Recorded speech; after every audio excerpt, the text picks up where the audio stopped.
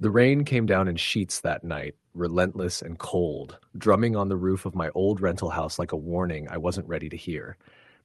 I had moved to a small town in northern Pennsylvania for work, a temporary assignment, though I had convinced myself it was a chance to get away from the chaos of the city. The house I found was cheap, a two-story fixer-upper with peeling paint and a sagging porch tucked at the end of a long, winding road that disappeared into thick woods. The realtor had said it was charming, but there was a heaviness about the place that I couldn't shake, something in the way the shadows pooled around the windows even in the daytime. I shrugged it off.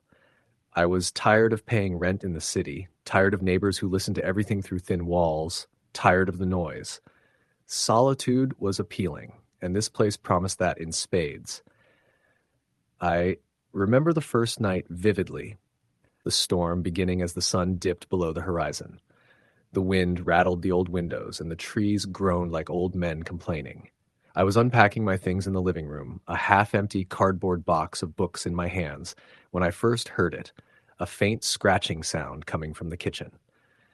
I froze, convinced it was just the storm, maybe a branch scraping against the siding, but the noise persisted, deliberate and slow, like fingernails dragging across wood. My heart rate picked up, and I set the box down, telling myself I was being ridiculous. I went to check, flicking on the light, but there was nothing. The kitchen was empty, every cabinet closed, no sign of anything amiss. I laughed nervously at myself and returned to unpacking, but I couldn't shake the feeling that I wasn't alone. That night, I slept fitfully, the wind howling like some wild creature outside. I kept waking up to the sound of tapping, sometimes at the window, sometimes against the walls. At first, I told myself it was rain, but then I realized the rhythm was too deliberate, too patterned to be random. The tapping seemed to follow me, moving from one room to another. I tried to ignore it, pulling the blanket over my head, willing myself to sleep. Eventually, exhaustion took over, but I woke again before dawn, drenched in sweat, to a sound I can still hear clearly, the slow, methodical creaking of the stairs leading to the second floor. Someone was walking upstairs. I sat up, my heart in my throat, straining to hear.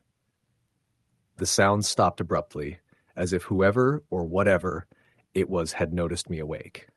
I convinced myself it had to be an animal, raccoons or squirrels getting into the attic, though the sound of heavy footsteps didn't match anything I'd ever heard outside before. I got out of bed slowly, gripping the baseball bat I kept by the nightstand, and tiptoed to the top of the stairs.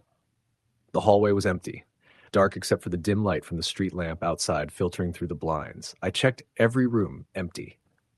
Nothing. I tried to rationalize it. I was alone. The house was old. Noises happen. Yet, every instinct screamed at me that I wasn't alone. Days passed, the storm lingering longer than weather forecasts had promised. The rain seemed to seep into the very walls of the house, and with it came a sense of being watched. Shadows moved in the corners of my vision, vanishing whenever I turned my head. Doors I was certain I had closed creaked open. I began keeping the lights on constantly, even during the day, and slept with my phone and the bat close by. My work demanded late nights, and I started noticing patterns. Every night, exactly at 2:13 a.m., the same scratching sound would start. Sometimes it was accompanied by whispers, low and indistinct, just at the edge of hearing. I tried recording it on my phone, but the recordings captured nothing. One night, desperate for answers, I decided to confront it. I went downstairs, the house silent except for the storm, the rain hammering the roof like a drumbeat against my chest. I checked every room, every corner, flashlight cutting through the darkness. In the kitchen, I froze. The back door was slightly ajar, despite me being certain I had locked it. And on the floor, in the center of the room, was a small pile of dirt. Not outside, not tracked in from the yard, dirt, just sitting there as though someone had placed it deliberately. My stomach dropped, my hands trembling. I closed the door, bolted it, and spent the rest of the night in the living room with the lights on, too afraid to sleep. The following day, I called the landlord. He laughed when I told him about the dirt. Old houses settle weird. Pipes leak, maybe raccoons got in. I wanted to believe him, but deep down, I knew this wasn't an animal. Something about the energy in the house had changed, like it was aware of me noticing it. That night, the storm returned, harder than before. I tried to distract myself with a movie, but I couldn't focus. Around 2:13 a.m., the scratching started again. This time, it was louder, more insistent, as if it had grown impatient. I grabbed my bat and went into the hallway. The sound led me toward the basement door. I had avoided the basement entirely since moving in. It smelled damp and rotten, the kind of smell that made your eyes water. The door was cold under my hand. I hesitated, then pulled it open. The basement was dark, almost completely black. I shone my flashlight across the room. Boxes of old newspapers, broken furniture, and a faint outline of stairs leading further down. And then I saw it, a figure, standing at the very bottom, just beyond the reach of the light. I froze, heart hammering. It was tall, thin, and unnaturally still, almost blending into the darkness. I blinked, and it was gone. My first instinct was to run, but curiosity and something far darker held me there. I whispered, "Who's there?" No response, just the sound of dripping water somewhere in the corner, and then a whisper, unmistakably human, but distorted, low and broken. "Leave. Now." I stumbled back, nearly dropping the flashlight, and slammed the basement door shut. I pressed my ear against it, but there was only silence. Sleep didn't come that night, or the next. Over the following days, the activity escalated. Objects moved on their own, doors slammed. My reflection in the mirror would linger for a moment too long, showing me something that wasn't me. I would wake to find furniture slightly rearranged, items from my kitchen on the floor, strange muddy footprints that led to nowhere. The whispers grew louder, forming words I couldn't understand, though the tone was always the same. Warning, anger, despair. I started to dread the nights, but I couldn't leave. The roads were flooded, the storm had cut off the town from the main highway. I was trapped. Then one night, I heard it coming from my bedroom. Not the usual scratching or whispering, but breathing, heavy, labored, right outside my door. I gripped the bat and inched toward it. The breathing stopped when I reached the door. I flung it open. Empty hallway. Nothing. I laughed nervously, shaking, trying to convince myself it was exhaustion, hallucinations, paranoia. And then I heard the voice again, this time inside the room. "I'm here." I spun around, swinging the bat, flashlight slicing the darkness. The air was thick, heavy, the room feeling smaller, as if the walls had closed in. The whispering grew louder, now multiple voices, overlapping, unintelligible. My eyes darted to the corner of the room. Shadows shifted, coalescing into shapes that shouldn't exist, long and thin, stretching toward the ceiling. My body refused to move, frozen by fear, and then the lights went out. The house was silent for a moment. Then came a sound I'll never forget, the slow dragging of feet across the floor, moving closer and closer. I could feel its presence, breathing against my skin, but couldn't see it. My flashlight flickered back on for a second, enough to see a shadow moving past the doorway, impossibly fast, then gone. My phone screen lit up suddenly, showing me a picture I hadn't taken. Me, asleep in bed, eyes open, staring directly at the camera. I ran. I don't remember how I got out of the house, only that I did. Rain soaked me to the bone, lightning illuminating the forest as I stumbled down the driveway, screaming for help. Cars passed, some slowing, some not, but I didn't stop. I ran until I reached a gas station miles away, shivering, soaked, and muttering about the house, the voices, the shadows. The attendant called the police, and I tried to explain, but of course to anyone else it sounded insane. No one could see what I had seen. The house was empty, just an old abandoned house with peeling paint and a creaky porch. I never went back. The landlord said it had been empty for years before me, no history of crime, no stories of hauntings. Yet I know what I experienced was real. I still wake up sometimes, hear that scratching in the rain, that low whisper in the corner of the room, and I know, somewhere out there, the thing I encountered that night still waits in the shadows of that old house, patient, watching, just beyond the edge of the light. Years later, I drove past that road on a clear day. The house sat there, silent, unassuming, but I could feel the darkness inside it, still pulsing, still alive. And I knew, without a doubt, that what happened to me that rainy night wasn't over. The rain never bothered me again, not after that night. It reminds me sometimes of what's out there, waiting, moving just beyond the edge of sight. I've moved multiple times since, but the memory lingers, sharp and cold, like the chill that had settled in my bones the first night I arrived at that house. I'll never forget the way it watched, the way it whispered, the way it made the darkness itself feel alive. Even now, years later, if the rain is heavy and the wind rattles the windows, I feel that old fear creep back, the same sense of being watched, the faint scratching just at the edge of hearing. And I know that somewhere in Pennsylvania, the house still stands, waiting for the next person who thinks they can sleep while the storm rages. I tell this story not as a warning, but as a fact. Some things are real, some things are patient, and some things, no matter how far you run, will find a way to remind you that they exist. That night was real. The scratches, the whispers, the shadows, they were all real. I lived it and I carry it with me.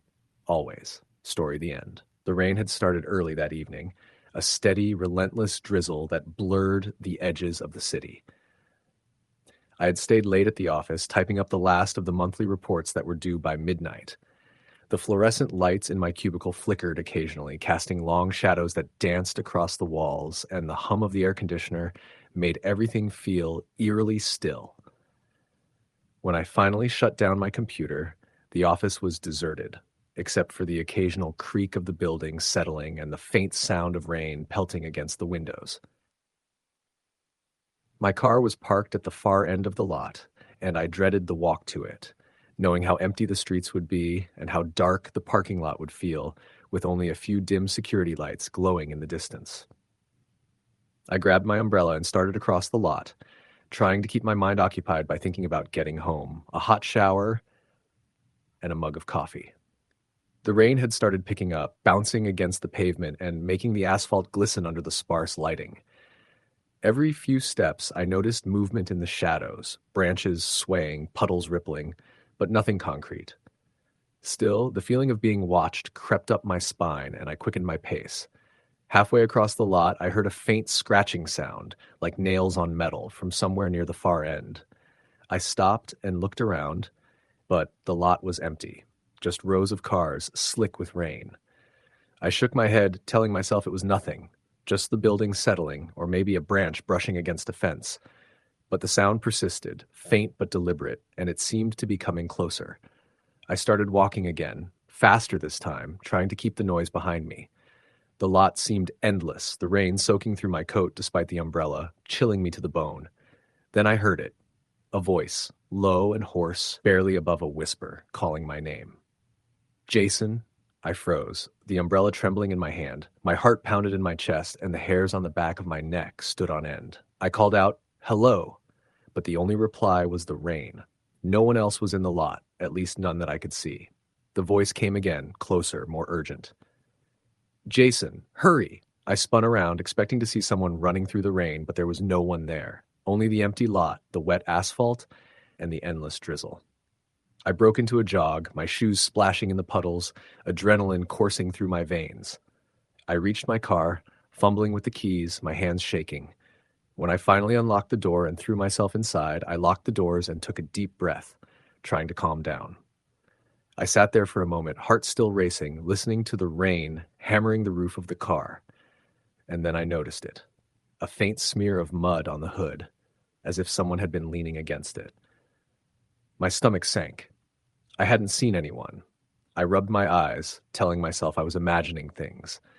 Maybe I was tired. Maybe the stress of work and the isolation had gotten to me. I started the car and drove off, the windshield wipers struggling to keep up with the torrent. The drive home was tense. The streets were empty, lit only by the occasional street lamp casting pools of yellow light in the rain. Every time I passed a parked car or a shadowed alley, I felt my pulse quicken, expecting someone to step out at me. The rain was relentless, streaming down the windshield, blurring my vision.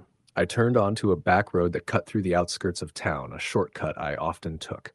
That's when I saw it, a figure standing in the middle of the road, completely still, drenched in rain, its features obscured by darkness. I slammed on the brakes, skidding to a stop, heart hammering in my chest. The figure didn't move, didn't react. My headlights illuminated the shape, and I could see it was a man, or at least it looked like a man, wearing a soaked jacket, hair plastered to his face. He raised a hand slowly, almost lazily, and I swear I felt my stomach drop. It wasn't waving or signaling, it was pointing, just pointing at me. I honked the horn, shaking, and the figure vanished. Just gone. No movement, no splash in the rain-soaked street. I blinked, thinking I was imagining it, and tried to rationalize it. Maybe someone ran off into the ditch when I turned on the lights. But then I noticed the back seat of my car. There, faint but unmistakable, were footprints on the wet floor mat. I had locked the doors. I hadn't stopped to pick anyone up. My hands went to the lock switch. I was alone. And yet, I wasn't. I felt it. The oppressive, suffocating sense of someone sitting there, watching me from the darkened back seat.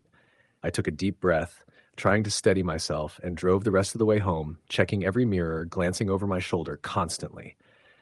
When I pulled into my driveway, I noticed something else. The front door of my house was ajar. I was certain I'd locked it that morning. The air was thick with the smell of rain and something else, something metallic, coppery. My phone was in my pocket, but I didn't dare call anyone yet. I stepped inside slowly, umbrella dripping on the hardwood floor. Everything looked normal at first. Living room furniture in place, kitchen clean. But then I saw it. Muddy footprints leading from the front door to the stairs, and small handprints smudged on the walls. My heart raced. I hadn't expected anyone to be here, yet it was clear someone had been. I grabbed a kitchen knife from the counter, holding it in front of me like a shield, and started up the stairs. The footprints continued, wet and slick, leading to my bedroom. My bedroom. The place I always thought of as my safe space. The door was slightly open, and I could hear it, the faintest scrape like nails dragging across wood. I pushed the door open with the tip of the knife, peering inside. The room was empty, but the bed, the sheets were damp. Someone had been sitting there, waiting, and then I saw it, my pillow, soaked through with water and a small, folded piece of paper resting on top. I picked it up with trembling hands. Written in a messy scrawl were 3 words, "Look behind you." I froze. My mind screamed at me to run, but I couldn't move. I slowly turned around, knife raised.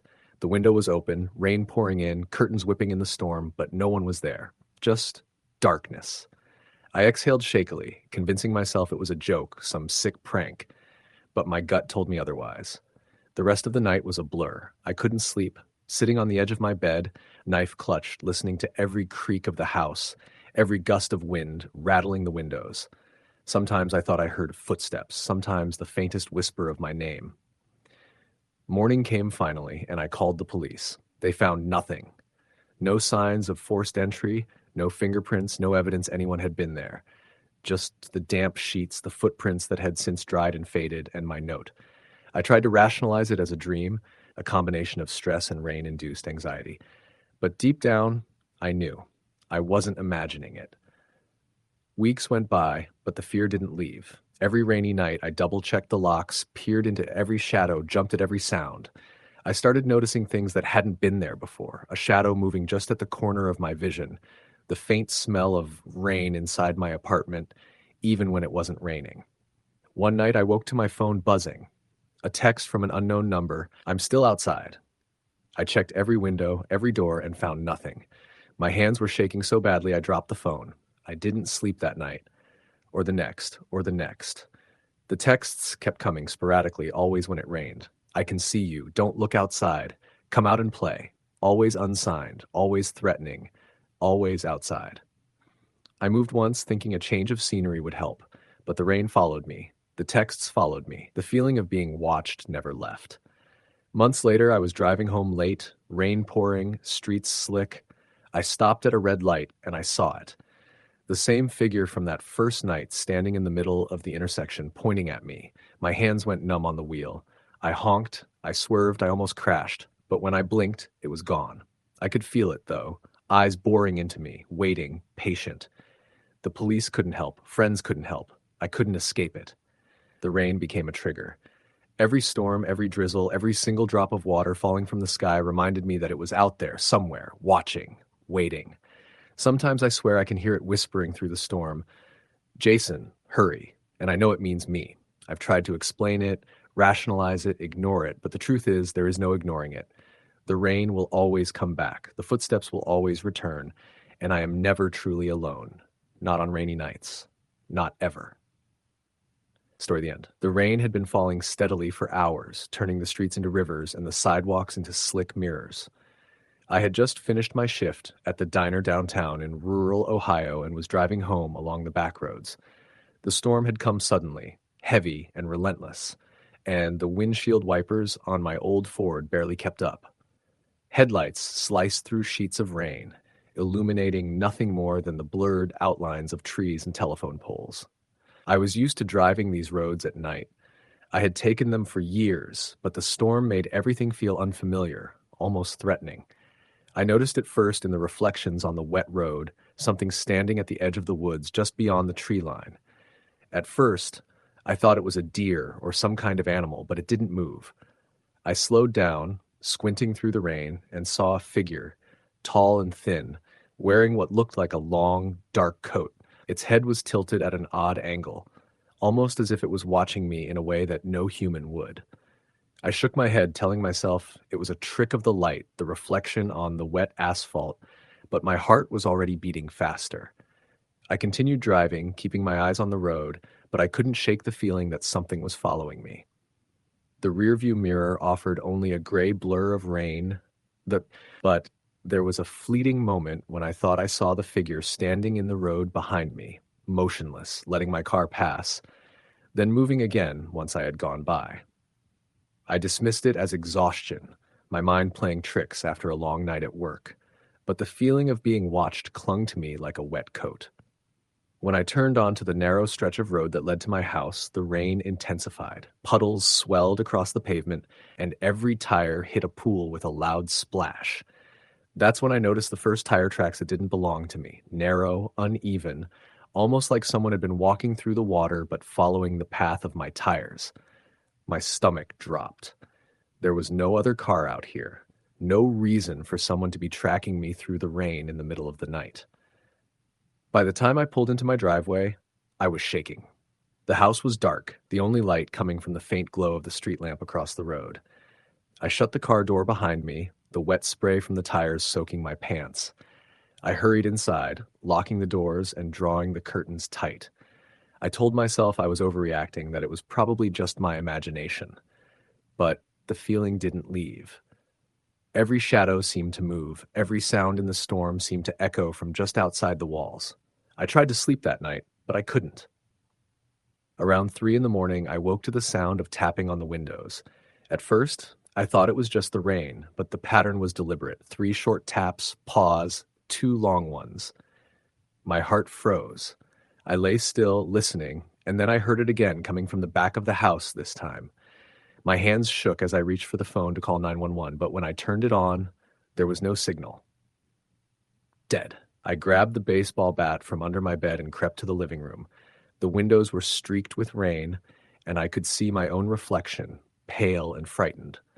That's when I noticed it. A shadow standing just beyond the glass, its shape tall and unnaturally thin.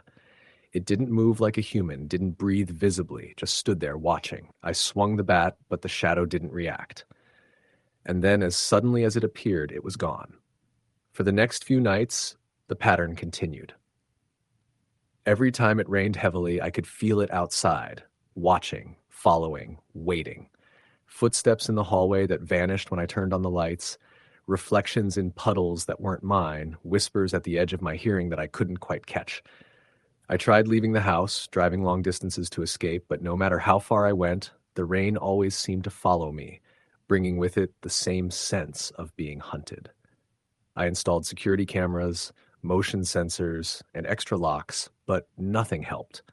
On one particularly bad stormy night, I saw the figure standing at the edge of my yard through the camera feed, its head tilted, its coat drenched, watching me with hollow, unblinking eyes. The camera signal flickered, and when it returned, the figure was closer, almost at the porch. I ran to the door, but it was locked, and when I looked outside, there was nothing there. The tire tracks in the driveway had reappeared, wet and glistening in the rain. Sleep became impossible. I started keeping a journal, documenting every strange sound, every shadow, every time the figure appeared. It didn't matter what time of day or night it was. Whenever it rained, I could feel it near, waiting for the moment when I would slip, when I would let my guard down. I started avoiding storms, but in Ohio, heavy rain is common, especially in the spring and fall. Every downpour is a reminder that it is still out there, patient, silent, and watching. One night, desperate for help, I left my apartment to stay with a friend across town during a storm. I drove slowly, headlights cutting through the sheets of rain, and there it was again, standing at the edge of the road exactly where I had seen it months before, watching me pass. I couldn't explain how it got there so quickly. I tried to call the police, but my phone died mid-dial. The figure didn't move, didn't blink, didn't make a sound, just watched. When I finally reached my friend's house and turned back, it was gone, vanished into the rain like it had never existed. I realized then that this was not a person. It wasn't human. It moved too fast, appeared too suddenly, and had a presence that seemed to pierce through walls, through distance, through space. It was patient, relentless, and somehow tied to the rain. I began to understand that whenever it stormed, it would find me, and there was nothing I could do to stop it. Months went by, and I moved several times, trying to escape, but it always found me. The sound of rain became unbearable. It carried the weight of fear and the memory of those nights when I was stalked, watched, and nearly paralyzed by terror. I live now in a different city, far from Ohio, in a high-rise apartment where I thought the figure couldn't reach me. But every time it storms, I feel it. I hear the soft, wet scraping of footsteps outside my windows. I see fleeting shadows in the reflections of puddles. And I know, deep down, that it is still waiting for the moment when I am alone again, when the rain brings it closer than ever before. I've tried to tell people about it, but they dismiss me as paranoid, imagining things, or suffering from stress. They don't know what it's like to be followed, to be hunted by something unseen, something patient. They can't feel the eyes that pierce through the darkness, can't hear the whispers at the edge of hearing, can't sense the presence that waits outside the doors and windows during a storm. I know I will never escape it. I know that as long as rain falls, it will find me. It is relentless, patient, and utterly inhuman. I live now in a constant state of vigilance. I check every corner, lock every door, cover every window. I never walk alone in the rain, never drive through empty back roads during a storm. I avoid heavy weather altogether, but it finds me anyway. I can feel it, patient, silent, waiting. It does not tire. It does not sleep. It does not forget. And I know that one day, if I let my guard down, if I fail to notice it in time, it will be inside and I will see it fully, and there will be no escape. I've started documenting its behavior, patterns, the nights it appears and disappears, trying to make sense of it, to understand why it has chosen me. But understanding does not lessen the fear. Knowing that it exists does not give me comfort. It is always there, in the periphery of my vision, in the whispers of the wind, in the way the rain falls against the pavement. It is waiting, always waiting. Every storm, every downpour is a reminder. I hear the soft tapping, the dragging footsteps, the wet scrape across concrete or wood. I see fleeting shadows at the edge of my vision, reflections in puddles that do not match reality. I know it is there, just beyond my reach, patient and silent, biding its time. The rain carries it to me, the rain brings it closer, and I know that someday it will not let me escape. I live in fear now, always listening, always watching, never alone. The storms are my enemies, and the rain is a signal that it is near, waiting, always waiting. I can never forget, and I can never feel safe. And even as I write this now, I can hear it. Soft, wet footsteps outside, just beyond the window, just beyond the reach of light, waiting for the moment when it will finally step inside. Story the end. The rain had been falling steadily for hours, a relentless curtain of gray that turned the streets of the small town into rivers. I had been driving for what felt like forever, my windshield wipers scraping the water in a desperate rhythm, trying to keep up with the storm. The road stretched out in front of me like a black ribbon, flanked on both sides by thick woods whose trees were slick with rain, their branches bowing under the weight of the water. I was alone, except for the occasional oncoming car whose headlights cut through the sheets of rain like knives. I had left work late that night, caught in a project that had dragged on far longer than anyone expected. Everyone had warned me about the storm, but I shrugged it off. I was used to driving in bad weather. I wasn't a fool, but that night I realized I was dangerously overconfident. The moment I left the city limits, it became clear how isolated I really was. Houses were few and far between, and the dark woods pressed close on either side. My car's heater sputtered against the chill, and I wrapped my jacket tighter around me. Somewhere down the road, a sign appeared, its letters half obscured by the rain. Welcome to Mill Creek, population 234. I had passed through Mill Creek before, years ago on a summer trip, and I remembered it as sleepy but friendly. Now, under the relentless storm, it seemed different. The streetlights flickered weakly, and the few cars I saw were parked, their owners clearly waiting out the rain inside their homes. I was about to pass through the town when I saw it. A figure standing under the flickering light of an old gas station at the edge of town. At first, I thought it was someone waiting for a ride. The rain plastered their dark clothes to their body, and their posture was rigid, unnervingly still. As I drove closer, I realized something was off. The figure didn't move at all, not when I slowed the car, not when the rain pelted harder. Just stood there, staring. I slowed and rolled the window down a fraction, more to listen than anything else. The rain muffled all sounds, but I thought I heard a faint tapping, like fingernails against metal. I shook my head, blaming the wind, and pressed the accelerator. But the figure was gone when I glanced again. My heart rate quickened. I told myself I was imagining things, that the storm and exhaustion were playing tricks on me. The road wound tighter after Mill Creek, narrowing to a single lane with dense trees closing in on either side. The rain was heavier now, and the wipers struggled to keep my vision clear. That's when I headlights in my rearview mirror, far too close and moving fast. No one was supposed to be out in this storm at this hour. I tried to ignore it, but the headlights stayed with me, matching every turn and dip in the road. I sped up, hoping to lose whatever it was, but the car stayed right behind me, close enough that I could see the reflection of its lights in my rearview. Panic clawed at my chest. I took the next turn sharply, my tires skidding slightly on the slick pavement. My pursuer did the same, perfectly mirroring my movement. That's when it hit me. This wasn't a normal driver. This car, if it even was a car, was moving like it knew the road better than I did, like it was hunting. I tried calling someone, anyone, but my phone was dead. No signal, nothing. The headlights stayed there, unwavering, and I realized I had no choice but to keep driving, to keep moving and hope the storm would work in my favor. I passed a small bridge and I thought about stopping, about turning around, but instinct screamed at me that stopping was the worst thing I could do.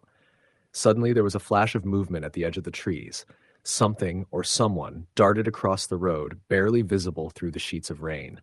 I swerved violently, the tires screaming against the wet asphalt, narrowly avoiding a collision. My heart was hammering. I kept glancing at the rearview mirror. The headlights were gone. For a split second, relief washed over me. Maybe I had lost them. Then I saw it in my side mirror. A figure standing in the middle of the road ahead, completely still, facing me. The rain soaked through its clothes, clinging to its body, and yet it didn't blink, didn't flinch. I slammed on the brakes, but there was no time. My car fishtailed on the slick surface, sliding toward the figure. I closed my eyes, bracing for impact, and waited for the crushing sound of metal. It never came. I opened my eyes. The figure was gone. My car had stopped inches from where it should have hit something solid. I couldn't explain it. I pressed the accelerator and drove faster than I thought possible, heart in my throat. I finally reached a bend in the road that led to a small clearing. In the middle of the clearing was an old farmhouse, its lights dim and flickering. I slammed on the brakes again and skidded into the driveway, the gravel crunching beneath my tires. I ran to the door, pounding on it, shouting for help. No one answered. The house looked abandoned, but something about it felt alive, like it was watching me. I forced the door open. Inside, the air was cold and musty, filled with the smell of mildew. The furniture was covered with white sheets, dust thick on every surface. As I moved through the house, I noticed the walls were lined with old photographs, black and white images of people whose faces were scratched out. The more I looked, the more I felt like the house was breathing, like it was aware of my presence. I went upstairs, hoping to find a phone or at least a place to hide. The wooden steps groaned under my weight. At the top, a hallway stretched into darkness, each door closed, each shadow seeming to twitch. I opened the first door on the left. It was a bedroom, empty except for a bed and a dresser. I noticed something written on the mirror in condensation from the rain. Don't look back. My stomach turned. I spun around. Nothing, but the sense of being watched was overwhelming. Then I heard it. A soft tapping coming from the hallway behind me. Slow, deliberate. I froze. The tapping grew louder, closer, as if whatever it was moving toward me. I backed into the corner, heart hammering in my chest, and tried to make myself invisible. The tapping stopped. Silence. I thought I had imagined it. A low, guttural sound echoed through the hallway, not human, not like any animal I had ever heard. It was a growl, deep and resonant, vibrating in the walls. My pulse spiked. I knew I couldn't stay in that house. I had to get out, had to escape whatever was in there. I ran down the stairs, crashing through the front door, the rain soaking me instantly. The clearing was empty, the farmhouse silent behind me. I didn't stop running until I reached my car, fumbling for the keys in my numb hands. I jumped in, locked the doors, and started the engine. The headlights were on. I drove without thinking, without looking back, following the road wherever it led. Hours passed. I don't know how long I drove. The rain never stopped, and the storm never let up. I passed through towns that seemed to vanish when I looked away, streets that curved impossibly, leading me in circles. Every so often, I would see that figure again, standing at the edge of the road, sometimes on the road itself, always staring, always silent. I couldn't escape it.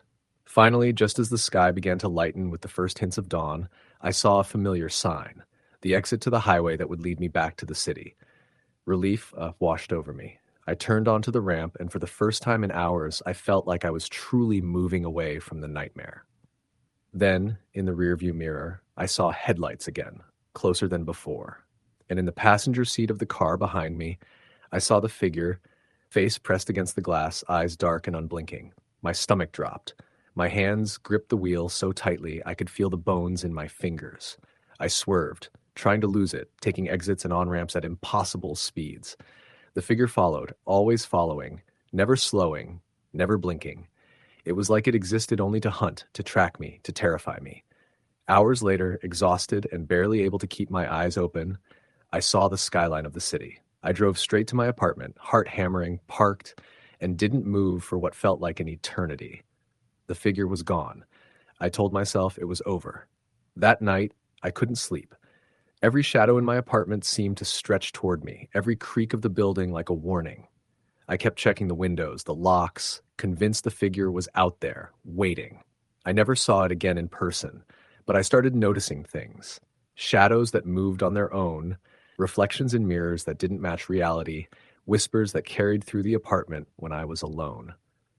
Years later, I still drive at night, but I avoid storms. I avoid empty roads and dark woods. And sometimes, when it rains heavily, when the streets glisten with water and the night is quiet, I catch a glimpse of headlights in my rearview mirror. Always far behind, never approaching too close, but always there. Watching, waiting. The storm that night didn't end. Not for me, not really. Story the end. The rain started as a soft drizzle just after sunset, casting a grayish haze over the small town of Millersville, Pennsylvania. I had just finished a late shift at the gas station on Route 22, the one that sat between stretches of empty woods on both sides. My truck was parked out front, windshield wipers swiping rhythmically, and the fluorescent lights inside the station hummed in the background. I didn't mind the rain. It was oddly calming, the way the drops splattered against the roof and trickled down the windows. But there was something about that night that made the rain feel different, as if it was a warning I couldn't read. I had been working there for nearly a year, covering the graveyard shift from 10 p.m. to 6 a.m. Most nights were quiet, a few trucks passing through, the occasional stranger stopping for a snack or gas. But that night, it felt heavier somehow. The wind howled through the trees lining the road, and every now and then, a gust rattled the station doors. I was wiping down the counter when the bell over the door chimed. A man walked in, tall, drenched, and shivering. His hair was plastered to his face, and he had a thick jacket that seemed to soak up the rain. "Evening," I said, trying to sound cheerful. He didn't answer. He just stood there, staring at the rows of snacks, his eyes distant. I had a bad feeling immediately. There was something off about him, not threatening exactly, but wrong. I remember noticing his hands first. They were unnaturally pale, almost gray, and trembling slightly. "You okay?" I asked. He finally looked at me. His eyes were sunken, dark circles underneath, and there was a hollow, almost desperate look in them. "I need help," he said, voice barely above a whisper. "Please." I froze. The station had no security cameras inside that covered the entire room, but my gut told me I should be cautious. Most people asking for help weren't dangerous, but something about the way he said it, like he'd been running for hours, set me on edge. "Sure. What kind of help?" I asked, trying to keep my voice steady. He hesitated, then whispered, "Call someone. Anyone. They're after me." My first thought was to call the police. But as I reached for the phone behind the counter, he took a step back, glancing toward the door, and that's when I noticed it. Muddy footprints leading straight from the woods to the gas station, soaking the concrete in dark, irregular patterns. And not just his footprints. There were others, smaller, closer together, like someone, or something, had been running behind him. Before I could react, the lights flickered once, then went out entirely, plunging the station into darkness. The hum of the fluorescent lights disappeared, leaving only the sound of the rain and the wind. "Shit," I muttered. I fumbled for the flashlight under the counter, switching it on, its beam slicing through the blackness. The man was gone. I scanned the aisles, the bathrooms, the small storage area behind the counter. Nothing. Then I heard it. A soft, wet scraping noise coming from the front of the station, near the entrance. My heart skipped a beat. The bell over the door hadn't chimed, but the sound of something dragging against the concrete made my stomach tighten. I edged toward the door, kiosk flashlight in one hand, my free hand brushing against the baseball bat I kept behind the counter for emergencies. The glass door was wet from the rain, streaks running down like tears. And there, standing just outside, was him, or at least what I thought was him. Only his face was smeared with something dark, red or brown. I couldn't tell in the low light. His eyes were fixed on me, wide, unblinking, and then his mouth opened in a soundless scream. I stumbled back, tripping over a chair, and my flashlight skittered across the floor. The beam landed on the glass again, and for a moment I thought I saw multiple shadows moving behind him, just at the edge of the woods. I scrambled to grab my phone and dial 911, but the line was dead. Not a dial tone, not even static, just dead. I ran to the back, trying to find the emergency exit, but the door was jammed. I could hear heavy breathing now, not from the man outside, but from somewhere inside the station, close by. The smell hit me before I could identify it. Wet earth, decay, something metallic and rotten. I remembered the storage closet behind the counter and dove in, pulling the door shut behind me. My hands were shaking so badly I could barely hold the flashlight. I crouched in the corner, listening. The sound of footsteps echoed through the station, slow, deliberate, dragging across the linoleum floor. Then silence. Absolute silence. Minutes passed. Hours, maybe. I don't know. The rain outside was relentless, hammering against the roof like fists. I wanted to call out, but my voice was gone. My phone still dead. I had no idea how long the man had been outside or where the others had gone. Then the door to the storage closet creaked. A shadow fell across the small opening, and I could see the outline of a hand reaching in. I held my breath, squeezing the bat in my hand, ready to swing. "Please," a voice whispered, familiar now. It was the same man, only he didn't look right. His head was tilted at an unnatural angle, his body contorted. His skin was pale, almost translucent, veins standing out like a road map across his face. "Help me." I swung the bat with all my strength.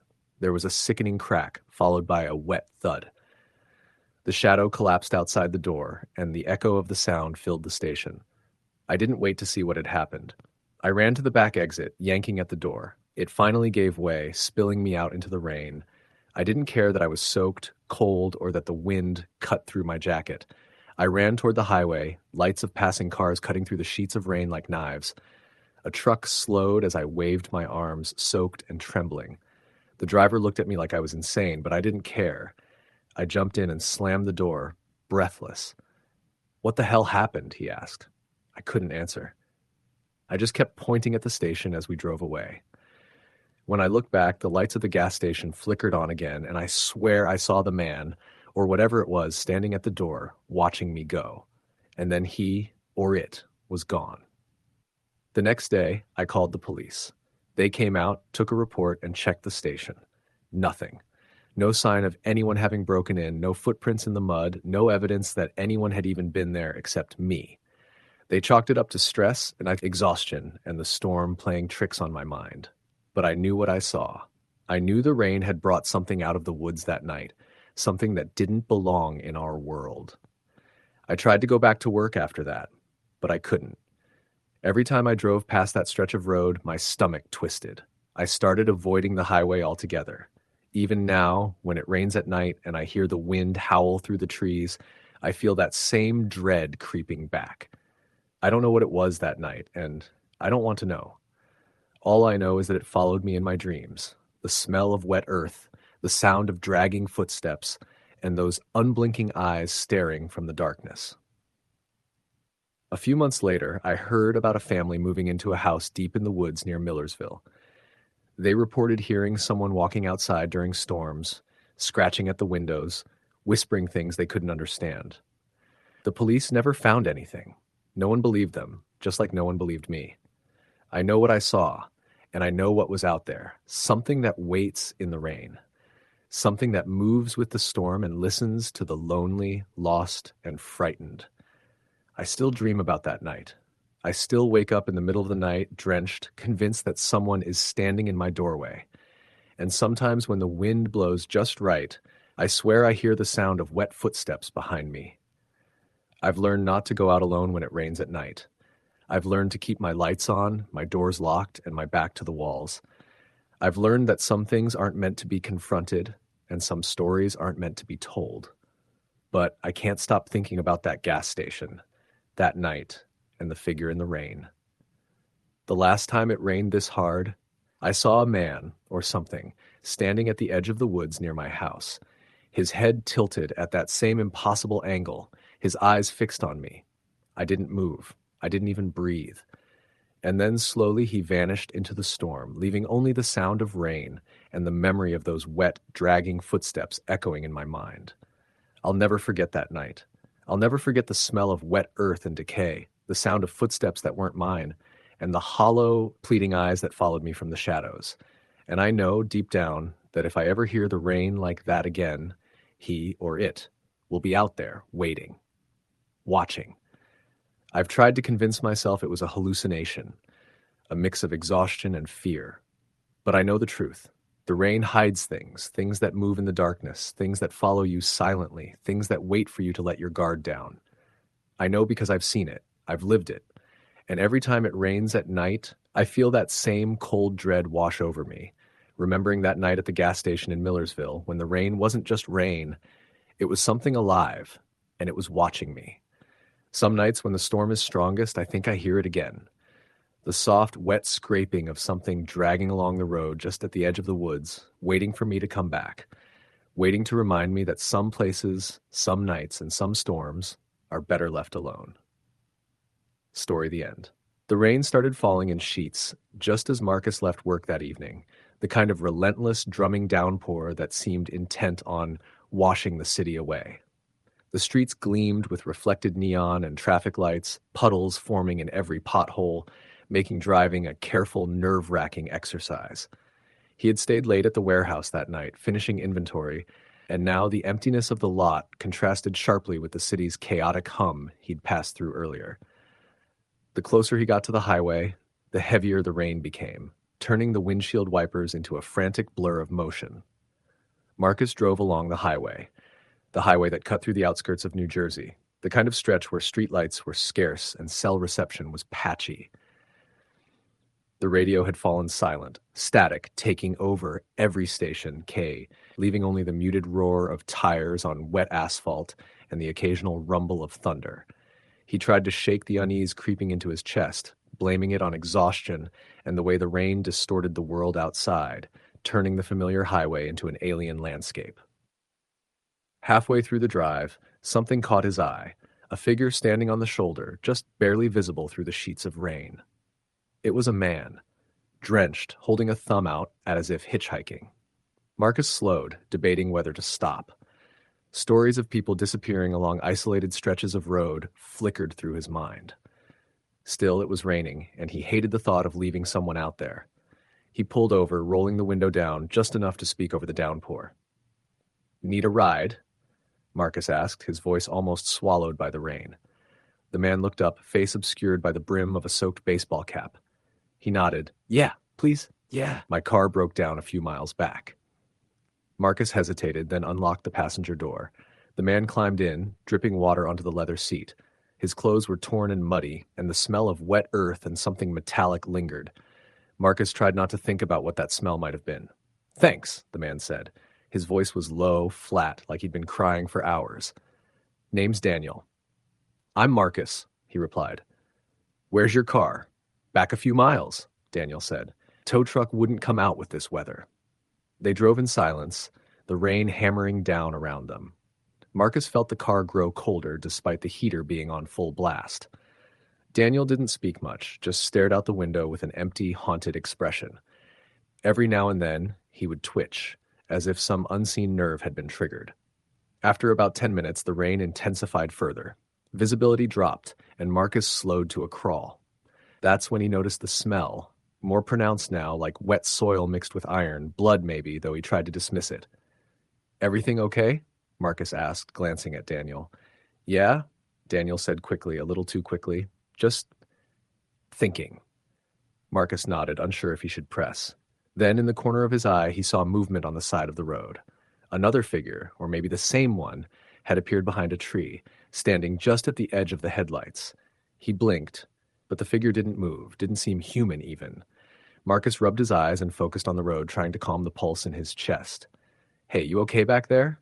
He asked. Daniel's head turned slightly, and Marcus caught his expression, eyes dark and empty, lips pressed into a thin line. Yeah, he said again, but this time the voice had an odd resonance, like it was bouncing in a cave. The storm worsened. Lightning illuminated the road in brief, violent flashes, each strike showing something different. Marcus started to feel it, the sense of being watched, hunted even. Shadows outside twisted unnaturally, and the rain now felt heavier on the roof, as if something, was pounding on it from above. He told himself it was just the storm. It had to be. Then, without warning, Daniel's hand shot out and grabbed the wheel. Marcus screamed as the car swerved, tires sliding on the slick asphalt. Calm down, Marcus yelled, trying to wrestle control back. Stop! Don't! Daniel shouted, but it wasn't exactly a voice, it was more a chorus, overlapping tones that made Marcus's head throb. The car fishtailed violently, almost hitting the guardrail. Marcus slammed the brakes and the car skidded to a halt, spinning slightly before facing the correct direction.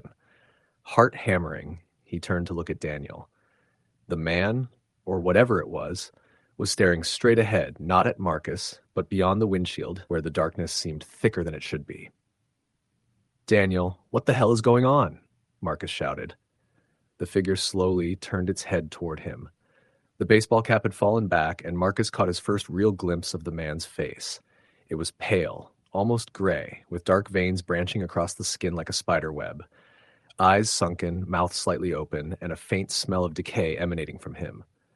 The face seemed wrong, stretched in ways that no human face could naturally stretch, yet the body remained perfectly proportioned. Marcus's stomach dropped. You're sick or something, he stammered, but deep down he knew this wasn't illness. This was something else. Daniel, or what he had been, spoke again, voice now a harsh whisper layered with others, almost chanting. We've been waiting. What? Who? Marcus asked, fumbling to unlock the door, but the door wouldn't budge. The lock had seized. Marcus's hands shook, eyes darting to the dark forest lining the highway, where shadows now seemed to move independently of the trees. He tried the ignition. The engine sputtered but didn't catch. Panic rose in his chest like a tidal wave. Then he saw them, figures emerging from the rain, tall and impossibly thin, faces obscured by hoods, moving toward the car with slow, deliberate steps. Marcus pressed himself against the seat, praying they wouldn't notice him, but the creatures were already looking directly at him, though their faces remained hidden. Marcus, Daniel said, his voice again a chorus. It's your turn now. Marcus's hands tightened on the steering wheel. I don't understand. Turn off this, whatever this is. Get out of my car. But Daniel didn't move. The figures outside began to surround the vehicle, their feet splashing through the waterlogged shoulder. Their presence carried with it a pressure, a suffocating heaviness that pressed against Marcus's chest. He could feel it in his bones, a primal fear older than civilization, older than himself. Lightning flashed again, illuminating one of the figures as it raised an arm. In that instant, Marcus saw that it wasn't human at all. The limbs were too long, the fingers ending in blackened talons, skin mottled in unnatural patterns. The thing's face, when the lightning struck, was an endless void, as if staring into it meant staring into nothingness itself. Marcus screamed, slamming the horn in a desperate attempt to scare them away. The sound seemed to bounce off the rain and darkness, but the figures didn't flinch. Instead, they moved faster, encircling the car. Marcus's mind raced. He fumbled for the keys, trying to start the car again. Then, in a surge of terror-fueled adrenaline, the engine roared to life. He floored it, tires skidding on the wet asphalt. The car shot forward, the figures dissolving into the storm like smoke, as if the wind had swallowed them. Marcus didn't look back. He drove for miles, past intersections, through towns, not stopping until he reached the warm, welcoming lights of a 24-hour diner. Inside, he sat drenched, shaking, trying to explain to the waitress that he needed help, that something was following him. But the warmth, the normalcy of the diner started to erode the fear, replacing it with disbelief. She looked at him kindly, offering coffee and a towel. Marcus wanted to tell her everything, but the words wouldn't come out right. He kept glancing at the window, half expecting to see the tall, faceless figures waiting just beyond the glass. He called the police. They searched the highway the next day. Nothing. No tracks in the mud, no abandoned car, no sign that Daniel had ever existed. Marcus returned to the warehouse the following week, trying to convince himself it had been a hallucination, stress, exhaustion, anything. But then he started seeing glimpses in the rain, in shadows along deserted streets, figures standing too still, faces too pale, waiting. Every storm brought the same dread, and every time he drove past that stretch of highway, he could swear he felt a presence in the back seat, a weight pressing against the leather, the faint whisper of a chorus of voices repeating, "We've been waiting." The fear became a living thing, growing within him. Marcus tried to move, tried to avoid rain altogether, but every puddle reflected those endless empty eyes. He started sleeping with lights on, doors locked, constantly glancing behind him, but the sense of being followed never left.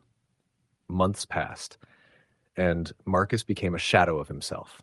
Friends noticed the change, the way he flinched at shadows, the way his eyes darted to every darkened corner. Some nights, he would drive aimlessly through the storm, hoping to prove to himself it was all in his head. But the highway remained the same, stretches of black road where the rain seemed to hang heavier, and sometimes in the rearview mirror he saw movement. A thin figure, hat brim low, eyes empty, waiting patiently, as it had that first night. He eventually moved, left the city entirely, but the nightmares followed. The rain that once brought comfort now carried the scent of iron and earth, the memory of cold fingers on the wheel, of a voice speaking in layered whispers. Marcus couldn't escape it, and he realized the truth. Some things once encountered never leave. And sometimes, late at night, when the wind howls through the trees and rain batters the roof, he swears he can hear it. A soft, insistent whisper, not through the radio, not from anyone in the room, but directly in his mind. We've been waiting. Story the end. The rain started around 6 in the evening, the kind of heavy, relentless rain that seemed to seep into your bones. It wasn't just a drizzle. It was a downpour, bouncing off the asphalt, sloshing down the gutters, and leaving the streetlights in a hazy, blurred halo. I had been driving for a few hours already, heading back from a weekend visit to my parents in rural Pennsylvania, and I was tired. The windshield wipers moved in a slow, rhythmic dance that barely kept up with the torrent, and the road was nearly empty, except for the occasional distant taillight that disappeared into the curtain of rain. I was on a stretch of Route 322, a lonely two-lane highway that cut through dense forest on both sides. This part of the state had always had a reputation for being a bit eerie, especially after dark, but I had done this drive dozens of times. I told myself it was just the rain making everything look sinister. I should have taken the earlier exit to the small town ahead, but I missed it in the gloom and had no choice but to keep going. By the time I reached a particularly straight stretch of road surrounded by thick trees, my gas tank was almost empty. I remembered a small, old gas station that used to be around here, barely visible from the road, and I hoped it was still open. My phone was at 10%, and the GPS signal kept cutting in and out. When I finally saw the dim lights of a station ahead, relief washed over me. It looked abandoned at first, but then I saw movement inside the glass doors, shadows flickering. I pulled up and parked, the tires crunching on gravel. The station itself was tiny, one of those old roadside places that had probably been there since the 70s. There was a single attendant, an older man with a thick coat and a face that looked tired, almost too tired for someone who might still be awake in this storm. He nodded at me as I came in. "Evening," I said, my voice echoing slightly in the small store. The fluorescent lights buzzed overhead. "Evening," he replied. His voice was low, almost a whisper. I bought a bottle of water and asked if the restroom was available. He pointed toward a small door in the back. The smell was a mix of cleaning supplies and something else I couldn't quite place. It lingered in the air as I washed my hands, a faint metallic tang that made me wrinkle my nose. When I came back to the counter, the man was staring out the front window, his hands resting on the worn countertop. "Roads are bad tonight," I said, trying to make conversation. He didn't turn to me. "You shouldn't be driving alone," he said. His tone wasn't judgmental. It was almost warning. I laughed nervously. "I've done this drive plenty of times. I'll be fine." He finally looked at me then, and for a brief moment his eyes seemed to hold something sharp, urgent, the kind of fear that isn't your own. "Make sure your doors are locked," he said quietly, "and don't stop for anyone." I thought it was strange, but I assumed he was just an old man being paranoid about the storm. I paid, thanked him, and got back in my car. The rain had picked up even more, hammering the roof of the car. As I drove off, the gas station disappeared behind me, swallowed by the darkness and the downpour. I had been driving for about 15 minutes when I saw a figure on the side of the road, soaked and waving. My first instinct was to stop, but then the man at the gas station's words echoed in my mind. "Don't stop for anyone." I hesitated, heart pounding, the windshield wipers struggling to keep the figure visible. The figure was tall, wearing dark clothing that blended into the night. He raised his arm again. I gritted my teeth and kept driving. The figure didn't move off the road. He stayed there, standing in the rain, watching me pass. I couldn't shake the image from my mind. The road curved, and I noticed a set of old farmhouses set back from the road. They looked abandoned, windows broken, roofs sagging. The forest seemed to press in closer, the trees like dark fingers reaching for the road. I felt a strange chill despite the heat in the car. A few minutes later, the headlights caught something else, a car, older model, parked on the shoulder, hazard lights blinking. There was no one inside, but I noticed the passenger door was slightly open. My stomach dropped. I couldn't explain why, but I felt a strong, irrational need to keep moving. I floored the accelerator, trying not to look back. As I drove, the rain became heavier, the kind that made the world outside a blur of water and shadow. I kept my eyes on the road, but something in my peripheral vision made me glance at the rearview mirror. At first, I thought it was just the reflection of the trees, but then I saw a figure in the distance, far behind me, walking along the shoulder. It was slow, methodical, almost unnatural. I blinked, and it was gone. My heart was racing. I kept driving, hands tight on the wheel, eyes darting between the road ahead and the rearview mirror. Every time I thought I lost it, I'd see it again, closer this time, moving with that same deliberate pace. My phone buzzed, an unknown number. I ignored it, focusing on the road. The figure was still there, though now it looked more like it was running. Not fast, but steadily gaining ground. The rain made it hard to see, but I could make out a silhouette, head down, arms pumping. I passed a bridge, the kind that crossed a shallow creek, and I felt a sudden sense of dread. My instincts screamed at me to stop, to turn around, but I kept moving. The figure seemed to vanish when I was on the bridge, but then I heard it, the faint sound of footsteps on wet pavement behind me echoing over the roar of the rain. I slammed on the brakes, my car skidding slightly. The figure was gone, but the feeling of being watched didn't leave. I wanted to call the police, but my phone was dead. The only thing I could do was keep driving. I saw lights up ahead, a small town. Relief flooded me, but it was short-lived. As I approached, I noticed something odd. The street was empty, not a single car, no pedestrians, nothing. The town looked deserted. Storefronts were dark, some with boarded up windows. The rain had slowed to a drizzle, but the air was thick, heavy, suffocating. I turned onto a side street, hoping to find a gas station or a diner, anywhere with people. That's when I saw it, a house at the end of the block with the lights on. Warm yellow light spilling from the windows, curtains fluttering. I thought I'd found refuge. I parked in front of the house and hesitated. Something about it didn't feel right. The front door was slightly ajar, and I could see movement inside. Silhouettes moving across the rooms. I got out of the car, trying to convince myself it was just a family. "Hello?" I called, my voice shaking. No answer. I took a step toward the door, and the air around me seemed to grow colder. I could see my breath in the dim light. Then I heard it, a low, guttural growl coming from inside. My stomach turned over, I backed up slowly, eyes fixed on the doorway. The silhouette in the window froze, then moved closer. I ran back to my car, fumbling with the keys. That's when I heard the door creak open fully. A figure stepped out, tall, faceless in the dim light. My heart hammered. I got in, locked the doors, and started the engine. The figure didn't move, just stood there, watching. I drove away as fast as I could, Slomé, turning onto the main road. The town disappeared behind me, swallowed by darkness and rain once more. My mind raced, trying to rationalize what I had seen. I told myself it was a hallucination, exhaustion, maybe even dehydration. But I knew it wasn't.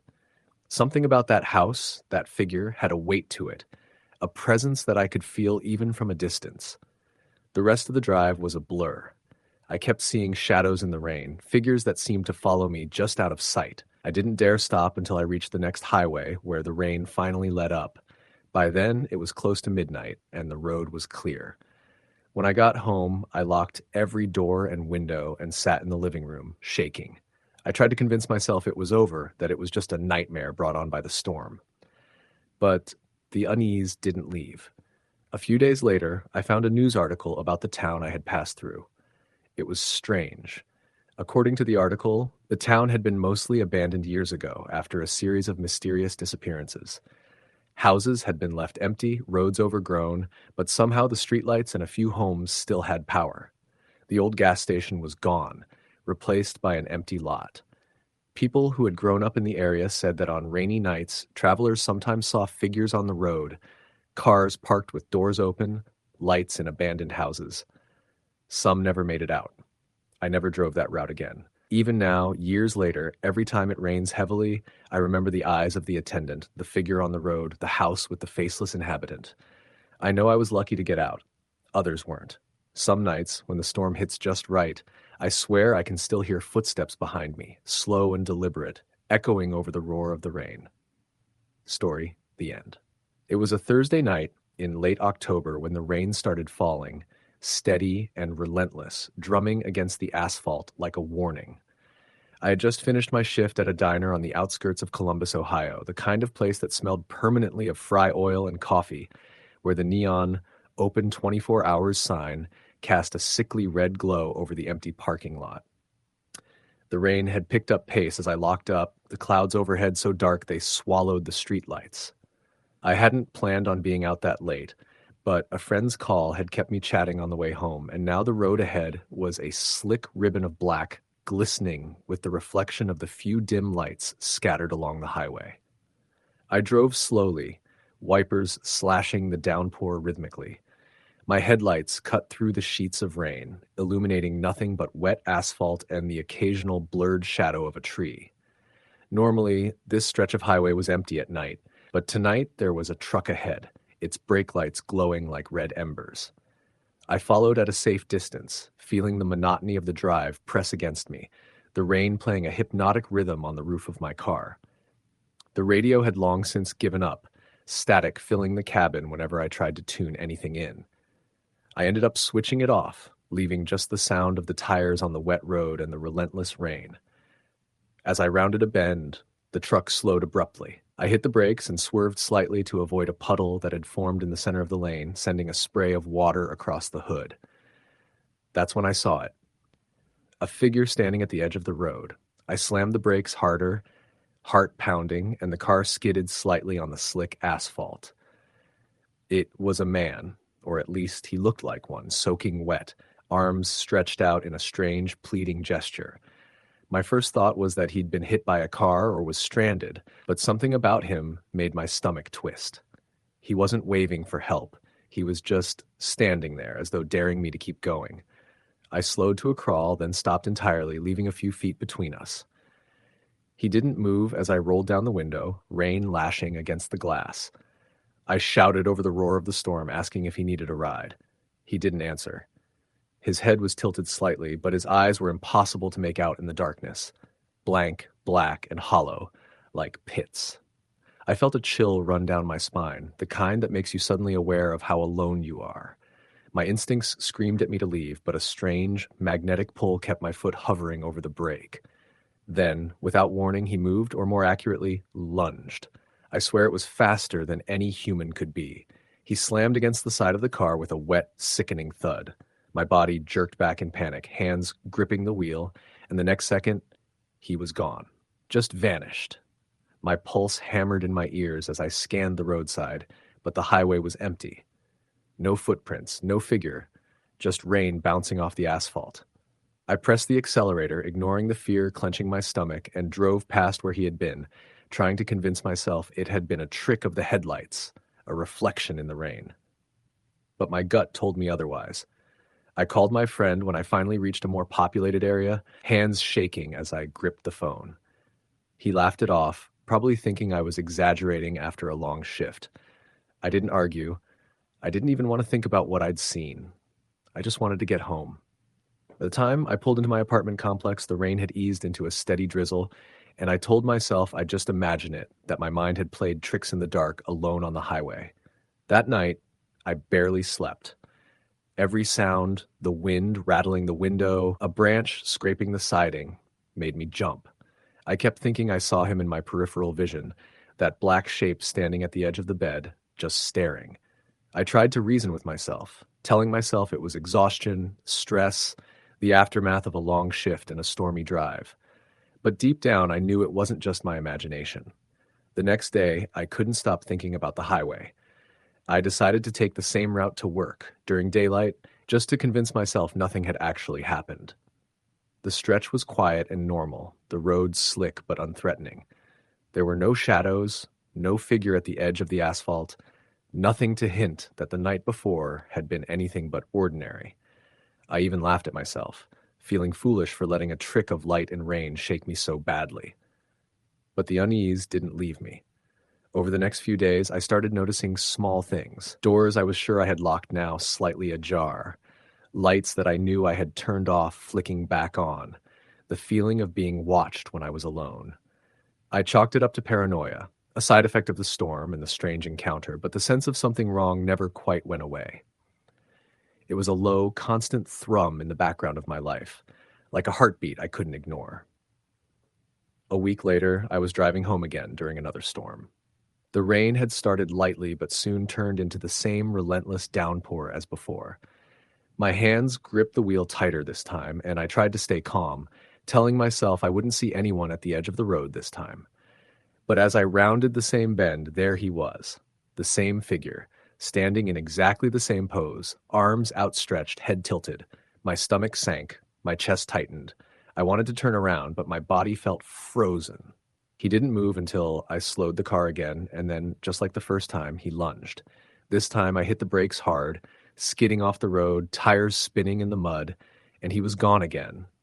Vanished, leaving only the sound of rain and my own panicked breathing. I didn't stop. I didn't look back. I drove straight home, heart racing, palms slick with sweat, and when I finally got inside, I locked the doors, pressed my back against them, and just sat there in silence, listening to the rain. I couldn't explain it. I didn't want to. I just wanted to pretend it hadn't happened, that it was a nightmare that I had somehow woken up from, even though I knew it wasn't. Over the next month, things escalated. The figure didn't appear every night, but I began noticing signs he had been around.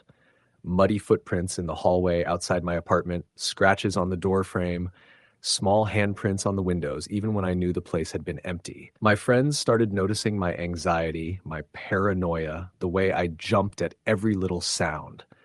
I didn't tell them about the figure on the highway. I didn't tell anyone. I couldn't. Who would believe me? Who would understand that something completely impossible and utterly terrifying had entered my life? One night, about 3 weeks after the first encounter, I had a dream, or maybe it was more than that. I was driving the same highway, rain pounding against the windshield, when he appeared. Only this time he was closer, and I could see his face. Hollow eyes, pale skin slicked with rain, mouth twisted into a grin that didn't reach his eyes. He reached for me through the glass, and I tried to scream, but no sound came out. The car skidded again, spinning off the road, and when it stopped, I was no longer in the car. I was standing on the edge of the highway, watching myself drive away, unable to move, unable to speak. He was there, closer now, and when he leaned down, I could hear him whisper, "I've been waiting." I woke up screaming, drenched in sweat, my heart pounding so hard it felt like it might burst. I checked my apartment obsessively that night, but there was nothing. No signs of entry, nothing moved. Yet the unease had grown into terror, a suffocating presence that I couldn't escape. A few days later, I decided to confront it. I drove back to that same stretch of highway during the day, fully expecting to see nothing. The road was empty, quiet, almost peaceful, and I laughed nervously, feeling foolish. But as I passed the bend where I had first seen him, my car stalled. The engine cut out completely, and the rain suddenly stopped, leaving an eerie silence. I stepped out, heart racing, and that's when I saw him again. No distance this time. Standing in the middle of the lane, arms outstretched, his head tilted, staring straight at me. I froze, paralyzed with fear, unable to move or speak. He didn't move closer. He didn't need to. The presence was enough, pressing down on me like a physical weight. I couldn't breathe. Then, slowly, he raised one hand, pointing directly at me, and whispered in a voice that seemed to echo inside my skull, "You can't leave. Not yet." And then he was gone, just like before, as if the rain itself had swallowed him. My car started again immediately, as if nothing had happened, but I didn't drive. I just sat there, gripping the wheel, staring at the road where he had been, feeling a cold certainty that my life had changed forever. Since that day, I avoid that highway at night. I stick to well-lit streets, I keep my doors locked, and I never go out during storms alone. But I know he's still out there, waiting. Sometimes, when it rains and I hear the steady pounding on the roof, I see a shadow in the corner of my eye, a dark figure standing at the edge of my window, arms outstretched, head tilted, and I remember those hollow eyes staring at me, whispering, "You can't leave, not yet." The thing is, it's not just the figure that terrifies me, it's the realization that I'm not imagining it. It's real, and it's patient. The rain becomes a warning, a signal, a reminder that it's still out there, still watching, waiting for the right moment to make itself known again. I've started sleeping with lights on, checking locks obsessively, but the fear has settled into my bones. Every stormy night, every dark stretch of road, I know he could appear again. I don't know what he wants, or why me, but I know it won't end. Not until it decides I'm ready, or until it decides I'm gone. It's been months since the first encounter, but the fear has only deepened. I can't drive that highway at night without my pulse racing. I can't be alone in my apartment during a storm. I've tried to tell myself it's all in my head, but the scratches on the door frame, the wet handprints on the windows, the fleeting glimpses of a black figure at the corner of my vision, they don't lie. And the rain, oh God, the rain is the worst. The moment it starts, I feel him, closer and closer, waiting for me to lower my guard. I know that sooner or later I'll see him again, and this time, there won't be a chance to escape. I've started carrying a flashlight, even during the day. I've thought about installing cameras, but I'm afraid of what I might capture. I've considered moving, leaving Columbus entirely, but something tells me it won't matter where I go. The figure is tied to me now. It knows my habits, my routines, my fears. It's patient enough to wait months or even years if that's what it takes. And I know it will, because that's what makes it terrifying. It's not the sight, not the touch, not the sudden appearances on the highway. It's the certainty that no matter where I go, no matter how careful I am, it will find me again. Always. I've stopped trying to rationalize it. I've stopped trying to explain it. Friends and family notice my unease, but I tell them it's stress, work fatigue, paranoia. They don't understand. They can't. The truth is the figure is real. It's patient, relentless, and it knows me in ways I can't comprehend. And the rain, The rain is the signal, the moment when it feels safe to approach, when it feels like it has permission to remind me of its presence. Every stormy night, I see him in my mind before he even appears. The dark figure, arms outstretched, head tilted, hollow eyes staring, whispering those words that haunt me. You can't leave. Not yet. I don't know if I'll ever be free of it. I don't know if anyone could.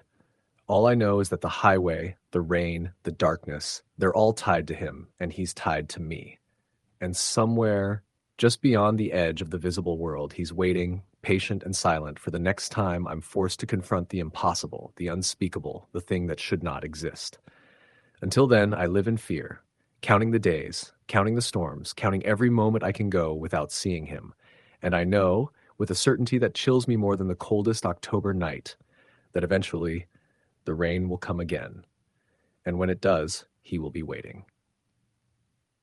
Story the end. It had been raining all day, a steady, relentless drizzle that had turned into a proper downpour by late afternoon.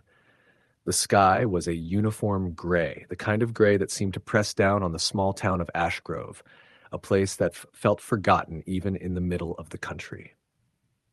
I had just finished my shift at the diner on Main Street, the one that sat on the corner across from the old hardware store. The kind of diner where the neon sign buzzed and flickered in the rain, casting an eerie glow on the wet pavement. I was the only one left in the place, cleaning up and trying not to think about the storm outside. I had been living in Ash Grove for about 6 months, a small town I moved to after a rough breakup and losing my job in the city. I liked the quiet, mostly. I liked the way the fog rolled in off the hills to the west in the early morning, how the town seemed to move slower, more deliberate. But tonight, the town felt wrong. The rain made everything feel hollow, like the world had been muted and drained of life. I locked the diner door behind me and climbed into my old pickup, a rusting Ford F-150 that groaned in protest as I started the engine. The windshield wipers barely kept up with the sheets of water, and the road ahead looked like a river of liquid glass. I had a little over 15 minutes of driving to get home. The roads were deserted, the occasional flash of headlights from another car cutting through the gloom. About 10 minutes into my drive, I noticed something strange. At first, I thought it was just my imagination, but the more I drove, the more I realized that something was following me. Not a person, not a car, but something. Every time I glanced in the rearview mirror, I saw a figure in the distance, just beyond the range of the wipers, standing at the edge of the road. It was tall, unnaturally thin, and it didn't move like a normal human. It almost seemed to float, but the rain should have slowed it down. I tried to tell myself I was seeing things. My mind was probably playing tricks after a long day. Maybe it was a tree branch that looked like a person. Maybe it was a reflection. But no matter how I tried to rationalize it, my stomach tightened in fear. The figure didn't vanish when I blinked or looked away. It stayed there, perfectly still, watching me. I tried speeding up, gripping the steering wheel so hard my knuckles turned white. The rain was relentless, hammering against the roof of my truck. The headlights barely cut through the darkness, and every time I looked in the rearview mirror, the figure had moved closer. I could see its face now, or rather, what should have been a face. It was featureless, smooth and pale, almost glowing in the dim light. My heart was pounding so hard I thought it might burst. I took a sharp turn onto a side road, hoping to lose it, but the figure followed. No sound, no footsteps, just there, moving with me. I tried calling 911, but my phone had no signal. I was on the outskirts of town now, the road winding through dense woods that should have made it impossible for anyone to follow me so quickly. And yet, it was there. I floored the accelerator, praying to God or whoever might be listening that I could make it home. The house wasn't far, just another 10 minutes, but the rain made every second feel like an eternity. I turned onto my street and slammed on the brakes. There, at the edge of my driveway, was the figure, perfectly still, waiting. I couldn't see any feet, just the long, slender body looming in the darkness. My truck stalled as I tried to reverse, the engine coughing and dying in the middle of the rain. I scrambled out, my heart hammering, and ran to the front door. My keys slipped in my wet hands, and for a moment, I thought I was going to be trapped outside with it. Finally, I got the door open and slammed it shut behind me, locking it immediately. I could hear the rain pounding on the roof, the occasional crack of thunder shaking the house, but no sound of movement outside. I pressed my back against the door, shaking. For hours, I sat in the living room, listening. Every creak of the house, every gust of wind made me flinch. I didn't sleep. I didn't eat.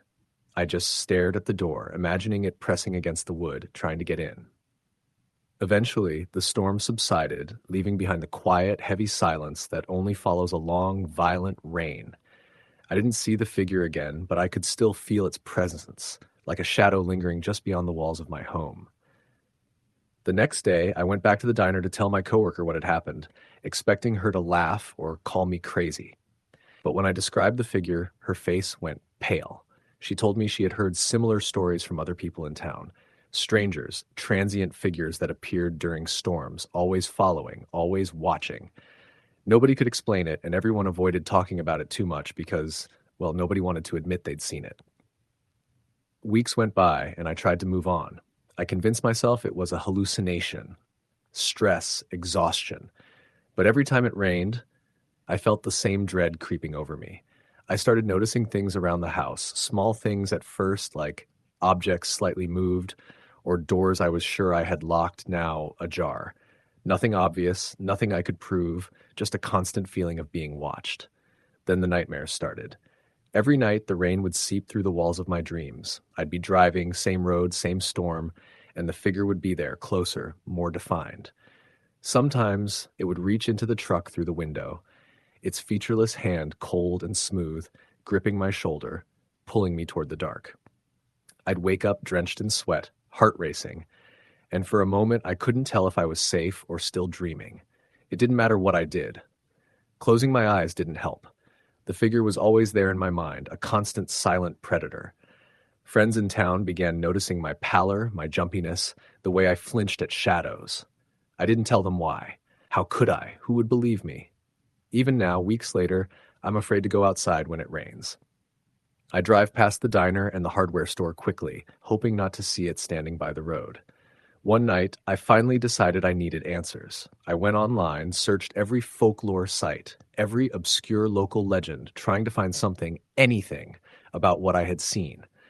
I found a handful of mentions in Old Town records, stories buried in newspapers from the 1800s. They spoke of rain watchers, strange humanoid figures that appeared only during violent storms, always following travelers, always silent.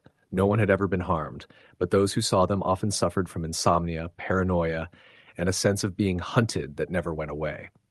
It was enough to terrify me, of course, enough to make me question whether I could ever feel safe again. The more I read, the more I realize that Ashgrove had a long history of strange occurrences during storms. Livestock disappearing, travelers vanishing on the old back roads, people hearing voices in the rain but never finding anyone there. I started keeping a journal, documenting the nights when the figure appeared in my dreams or when I thought I glimpsed it outside my window. Then it started leaving marks. Small things at first. A scratch on the doorframe where I never could have reached, mud on the porch that wasn't there when I went to bed, the sound of heavy breathing just outside my window. Every night, the rain brought with it a new sign that it had been there. I stopped sleeping in the front of the house. I moved my bed into the back room, barricaded the doors with furniture, and tried to ignore the feeling that it was waiting, just outside, always waiting for me. Months passed like this. My life became a series of routines designed to avoid noticing it, avoiding the rain as much as possible, avoiding the roads it might travel. Friends drifted away, unable to understand why I was so isolated, so terrified of something I couldn't show them. I began to wonder if it had chosen me, if some invisible bond had formed the night I first saw it in the storm. I didn't know what it wanted or why it followed. Only that it existed, and that existence was enough to make my life a waking nightmare. I still drive the roads at night occasionally when I have to. Every time I scan the tree line, the shoulders of the road, the darkened edges of the forest, and sometimes I see it, standing there, distant, pale, faceless, just watching. I can't look away. I can't escape. The rain never lets me forget. It has been over a year since that first night. I still live in Ashgrove because leaving seems impossible. Every storm brings it closer, reminds me that I am not alone, that something else is always out there, waiting in the rain, waiting for the moment I let my guard down. I have accepted it as a part of my life now, a constant shadow on the edges of my vision. I don't speak about it much, not to anyone outside the town, because they would think I'm insane. But I know the truth. I know what I saw, and I know that it's still out there. Last week, the storm came back, heavier than usual. I sat in my living room, listening to the rain pounding against the windows, and I saw it. Not in the distance this time, not in the corner of my vision. It was at the edge of my porch, watching, unmoving, like it had been waiting for me all along. I froze, unable to breathe, unable to move. It didn't need to come inside. Just being there in the rain was enough. The fear it inspired was enough. And as I write this now, I hear the rain outside, heavy and relentless, and I know it's waiting, always waiting. Story the end. The rain had started that evening around 6, a slow drizzle at first that soon became relentless, hammering the roof and windows of my small house in rural West Virginia. I had been living there for about a year, having moved from the city to escape the chaos, the constant noise, and the stress.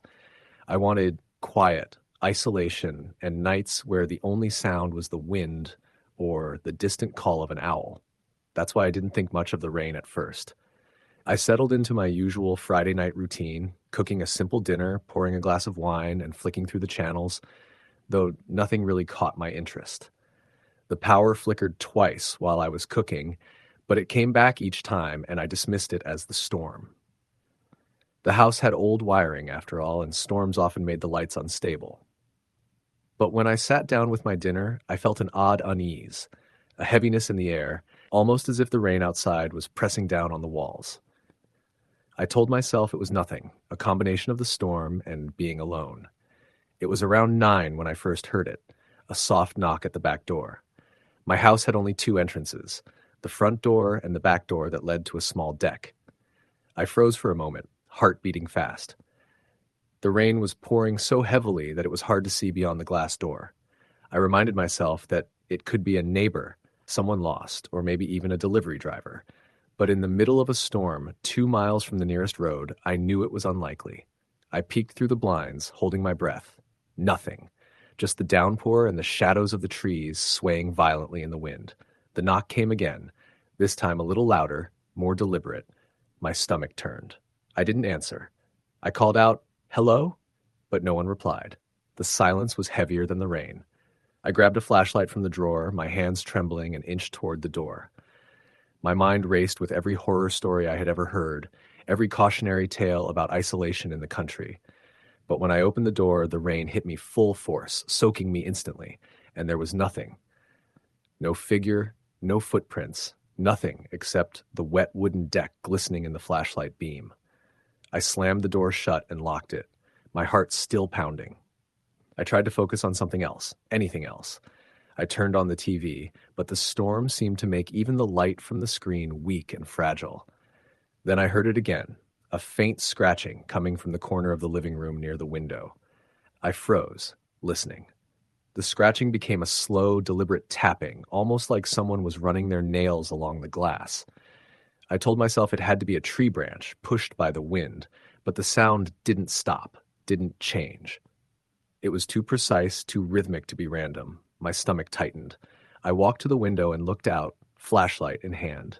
The yard was empty, the rain relentless, and the trees were still. Nothing moved. But then in the corner of my vision, I thought I saw a shadow. It was quick, vanishing before I could fully focus on it. I backed away, heart racing, and tried to breathe. I kept telling myself I was imagining things, that the stress of the storm and isolation was playing tricks on me. But deep down, I knew something was wrong. Something had been outside, and it hadn't left.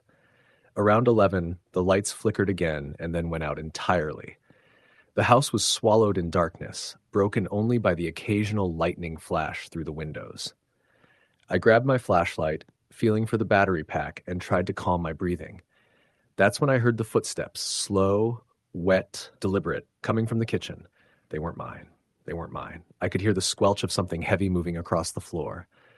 I gripped the flashlight like a weapon, moving cautiously toward the kitchen. The beam of light caught a dark figure at the far end of the room, hunched and unmoving. I froze. The figure didn't move. didn't breathe, or if it did, it was impossible to hear over the storm. My mind raced. I called out, "Who's there?"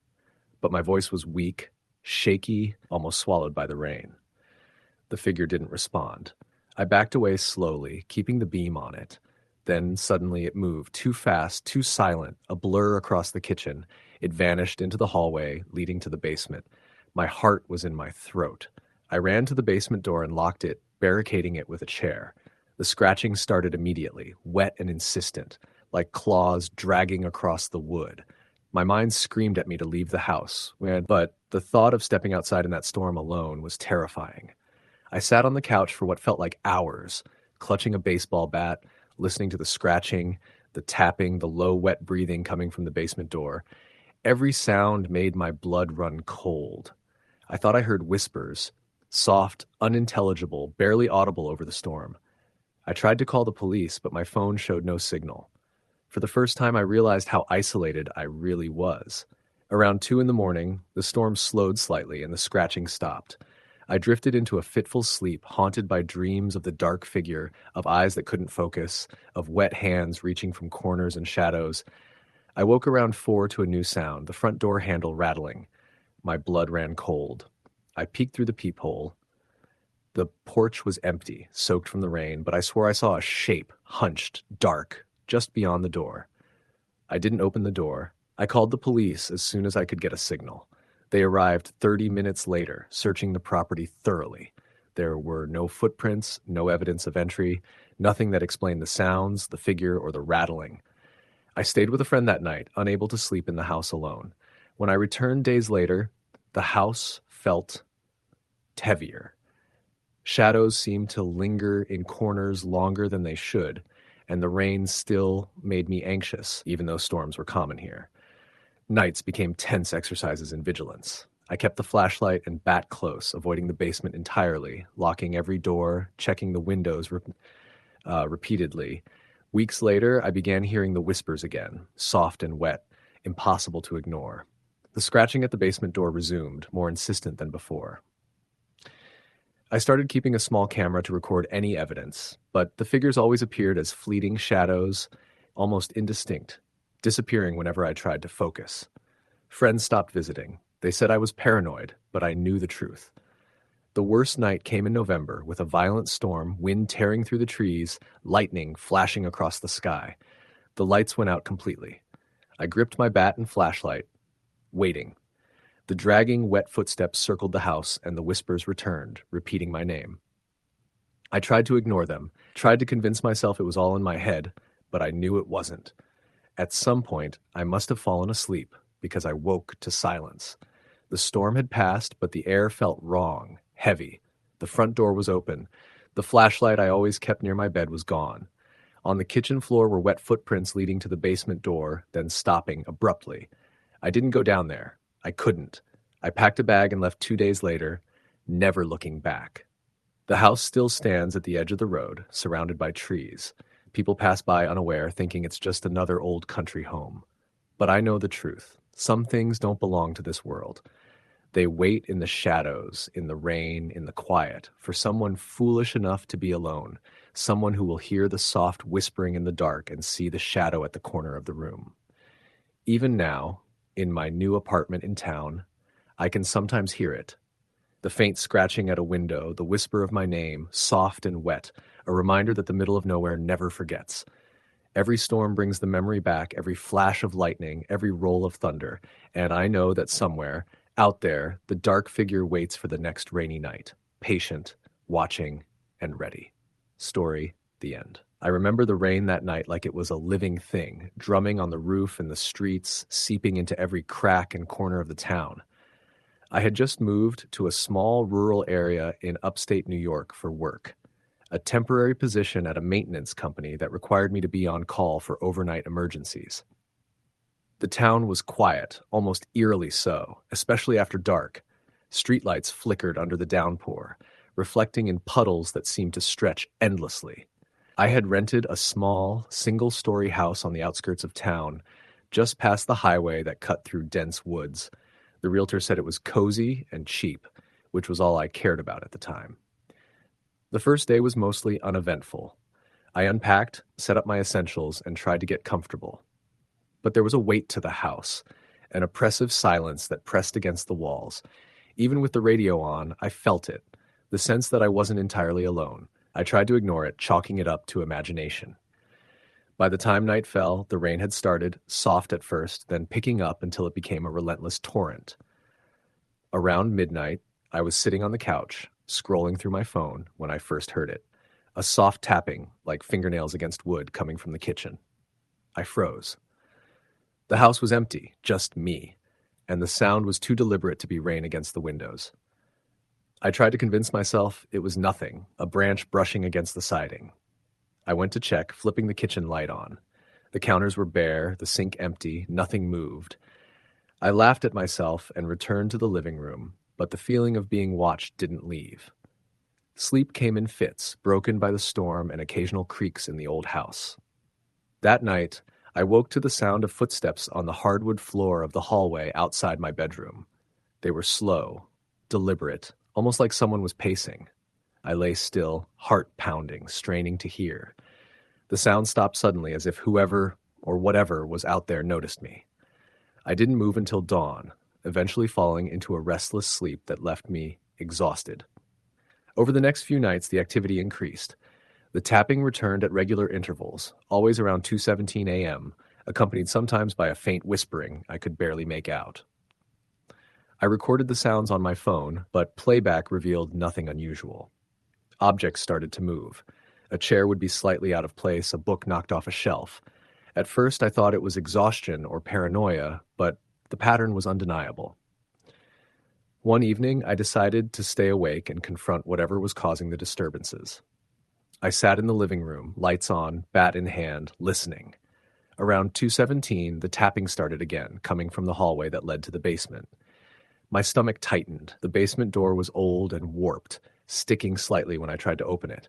The smell that came from the basement was damp, moldy, and a little metallic like rusted iron. I shone my flashlight down the stairs. The beam caught on something at the bottom.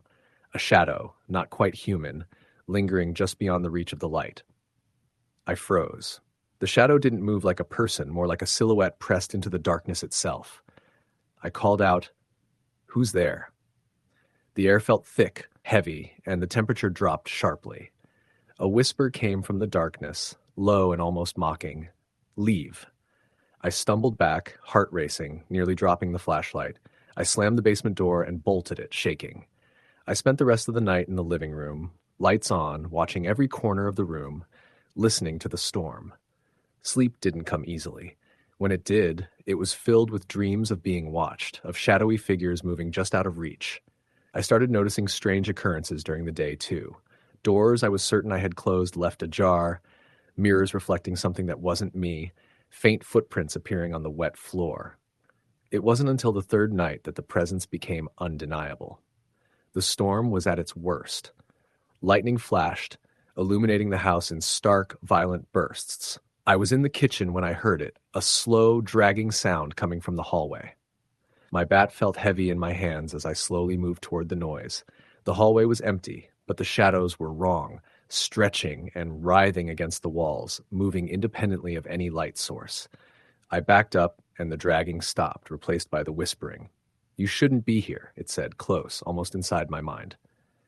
I retreated to the living room, trying to calm my shaking hands. Then I saw it in the corner, just for a second. A tall figure, featureless, its presence heavy and suffocating, standing motionless. I blinked, and it was gone. My logical mind told me I was imagining it, but every instinct screamed that I wasn't. The nights continued like this, each one worse than the last. On the fifth night, I woke to the sound of my bedroom door slowly creaking open. The storm outside had quieted, leaving only the sound of rain dripping through the gutters. I gripped my bat and slowly approached the door. The hallway was empty, but I could feel it, the same oppressive presence, now closer than ever. I could hear whispers, soft, unintelligible, filling the room like fog.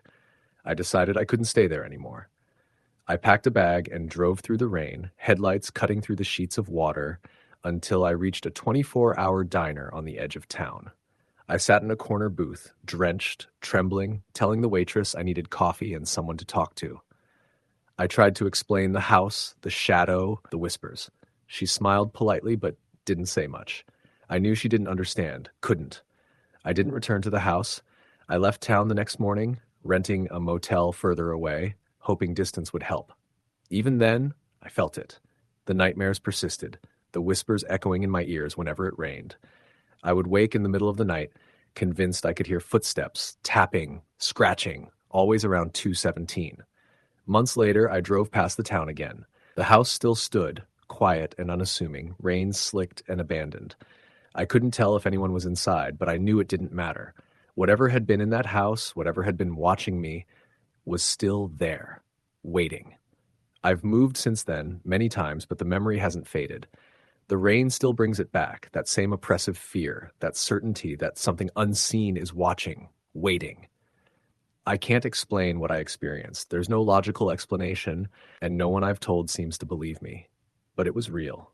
Every sound, every shadow, every whisper, every moment of that night was real. I've tried to forget it, to convince myself it was stress, exhaustion, imagination. But the way the air felt thick, the way the shadows moved, the way the presence pressed against me, it wasn't imagination. Some nights when the rain is heavy, I still hear the tapping. I still feel it, watching, patient, silent. And I know, no matter where I go, it's out there somewhere, waiting for the next person foolish enough to step inside. Even now, years later, I feel the fear return when storms roll in. The tapping, the whispers, the shadows, they come back. Not in my house, not in any house I live in now, but inside my mind, vivid as ever. And I know that the thing I encountered that night wasn't gone. It was just waiting, patient, observing, knowing that I'll never truly be free of it. There's something about rainy nights that stays with you after experiencing something like that. It's not the storm itself, it's what comes with it.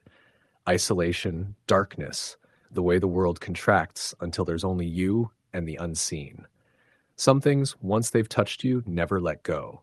I can still hear it sometimes, just faintly in the background, reminding me that the line between the living and the unseen is thinner than I ever wanted to believe. Story, the end. The rain had been falling steadily for hours, a relentless torrent that turned the quiet streets of Millbrook, Pennsylvania, into slick, shining ribbons of black and silver. Streetlights glimmered off the puddles that collected along the curbs, and the occasional car passed with the hiss of tires slicing through water.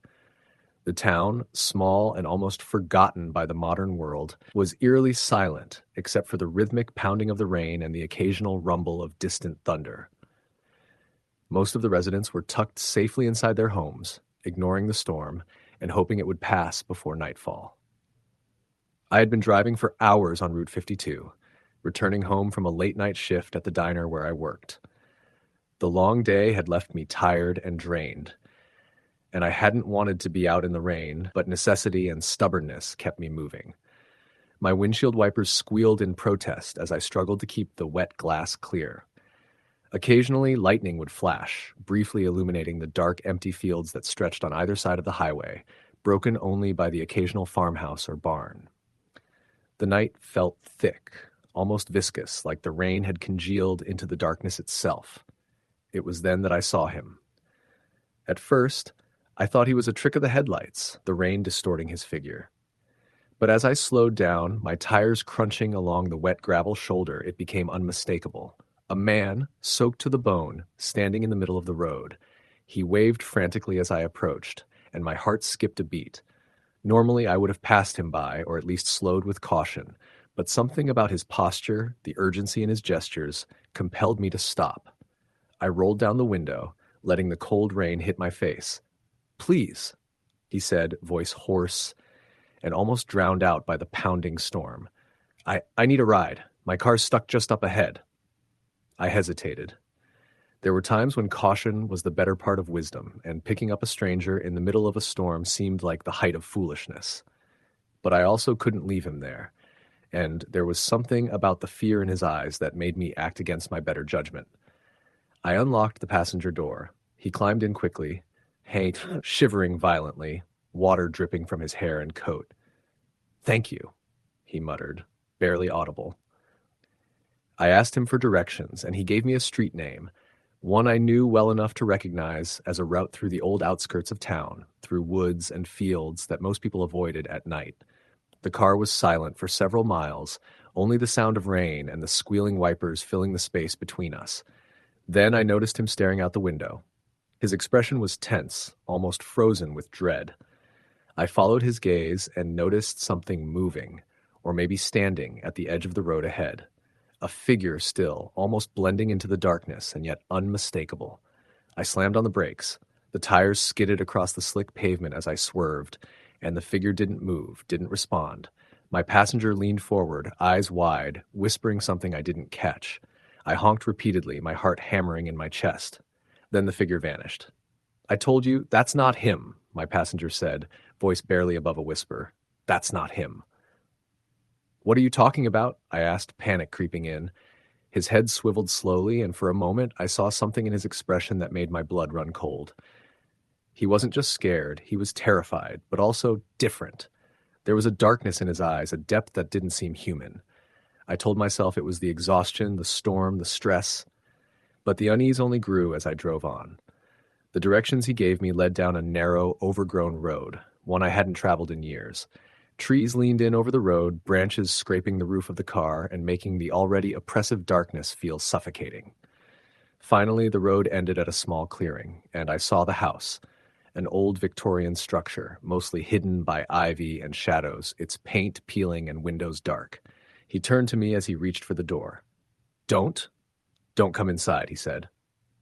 I froze. "Why not?" I asked. He didn't answer.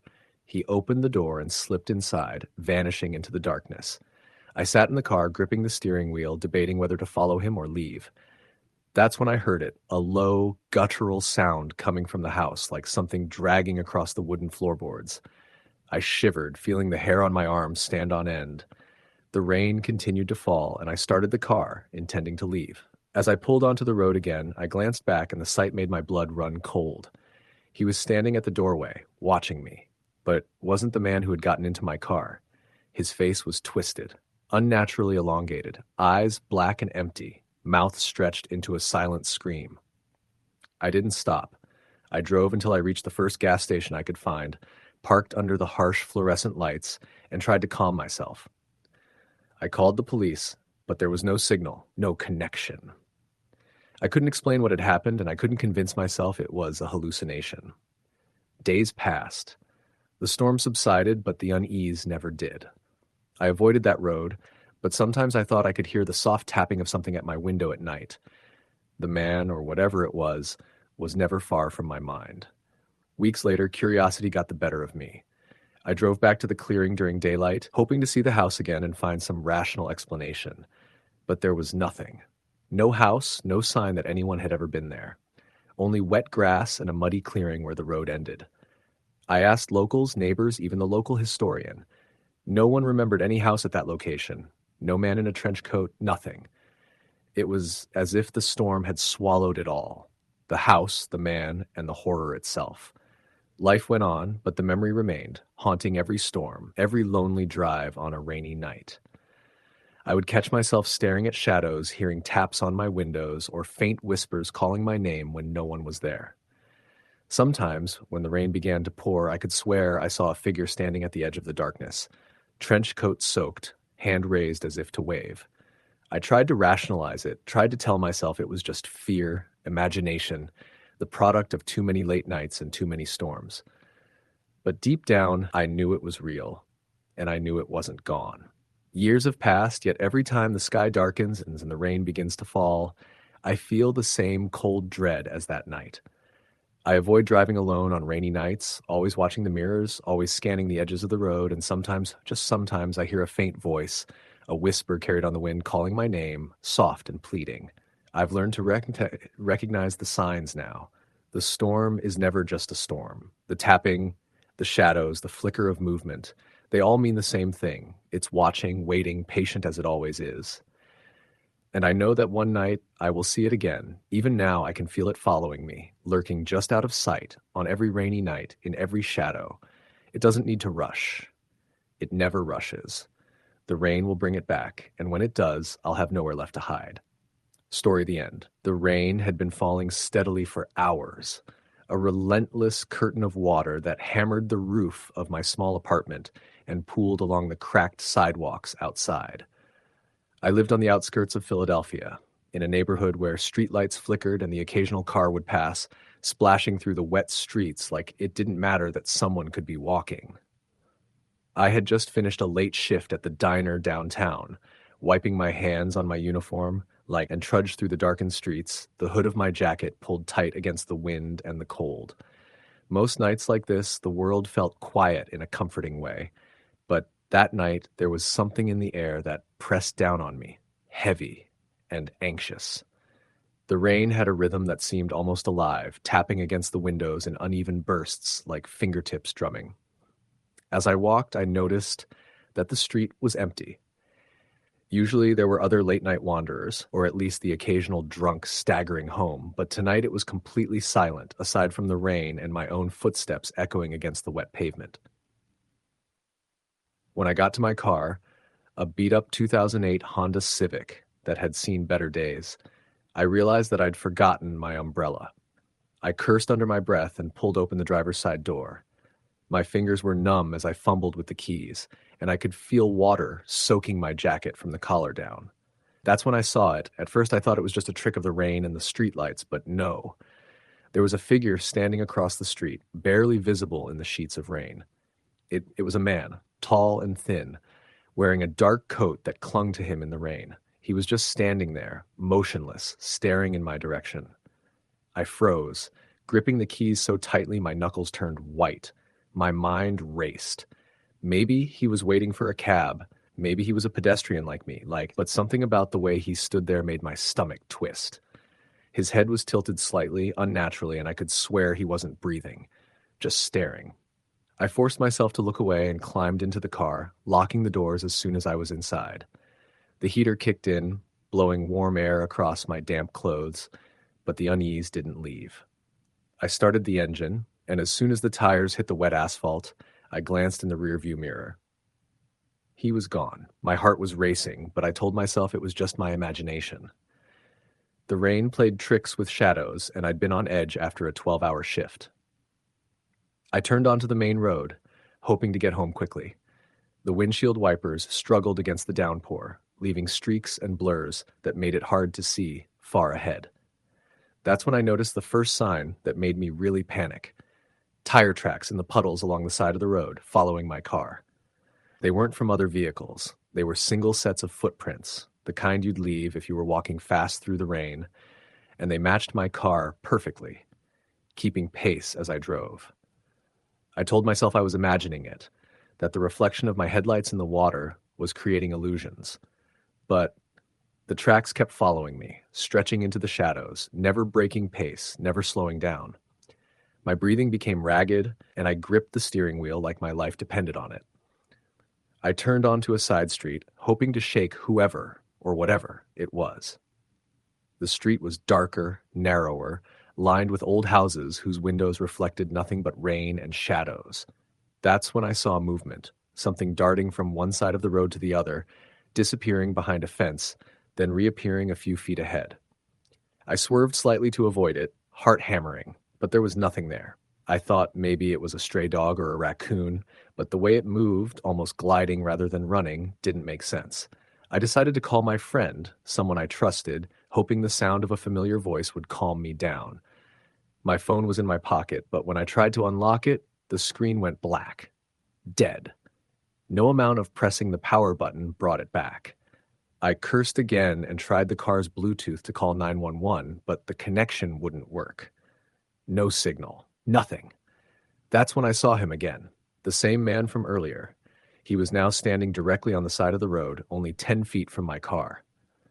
The rain streamed off him, plastering his coat and hair, but his stance was perfect, frozen. I slammed on the brakes, tires screeching on the wet asphalt, and my heart felt like it would explode. I wanted to scream, but the rain drowned out any sound I could make. He lifted one hand slowly, almost lazily, and pointed at me. There was no expression on his face, but I could feel the intensity of his gaze, like a cold wind pressing into my chest. I gunned the engine and floored it, tires spinning in the water, headlights cutting through the darkness. When I looked in the rearview mirror, he was gone again. No footprints, no sign of where he had gone, only the relentless rain. I tried to calm myself as I drove, telling myself it was over, that I had just imagined everything. But the feeling of being watched didn't leave. Every turn I made, every street I drove down, I could sense eyes on me, though I never saw them. And then I noticed it. Reflections in puddles. Every time I looked into a puddle on the road, I could see a figure standing behind me, just beyond the range of my mirrors. It would vanish the second I turned around. By the time I reached the neighborhood where I lived, my hands were shaking so badly I could barely steer. I pulled into my driveway, locked the doors, and sat in the car for several minutes, trying to catch my breath. When I finally stepped inside, I felt some relief, the warmth of my apartment contrasting with the cold, wet terror outside. I thought the nightmare had ended, but it hadn't. That night the rain continued, relentless, and I couldn't sleep. Every time I closed my eyes, I saw him. Standing outside my window at the edge of my driveway in the reflections of puddles and every shadow that flickered past the streetlights. Around 3 a.m., I woke up to the sound of tapping on my front window. At first, I thought it was the rain, but the pattern was deliberate. 3 short taps, pause, 2 long ones. My stomach dropped. I forced myself to look, and there he was, standing on my porch, motionless, staring through the glass. I called the police that time, breathless and shaking. They told me they'd send someone, but when they arrived, there was nothing. No footprints in the yard, no signs of forced entry, no evidence he had even been there. I tried to explain the tire tracks, the puddle reflections, the way he had disappeared and reappeared, but the officers just looked at me like I had lost my mind. Days passed, but the rain didn't stop, and neither did he. Whenever it rained, I could feel him watching. At work, walking down the street, even in my apartment, I would catch glimpses of a tall, pale figure in the corner of my vision, vanishing when I turned to look directly. My friends told me it was stress, paranoia, maybe even sleep deprivation, but they hadn't seen him. One night, desperate, I stayed up and waited. I wanted to see him clearly, understand why he was following me, or at least confirm that he was real. The storm came in full force, lightning flashing across the sky, thunder rattling the windows. I sat in my living room, lights off, watching the rain streak down the glass. Hours passed. Then I heard the sound, a soft, wet dragging across my porch. My heart stopped. I held my breath. The dragging continued, circling my apartment, stopping just outside my bedroom window. And then I saw it. A face pressed against the glass, pale and soaked, eyes wide and unblinking. Mouth slightly open, making no sound. I ran to the door, but it was locked, as were all the windows. The figure didn't move, didn't blink, just watched. I called 911 again. This time I heard a voice on the line, calm and professional. I tried to explain, but in the background I heard the sound of heavy breathing, wet and rasping right behind me. I froze. And then I realized the voice on the phone wasn't coming from my speaker. It was coming from inside the room. I dropped the phone, ran to the kitchen, grabbed a knife, anything, and spun around. The apartment was empty. The rain continued outside, relentless. I called a friend to come stay with me. When he arrived, we checked the apartment. Every corner, every closet, every vent. Nothing. But the moment I stepped outside, the tire tracks were there again, leading from the street to my front door, soaking the grass, following the path I had taken to get home. I moved 2 weeks later, leaving everything behind. The new apartment is far from the old neighborhood, far from the streets where the rain seems alive. But sometimes, when it storms at night, I see him, in reflections, in shadows, in the way the rain falls. I don't know what he is or why he chose me, but I know he's out there, waiting, watching. And if the rain ever catches me alone again, I don't think I'd get away. I've told this story to a few people who will listen. Most think I'm exaggerating or imagining things, but I know the truth. I lived it. The rain hides him, and the darkness lets him move. He doesn't make noise, doesn't leave evidence. He just waits. And the moment you think you're safe, the rain will remind you that he's still there, just beyond your sight, counting the seconds until you notice him. Even now, years later, I refuse to walk alone in the rain. I keep my lights on, my doors locked, and I never, ever look into puddles. Because I know what waits there, the dragging steps, the hollow eyes, the silent scream. and I know that if I do see him again, there will be no one to call, no one to save me, no escape. Story the end. The rain came down hard that evening, thick sheets of water beating against the windshield and creating a relentless white noise. I had left my friend's house around 6, thinking I'd make the short drive back to my apartment in a quiet suburban area outside Pittsburgh, Pennsylvania. Normally, it would have taken no more than 40 minutes, but the storm had already turned familiar roads into slick, shadowed rivers. Streetlights blurred in the downpour, the reflections on the wet asphalt creating strange shapes that played tricks on my eyes.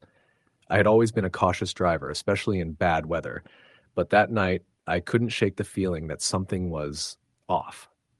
Not just the rain, not just the darkness, but an atmosphere that felt oppressive, like the air itself was thick with warning.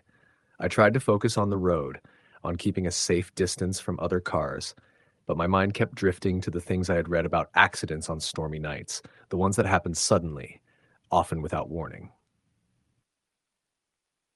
About 20 minutes into the drive, I noticed the first strange thing.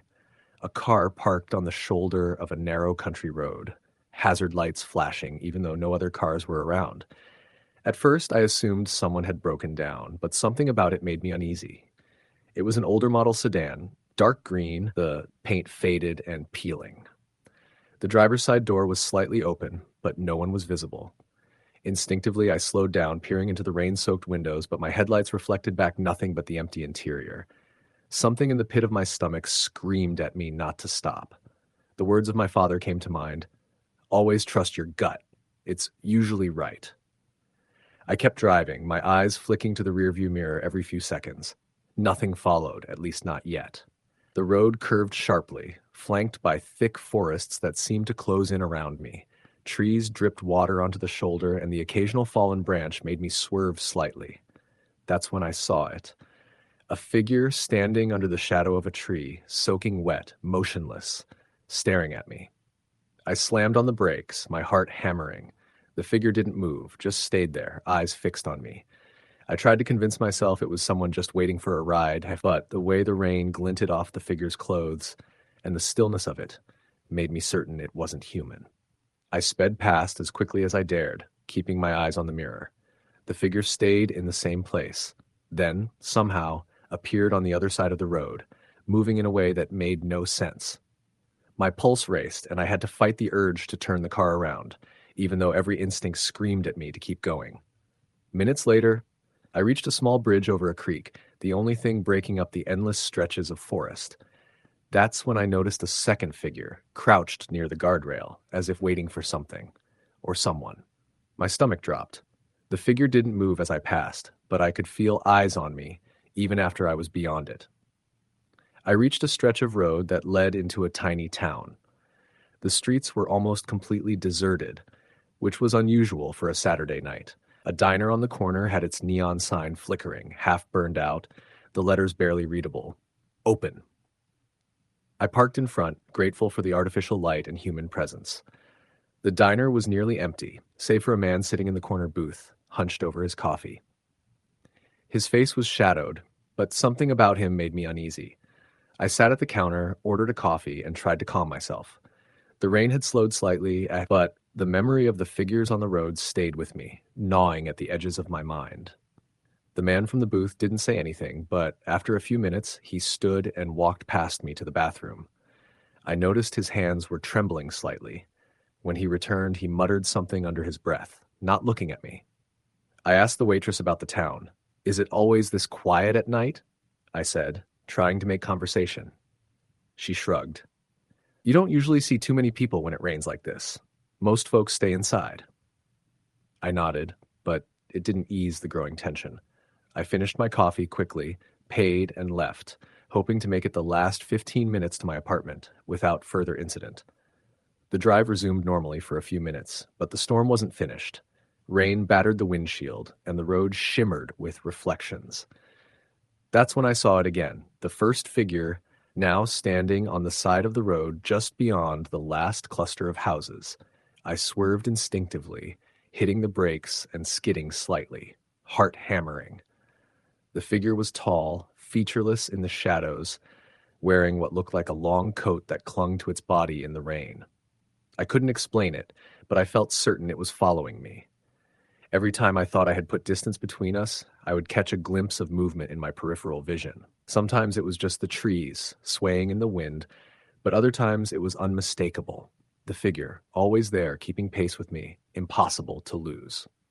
I reached an intersection, a set of traffic lights, and for a moment I thought I would be safe. But when the light turned green, I saw another car ahead, taillights glowing, driving slowly, almost deliberately. I tried to pass it, but it sped up as I did, matching my pace. My chest tightened. I couldn't see the driver, but I knew I wasn't alone on this road anymore. I took the next exit, hoping to get onto a highway where there would be more traffic. The road narrowed again, winding through dense woods, and the figure reappeared, stepping out from behind a tree, now closer than before. My hands were shaking as I gripped the wheel. I had to focus, had to keep driving, but fear clawed at me, relentless and cold. My phone buzzed. A message from an unknown number. Turn around. I froze, staring at the screen. Another message followed immediately. You shouldn't be here. My mind raced. Who would know I was on this road? I had told no one. I ignored the messages, threw the phone onto the passenger seat, and kept driving. The figure didn't stop. Now it was on the road itself, moving toward me, not running, not walking, just gliding. I swerved violently, heart hammering, tires screeching on wet asphalt. For a moment, I thought I had hit something, but the road was empty. My breath came in short, panicked gasps. I reached a gas station, one of those old rural places that looked like it hadn't been updated since the 80s. The lights were on, and there was a man at the counter, older, with a weathered face and piercing eyes. I pulled in and parked as close as I could. The man didn't look surprised when I came in, soaked and shaking. Rough night, he said, almost casually. You've seen it too, right? I asked, desperate. He nodded slowly. A lot of people do. On nights like this, some things come out. Some follow travelers. You've got to be careful. Don't stop. Don't look back. And whatever you do, don't go near the house at the end of the next stretch of road. I blinked. What house? He leaned closer, voice dropping. The one with the lights on, curtains moving, but no one inside. People who go there never come back the same. I felt my stomach drop. That house had been the last thing I'd passed before leaving the small town behind. I realized with horror that if I hadn't taken this detour, I would have driven right past it again. I bought a bottle of water, thanked the man, and left, taking a different route back home. The highway was empty, and for a while the only sound was the rain on the roof. But every time I closed my eyes, I saw that figure, standing by the side of the road, waiting, watching. When I finally got home, I locked every door, drew the blinds, and sat in the living room, trembling. I called a friend to talk, anything to make the fear less tangible. But even on the phone, I felt it. The oppressive sense that something had followed me, something patient, waiting for the next opportunity. In the days after, I researched the roads I had driven. There were stories, old newspaper clippings about disappearances along that stretch, people vanishing without a trace, cars found abandoned on rain-slicked roads, houses that seemed alive with light but were completely empty. The gas station attendant was real, according to local forums, and he had warned travelers for decades about the same things I had seen. Some nights, even now, when it rains hard, I can't sleep. I imagine the figure waiting on the side of the road, silent, watching, never blinking. I know it's still out there, somewhere, patient, waiting for the next person to ignore the warnings, and I know this. Had I stopped for that first figure or looked back too long, I might not be here to tell the story. The road doesn't forgive. It doesn't forget. And the rain hides everything until it's too late. Story the end. The rain had been falling for hours by the time I left my shift at the gas station on the outskirts of Louisville. The kind of rain that doesn't just fall, it presses down, soaking everything in a heavy gray blur. Streetlights reflected in the puddles on the asphalt, distorting the wet glow like a nightmare version of the world. I was tired, the kind of tired where your muscles ache and your mind wants to shut off completely, but there's no one around to see you do it. My car, an old Honda Civic that had survived more storms than I could count, sat under the flickering light of the gas station sign, wipers frozen in mid-motion. I unlocked it, climbed in, and the smell of damp clothes and engine oil made me shiver. The drive home should have been simple, a straight stretch of highway that I had traveled dozens of times before, but the rain had turned it into something else. The windshield wipers moved frantically, trying to keep pace with the sheets of water. The headlights cut through a silver wall of mist, revealing nothing beyond the edge of the road. I adjusted the rearview mirror and realized that no other cars were out tonight. Not a single set of headlights behind me or ahead. It felt like the world had ended, and I was alone in some soggy, abandoned purgatory. About 20 minutes into the drive, I noticed movement in the distance. At first, I thought it was another car approaching, its lights dim through the rain. But as it came closer, I realized it was a figure standing on the side of the road.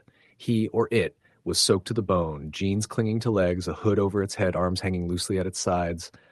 The way it stood was unnatural, rigid, like it was carved from wet clay. My stomach tightened. The highway was long, isolated, and dark. No one should be out here, not like this, not now.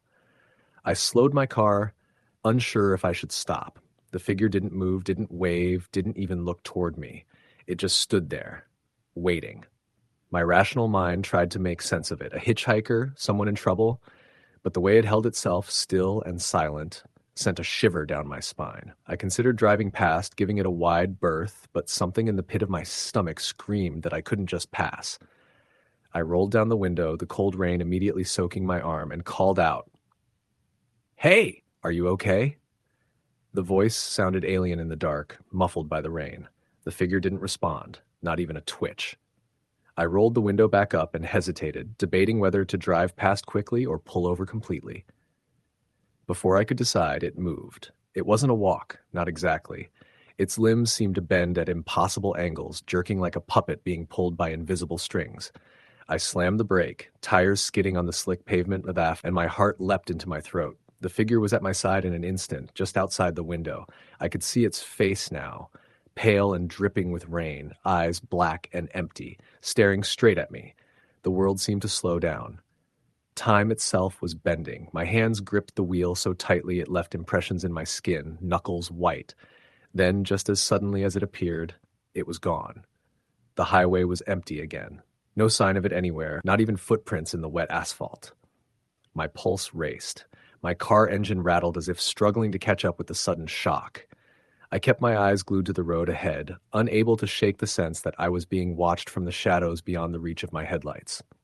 I drove the rest of the way home in silence, not daring to turn on the radio, not daring to speak.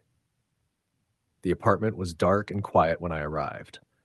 I locked the doors behind me and sat down, drenched and shaking, listening to the rain against the windows. Sleep was impossible.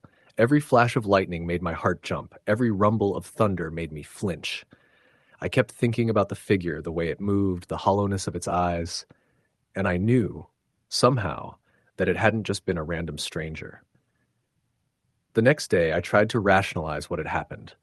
Maybe someone had been playing a prank, or maybe it was a hallucination brought on by exhaustion and the storm. But that night, I dreamed of the highway again. In the dream, I was driving, rain blurring the world around me, when the figure appeared again. Only this time, it was closer, standing in the middle of my lane. I slammed the brakes, swerving, but the car wouldn't respond.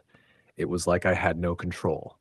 The figure leaned closer, its face inches from mine, eyes still black and empty, whispering words I couldn't hear but understood all the same. "You can't leave." I woke up screaming, drenched in sweat, the sound of rain still tapping against my window. For weeks, the dreams continued, each more vivid, each more terrifying. I started avoiding driving at night, took alternate routes, and even tried staying home during storms.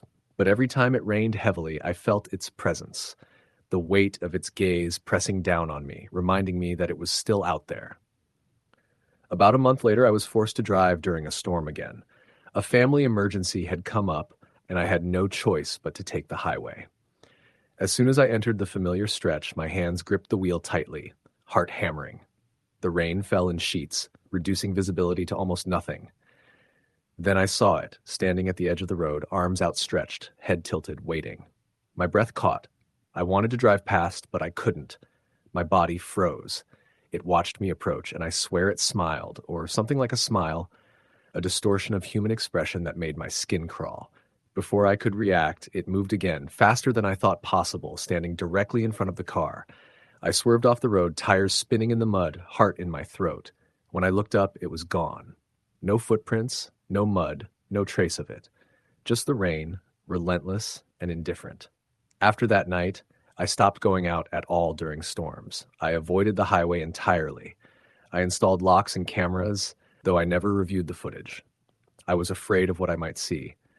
Sometimes when I walk past a mirror, I think I see it in the reflection behind me, just for a split second, a shadow that shouldn't be there.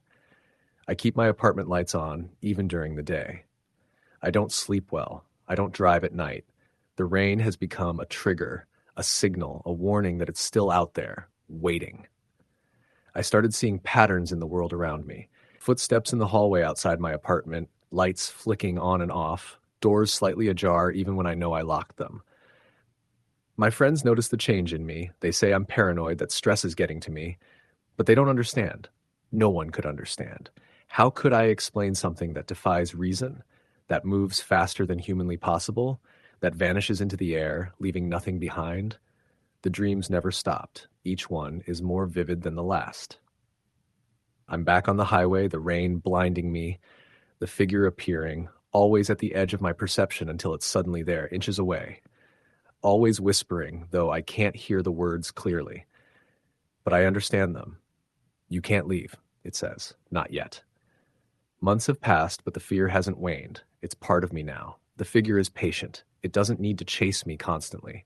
It only needs to wait for the rain, for the darkness, for the moment when I let my guard down. Then it appears, and I remember why I fear the night so deeply. Sometimes I sit in my apartment staring out at the rain, wondering when it will come again. I know it will. I know that no matter how careful I am, how many precautions I take, it's out there, waiting, patient, relentless, impossible to escape. And when it comes back, and it will, I won't have the chance to drive past it, or lock myself inside, or tell anyone what I've seen. It will be there, closer than I can imagine, and I'll know that the rain is no longer just a storm. It's a signal, a summons, a reminder that I belong to it now. The city around me feels safer during the day, bustling with life, but I know it doesn't matter. The figure doesn't care about daylight or people or logic. It's patient enough to wait years if it has to. The moment it wants to return, it will, and I'll be powerless to stop it. Every stormy night, I feel it pressing against me, a constant presence in the back of my mind. Every flash of lightning, every roll of thunder makes me flinch, makes me feel its gaze. It's a game of waiting, and I've learned that patience is its weapon. I can't drive the highway anymore. I can't leave my apartment when it rains. I can't sleep without fear of waking to it standing at the edge of my bed. And the worst part is knowing that this isn't temporary. It's not a phase, a trick of the mind, or something that will go away. It's real, it's patient, it's watching, always. And the rain is the call that brings it back over and over until I have nowhere left to hide. I've started carrying a flashlight at all times, even during the day. I keep my phone charged and close by, but I hesitate to call anyone when I feel it. Who would believe me? Who could? The reality is that I am alone in this, completely alone. And every night that it rains, I know it will come for me again, because it always does. The rain isn't just water. It's a summons, and I'm helpless to ignore it. Even now, as I write this, I can hear the steady patter of rain against the window. I know the figure could appear at any moment, outside, just beyond the reach of my vision. I know it's patient, waiting, watching, whispering those words I can never forget. You can't leave. Not yet. And I know it's true. Because no matter where I go, no matter what I do, I can't escape it. I am bound to the highway, to the rain, to the darkness that brings it out. And I know that one day, sooner or later, it will appear, closer than ever, and I will have no choice but to face it. Until then, I live in fear, counting the hours, the days, the storms, waiting for the rain to come again. And when it does, I know it will be there. Waiting, watching, patient, relentless, impossible to escape. And when it comes, I will understand fully what it means to be hunted by something that is not human, something that does not obey the laws of nature or reason, something that is older, colder, and infinitely more patient than I could ever be. Story the end. It was late October and the rain had been relentless all evening, a thick, unyielding curtain that turned the streets of my small hometown in Ohio into rivers of reflection and shadow. I had just finished my shift at the diner on the edge of town, the one with the flickering neon sign and cracked parking lot, and the kind of smell that never really leaves you. Grease, coffee, and something faintly sour that lingered in the air long after I stepped outside. My car, a beat-up Chevy that had been my father's before me, sat under the weak glow of a street lamp, wipers frozen mid-sweep. I unlocked the door and climbed in, shaking off the cold drizzle that had soaked through my jacket. The drive home should have been simple. A 20-minute stretch of highway that curved along a darkened river and through dense woods. But tonight, it felt different. The rain hammered against the windshield in relentless sheets, the wipers barely keeping up, and the road ahead was an opaque gray, slick and treacherous. There were no other cars, no headlights cutting through the storm, and for the first time I noticed how silent the world was, except for the rain. No crickets, no distant horns, nothing. It was like the storm had drowned out the entire world. About 10 minutes into the drive, I saw something at the edge of the road, a figure standing under a half-broken streetlight, just beyond the shoulder. At first, I thought it was a hitchhiker, soaked through, hood pulled tight over its head, but something about it felt wrong. It wasn't waving, it wasn't moving, it just waited. My stomach clenched as I slowed, instinctively keeping a cautious distance. I rolled down the window, despite the rain, my voice raised over the roar of the storm. "Hey, are you okay? Need help?" No response. Nothing. I squinted, trying to make out a face beneath the hood. The rain blurred everything, but I thought I saw eyes, dark, hollow, and impossibly still, staring right at me. The hair on the back of my neck stood up. My rational mind screamed that it could be a trick of the storm, my imagination playing with shadows, but my gut told me otherwise. Before I could decide what to do, the figure moved, or rather, it lunged. It wasn't a walk or run. It was faster than anything human, jerking forward in a way that made my stomach drop. I slammed the brakes, tires skidding on the wet asphalt, my heart hammering in my chest. The figure collided with the side of my car, and I jerked back, my hands gripping the wheel until my knuckles ached. Then, as suddenly as it appeared, it vanished. The rain continued, but there was no sign of it. No footprints, no debris, nothing to suggest that it had ever touched the world at all. I didn't stop. I didn't dare. I pressed the accelerator, trying to keep my hands from shaking, eyes darting to the sides of the road as if it could appear again at any moment. By the time I reached my apartment, the rain had eased into a drizzle, leaving only a low hum against the windows. I locked the doors behind me and sat on the edge of my bed, drenched, shaking, unable to process what had just happened. I tried to tell myself it was a hallucination, stress from the long hours at work, but a part of me knew it wasn't. Sleep came in fits and starts. Every crack of thunder made me jump. Every shadow cast by passing headlights outside the window made me flinch. I kept thinking I saw that figure in the corner of my vision, at the edge of the room, just standing there, watching. I didn't sleep through the night. Not really. And when morning came, I felt like I'd aged 10 years in a single night. Over the next few weeks, I avoided driving at night, avoided highways, avoided storms as much as I could. But the figure kept appearing. Not always on the road, not always in the same place, but always there. Small signs at first. Muddy footprints near my door when I lived alone, lights flicking on and off in my apartment, shadows at the edge of my vision that disappeared when I looked directly at them. My friends noticed my nervousness, but I told them it was stress, paranoia from working late hours in an empty diner. No one could understand the dread that had settled into my chest, the constant feeling that I was being watched. One night, I woke to the sound of my bedroom window rattling violently. At first, I thought it was just the storm, but then I saw it.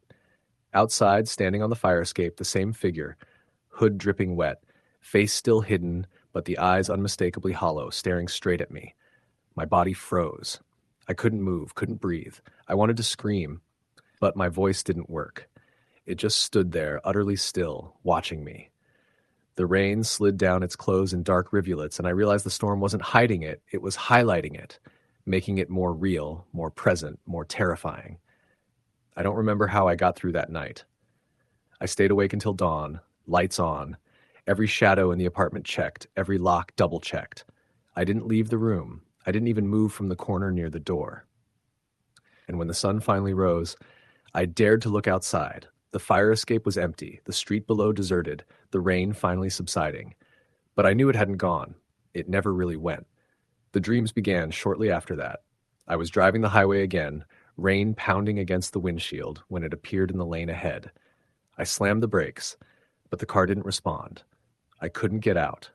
It leaned toward me, eyes black, hollow, unblinking, whispering words that I couldn't hear yet somehow understood. You can't leave. I would wake up screaming, drenched in sweat, my heart racing, but each time the dreams became more vivid, more insistent, more terrifyingly real. I started to avoid storms completely. I refused to drive in the rain. I stopped going out at night. My world became smaller, confined to the daylight hours and the safety of well-lit streets. I installed cameras in my apartment, but I never looked at the footage, afraid that I might see something I wasn't prepared to witness. Small things kept happening anyway. Doors that I swore I locked would be slightly ajar. Lights would flicker on by themselves. The faint sound of footsteps when I was alone. The figure was patient. It didn't need to rush. It only needed to wait. And I knew it was waiting. Months later, the storm returned. I had no choice but to drive. Emergency. Nothing optional. My hands shook as I gripped the wheel, eyes scanning the blurred road ahead. And then I saw it. Standing at the edge of the highway, exactly where it had first appeared, arms outstretched, head tilted. I froze. My pulse hammered. I wanted to drive past to flee, but something held me in place, locked me in that moment. It didn't move until I slowed the car, and then with a sudden jerk it was at my side, closer than possible, closer than it should have been. I could see the black, hollow eyes now and the cold certainty in that gaze that I was not going to be allowed to leave the highway this time. I swerved, tires sliding on wet asphalt, mud spraying, and when I looked again, it was gone.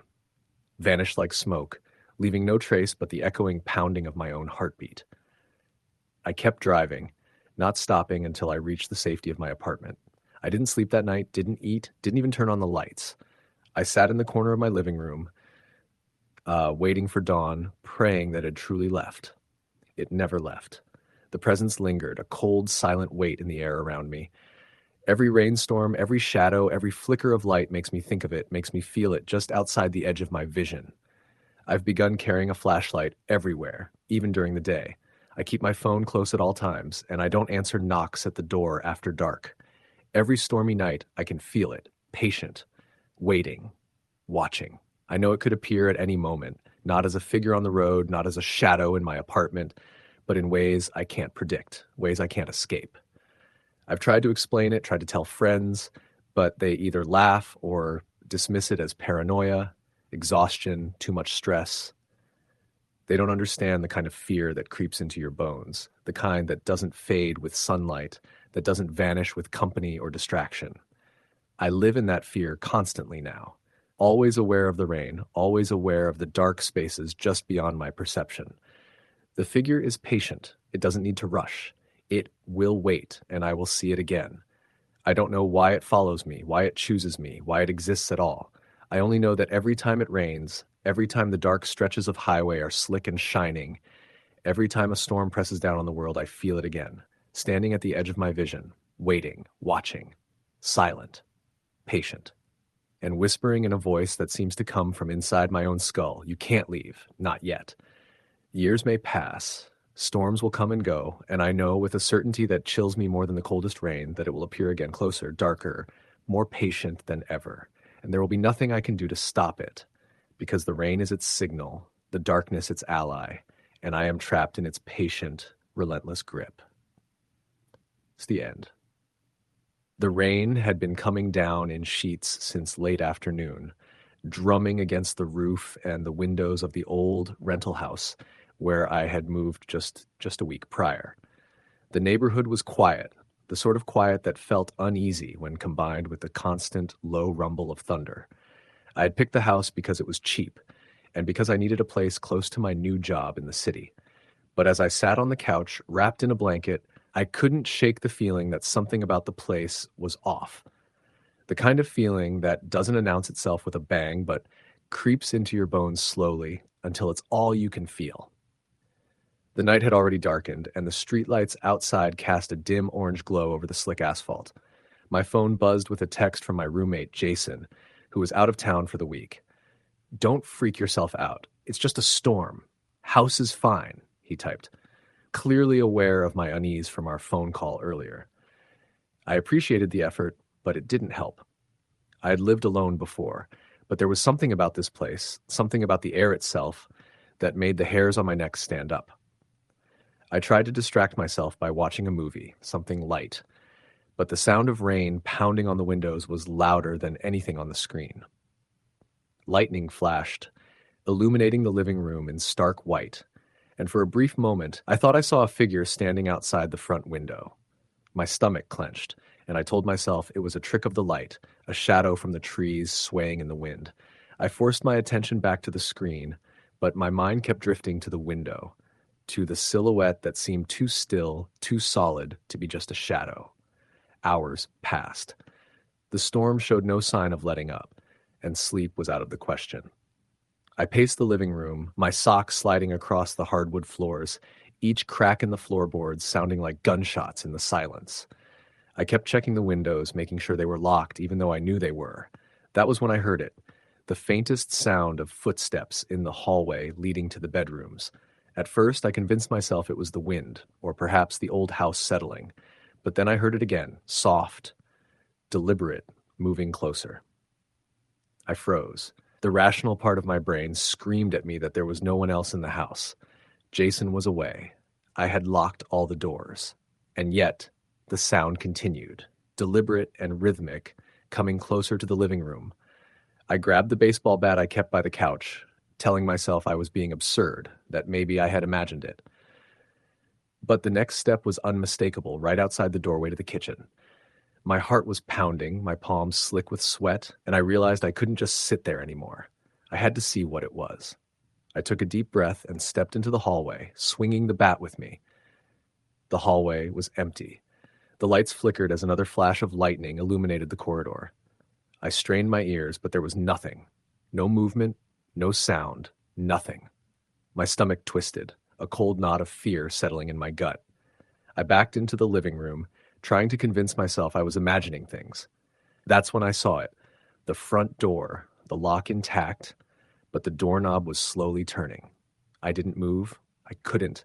My eyes were fixed on the knob as it twisted clockwise, paused, and then twisted again. My mind raced. Whoever it was, they were outside. But the storm was too heavy, the rain too loud. There should have been splashing sounds, the scrape of shoes on wet pavement. Nothing. Just the doorknob moving as if by itself. Then it stopped. Dead silence. The kind of silence that pressed against your eardrums. I waited, frozen, until I convinced myself that whoever it was had gone. My hands shook as I locked the door again, triple-checking the deadbolt. I spent the rest of the night in the living room, lights on, bat across my lap, heart hammering with every thunderclap. The next morning, the storm had passed. The air smelled of wet asphalt and damp earth. I called Jason and told him everything, expecting him to laugh, to tell me it was just nerves. But he didn't. He got quiet and then said, "There's something I didn't tell you about the house. I should have. I didn't want to scare you. But people have reported seeing things there at night. Moving figures, shadows, sometimes knocking on the door when there's no one there. You're not imagining it." I didn't sleep that night or the night after. Each evening, the anticipation of the storm brought a knot of fear to my chest. Then it happened again, a week later on another rainy night. I was lying on the couch trying to watch TV when I heard scratching at the back door. The sound was low, insistent, as if someone or something was trying to get in. I crept toward the kitchen to look, bat in hand, and saw nothing. Just the rain beating against the glass, the yard empty. But the scratching continued, now moving along the side of the house, as if circling me. I grabbed my phone, ready to call the police, and when I looked at the time, it was just after midnight. I debated for a second and then stepped out onto the back porch, wanting to see if there was anyone there. The rain was heavy, soaking through my clothes instantly, but there was nothing. The yard was empty, the street empty. I stepped back inside, shaking when I noticed something on the porch, wet footprints leading up to the door and then stopping abruptly. I lived alone. No one had been there before.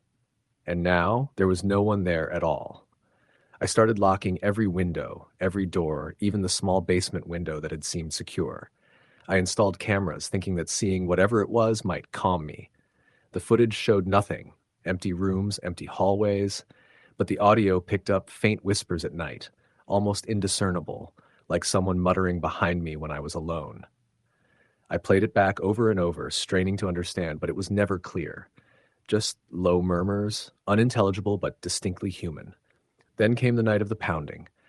The rain had been relentless for hours. I had been watching a storm outside when it started, loud, rhythmic banging at the front door.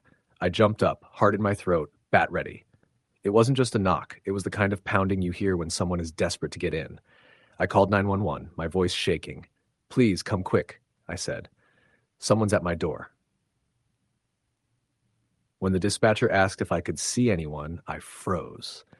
Lightning flashed, and I swear I saw a figure, drenched, standing just outside.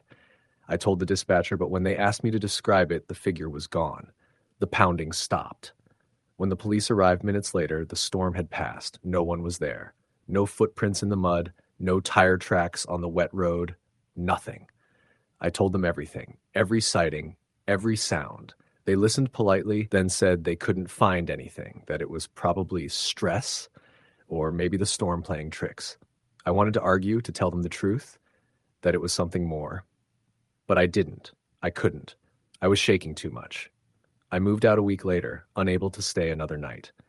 When I left, I locked the door behind me, and as I walked to my car in the rain, I couldn't shake the feeling that I was being watched. I looked back once, just as lightning lit up the front yard. In the window of the house, I saw a figure standing, watching me. Not moving, just standing. I blinked, and it was gone. Years have passed since then. I've moved across the country to a quieter town in a newer apartment with none of the creaks and drafts of that old house. And yet, whenever it rains, especially at night, I feel it again. The way the air feels heavier, the shadows a little darker. I check the locks twice. I keep a flashlight by the bed. I never stay in the living room during a storm. I tell myself it's just fear, that I'm remembering too vividly. But sometimes, late at night, I hear the faintest scratching at the window, or a soft knock at the door, and I know I'm not imagining it. It's been years, and I've never told anyone this whole story. Friends ask why I don't like storms, why I jump at every knock. They think I'm exaggerating, but I know what I experienced, what I still feel in the back of my mind every rainy night. The truth is simple. Something was in that house with me, watching, waiting, patient. And maybe, if the storm is heavy enough and the night is dark enough, it's still there, waiting. Watching. I still wake up sometimes, drenched in sweat, heart pounding, convinced I heard the slow turn of a doorknob, the soft drag of footsteps behind me. The rational part of me tells myself I'm alone, that it's all in my head. But the part of me that remembers those nights, the part that felt the eyes on me through the rain, knows better. No one believes what happens in silence, in shadows, but I do. And that house, that stormy night, it changed me forever. Every time it rains, I can't help but remember. Every lightning flash, every distant roll of thunder, it all brings it back. The fear, the sound of that doorknob turning, the shadow at the window, the whispers just out of reach. Even now, I can feel it, like a memory pressing against my chest. I tell myself I'm safe, that I'm far away, but deep down, I know the storm doesn't care about distance. The storm doesn't forget, and neither does it ever leave. Story the end. The rain had been relentless all evening, hammering against the asphalt streets and slapping against the windows of the small town of Millersville. I'd never seen it rain like this before. Like the sky itself had opened up and was dumping every ounce of water it had collected over the years. I was driving home from work, the glow of streetlights reflecting off the wet roads, my windshield wipers struggling to keep up with the torrent. It was close to midnight, and I had taken the long route through the outskirts to avoid the slower traffic downtown. I remember feeling uneasy, though I couldn't quite place why. Maybe it was the way the trees bent and moaned under the weight of the rain, or maybe it was the complete absence of other cars. On nights like this, the town usually felt almost deserted. But tonight, even the occasional passing headlights seemed to have disappeared. The radio crackled with static between songs, and the wind rattled the mirrors on my car. I was about 10 minutes from my apartment when I noticed something on the side of the road. A figure standing completely still, drenched, thumb out, trying to hitch a ride. At first, I hesitated. I wasn't a reckless person, but my mother had always drilled into me the dangers of picking up strangers, especially at night, in the rain. But something about this person struck me. Maybe it was the desperation in their posture, the way they seemed almost frozen in place despite the storm. My hands tightened around the steering wheel. I took a deep breath and pulled over. The figure jogged over as I rolled down the window, water dripping from their hood.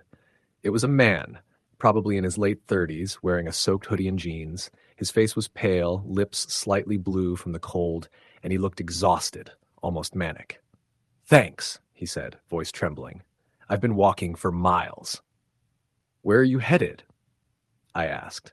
"Anywhere. Just away from here." He hesitated, then looked out the windshield, scanning the road behind us. "Please, can you drive me?" I didn't like the sound of that, but my gut told me something about his panic was genuine. I unlocked the doors. "Get in. I'll take you where you need to go." As soon as he got in, the car felt heavier. I don't know if it was just the air from his soaked clothes or something else entirely. We drove in silence for a few minutes, the sound of rain pounding on the roof deafening. Then he spoke again. "I shouldn't even be out here," he muttered. "Not tonight." "Why not?" I asked. He didn't answer immediately. He kept staring out the window, eyes darting from side to side, like he was trying to catch something moving in the darkness. Finally, he whispered, "There's something following me." I tried to laugh it off, but it sounded hollow even to me. "What do you mean, following you?" "The woods. There's something in the woods. I've been running for hours. It won't stop." I glanced at the rearview mirror. Nothing. Just the empty, rain-soaked road. "You're sure it's not just someone else out walking, or maybe a car?" He shook his head violently. "No, it's not human. Please, just drive. Don't stop. Don't look back." My stomach twisted, but I kept my eyes on the road. The rain was so heavy I could barely see more than a few feet ahead. I considered turning on the fog lights, but they barely helped. The man's muttering grew more frantic. He kept glancing over his shoulder, muttering, "It's there. It's right there." I tried to keep him calm. "Hey, listen, we're almost to the highway. Just hang tight, okay?" He nodded, but the tension radiating from him was palpable. And then I saw it, or at least I thought I did. A shadow flickered between the trees on the side of the road. It was too tall to be a person, and it moved with a speed that didn't seem right. My pulse skyrocketed. I glanced at the man. He had gone pale, eyes wide, and he whispered, Don't slow down." I floored the accelerator, tires slipping slightly on the slick pavement. The shadow stayed at the tree line, darting in and out like it was keeping pace with us. Every instinct screamed to stop, to turn back, but I knew we couldn't. I didn't even know what we were running from. The man started breathing heavily, shaking. "It's right behind us," he said. "I can feel it. It's in the air." I couldn't make sense of it. How could something follow us like that without being seen? I tried to convince myself it was a trick of the rain, a reflection, my own panic. But the way he kept staring out the window, the way he flinched whenever something brushed the car lightly, made me uneasy. Then came the first sound, a scraping noise, like claws on metal from the roof of the car. I slammed on the brakes, and the man screamed. I looked up through the windshield, but all I could see was rain, darkness, and the faint outline of trees. "What the hell was that?" I yelled, panic rising in my chest. "It's on top," he shrieked. "It's on the car." I hit the wipers frantically, trying to see through the storm. Then I saw it, or glimpsed it. A tall, thin figure crouched on the roof, impossibly long arms that scraped against the metal. Its face, I couldn't make it out, but it had a shape, a human-like shape, yet all wrong, like a shadow wearing skin. I slammed the accelerator again, the tires spinning, the rain blurring everything. The sound of claws dragged across the roof behind us, echoing like nails on a chalkboard. The man was screaming now, banging against the passenger door. I didn't look at him, didn't look back. All I could do was drive. Minutes felt like hours. I passed an abandoned gas station and nearly crashed trying to keep the car on the road. Then, as suddenly as it had started, the sound stopped. The car was silent.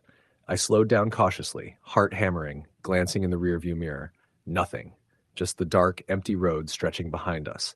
The man leaned back, trembling, soaked through, whispering, It didn't follow us, I think. I think it can't leave the woods." I didn't respond. I just drove, finally reaching the lit streets of Millersville. We passed houses with flickering lights and wet lawns, the normalcy of it all almost jarring after the chaos. The man sat quietly, shaking, staring at the rain-slicked pavement. Where do you live?" I asked gently, trying to steer him somewhere safe. He shook his head. I can't go home. Not tonight. Not ever." We kept driving until I realized he had no destination. He just wanted to keep moving. I suggested a motel nearby, a place with lights, people, cameras. He agreed, but I noticed he kept glancing at the dark patches beyond the streetlights, the wooded areas that line the edges of town. We checked into a cheap motel, the kind with peeling wallpaper and flickering neon signs. I helped him into the room, and he collapsed on the bed, shivering. I stayed in the lobby for a few minutes, trying to calm down myself. The rain was still relentless outside, a constant drumbeat against the windows. When I returned to the room, he was gone. The bed was made, the room empty. At first, I thought he had left a note, gone to the front desk, but there was nothing. No note, no sign of struggle, just gone. I tried to tell myself it was a hallucination, that the stress and rain had played tricks on both of us. But as I stepped outside, the neon sign flickering above the motel entrance reflected in the puddles, I saw footprints leading into the trees behind the building. Tall, uneven, dragging marks in the mud that stopped abruptly at the edge of the forest. I left the motel that night, driving home through the rain, but I couldn't shake the feeling that something was following me. Not physically, but lingering in the edges of my vision, in the quiet spaces. Every shadow, every tree line seemed to whisper. Over the next few nights, I started noticing things. Objects slightly moved, doors I was sure I'd locked left ajar, the sound of scraping against my roof during storms. Friends told me I was imagining things. I wanted to believe them. I tried to ignore it. Then, one evening, a knock at my door. I opened it to find nothing, just the rain, dark streets, and the echo of footsteps retreating into the distance. My heart pounded. I called the police, but they found nothing, no footprints, no signs of entry. Weeks went by, and I tried to return to normal. I drove to work, ran errands, and tried to convince myself that night in the rain was a fluke, a bad dream. But then, late one night, I got a call from an unknown number. The voice on the other end was low, guttural, almost inhuman. "I know you," it whispered. "You saw me. You let him in." The line went dead. From then on, I never drove alone at night in the rain. I avoided the edges of town, the wooded areas, the abandoned roads. Sometimes, though, when the rain is heavy, I swear I see a shadow at the tree line, crouched, watching, waiting. I've tried to rationalize it. Maybe it was a deranged man. Maybe I hallucinated parts of it. Maybe the rain made everything worse. But I know what I saw, and I know what I heard. I moved away from Millersville eventually, hoping to escape the memories, the fear. But the sound of rain against a roof at night, it never leaves. It's like a heartbeat, like something tapping, waiting for me to slow down, waiting for me to stop. And I know, deep down, that one day it will find me again. I'm careful now, always careful. And every time the sky darkens and the rain starts to fall, I remember that night. The shadow, the claws, the man who begged me to drive without stopping. I remember the fear, the sound, the way the storm itself seemed alive. Sometimes when it rains, I see a figure at the edge of the trees outside my window. It doesn't move, doesn't blink, but it's there, watching, waiting. And I know the moment I blink or hesitate or think I'm safe, that's when it'll be too late. The first time I saw it, I thought it was just a hitchhiker in trouble. The second time, I knew it wasn't human.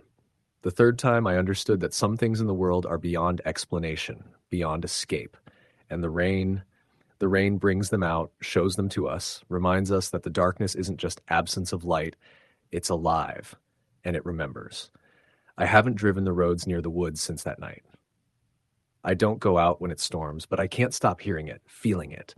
I wake in the middle of the night sometimes, the rain pounding, my windows rattling, and I know it's not just water.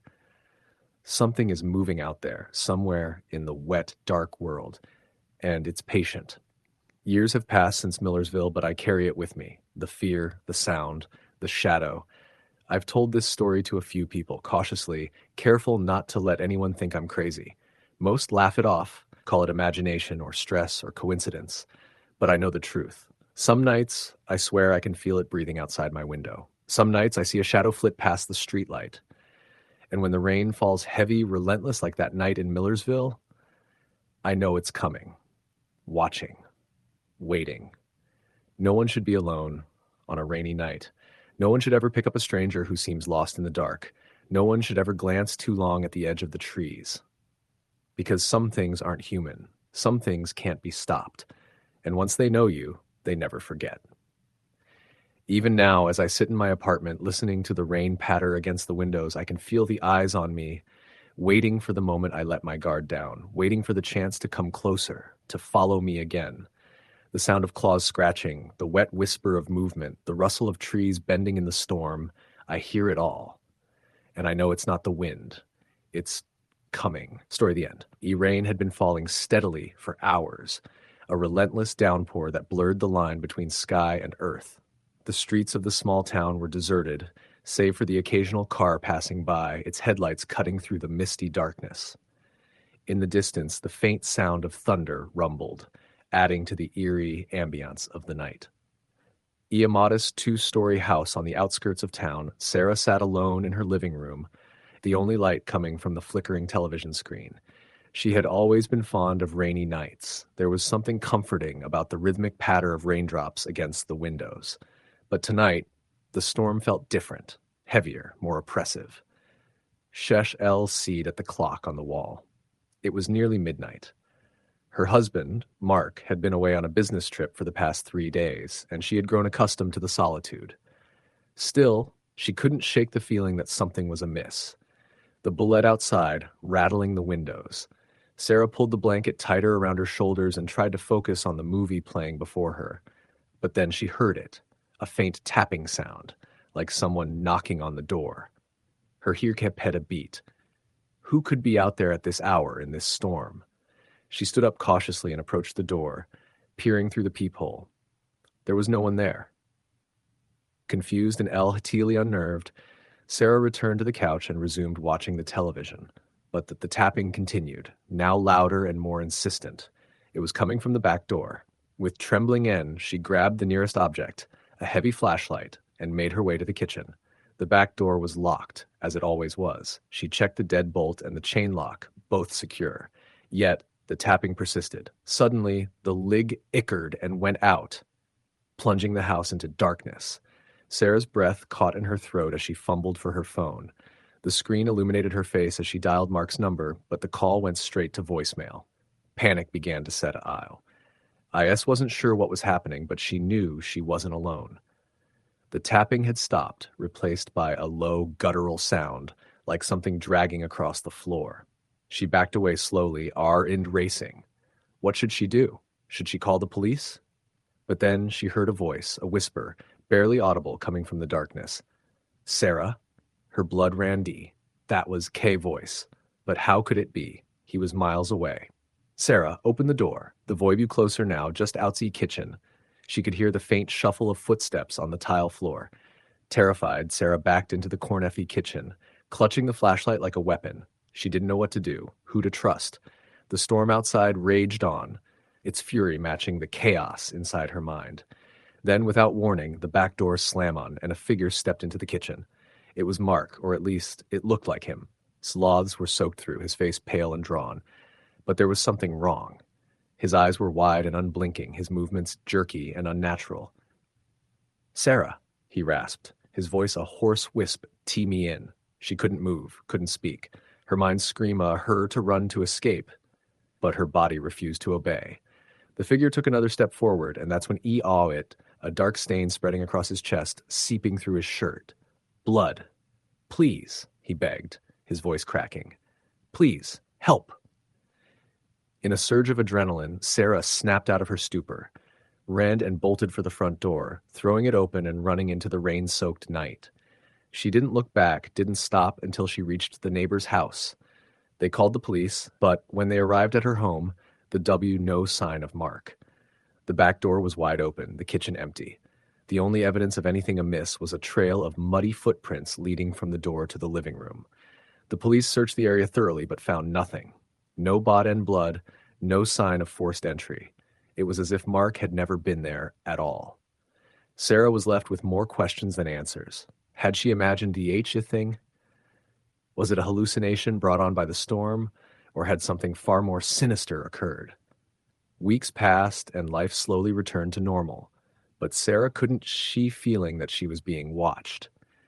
The tapping continued, always at night, always when the rain fell, and sometimes just before she fell asleep, she could hear Mark's voice whispering her name.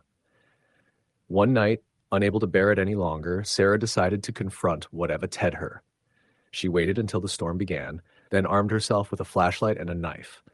She went to the back door and opened it, stepping into the darkness. The tapping started immediately, echoing through the yard. She followed the SD, her heart pounding in her chest. It led her to the old shed at the edge of the property. With trembling hands, she opened the door. Inside, the air was thick with the sem decay, and there, in the corner, was Mark, or what was left of him. His body was twisted and contorted, his eyes wide open in a permanent expression of RR. His mouth was frozen in a silent scream, and around him, the walls were covered in strange symbols, drawn hastily in what appeared to be blood. Sarah backed away slowly, her mind reeling. She had no idea what had happened, what har got this horror to her doorstep. But one thing was certain. The storm had not been the only thing that night. As she turned to leave, she heard it again, the tapping. But this time, it was coming from S.E. the shed. She didn't look back. She ran, and she didn't stop until she reached the neighbor's house on me. The police never found an explanation for what had happened that night. The shed was sealed. An H house was abandoned. Sarah moved away, leaving the memories and the horrors behind. But sometimes on stormy nights, she still hears the tapping, and she knows that whatever it was ain't gone away. Story the end. The rain started early that evening, a relentless downpour that turned the roads slick and the streetlights into hazy halos in the darkness. I had just finished my shift at the diner in the small town of Millfield, Pennsylvania. The storm was predicted to last through the night, but no one could have prepared me for what would happen.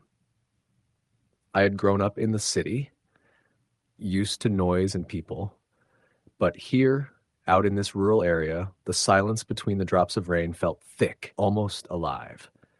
I was driving home in my beat-up pickup, the windshield wipers struggling to keep up with the sheets of water. The road stretched out in front of me, narrow and winding, flanked by dense trees that swayed and moaned under the storm. I had taken this route countless times, but that night it felt different. The headlights cut through the rain, illuminating nothing but darkness, the familiar landmarks swallowed by shadows and fog. Somewhere in the back of my mind, I felt the first tendrils of unease. Maybe it was just the storm or the isolation, but something about the way the rain hit the roof and the hood of the truck felt wrong. I pulled into the driveway of the house I had been renting for a few months. It was an old farmhouse, creaking and leaning slightly, the paint peeling from years of neglect. I had chosen it for its cheap rent and solitude, but the more time I spent there, the more I felt its weight, like the walls themselves were watching. I shook my head, trying to dismiss the thought as I unlocked the door and stepped inside. The air smelled of damp wood and mildew, and the floors groaned under my weight. I had just set my keys on the counter when I heard it, a faint scratching from the kitchen. I froze, the hair on my arms standing up. The sound was soft at first, like claws against wood, but deliberate enough to make me swallow hard. I told myself it was nothing, probably just the house settling, maybe a branch outside. But the sound continued, moving rhythmically across the floor. My stomach twisted, and I gripped the counter as I forced myself to look around. Nothing. The kitchen was empty. That night, sleep was impossible. The storm seemed louder inside the house, the wind rattling the windows and the rain hammering the roof. Every time I closed my eyes, I imagined shadows moving in the corners of the rooms, stretching toward me, vanishing when I turned my head. Around 2:17 a.m., a sound began that I would come to know far too well, the creaking of the stairs. Slowly at first, then with more urgency, as if someone was pacing above me. I gripped the baseball bat I kept by the bed and listened, frozen. The steps stopped abruptly, and the silence that followed was suffocating, filled with an expectation that something would appear. Days passed with little change. The storm continued, an unbroken sheet of rain that kept me inside. I started noticing small things: the kitchen door slightly ajar, items misplaced, shadows in mirrors that didn't match my movements. I began to feel watched, an oppressive presence that seemed to grow stronger at night.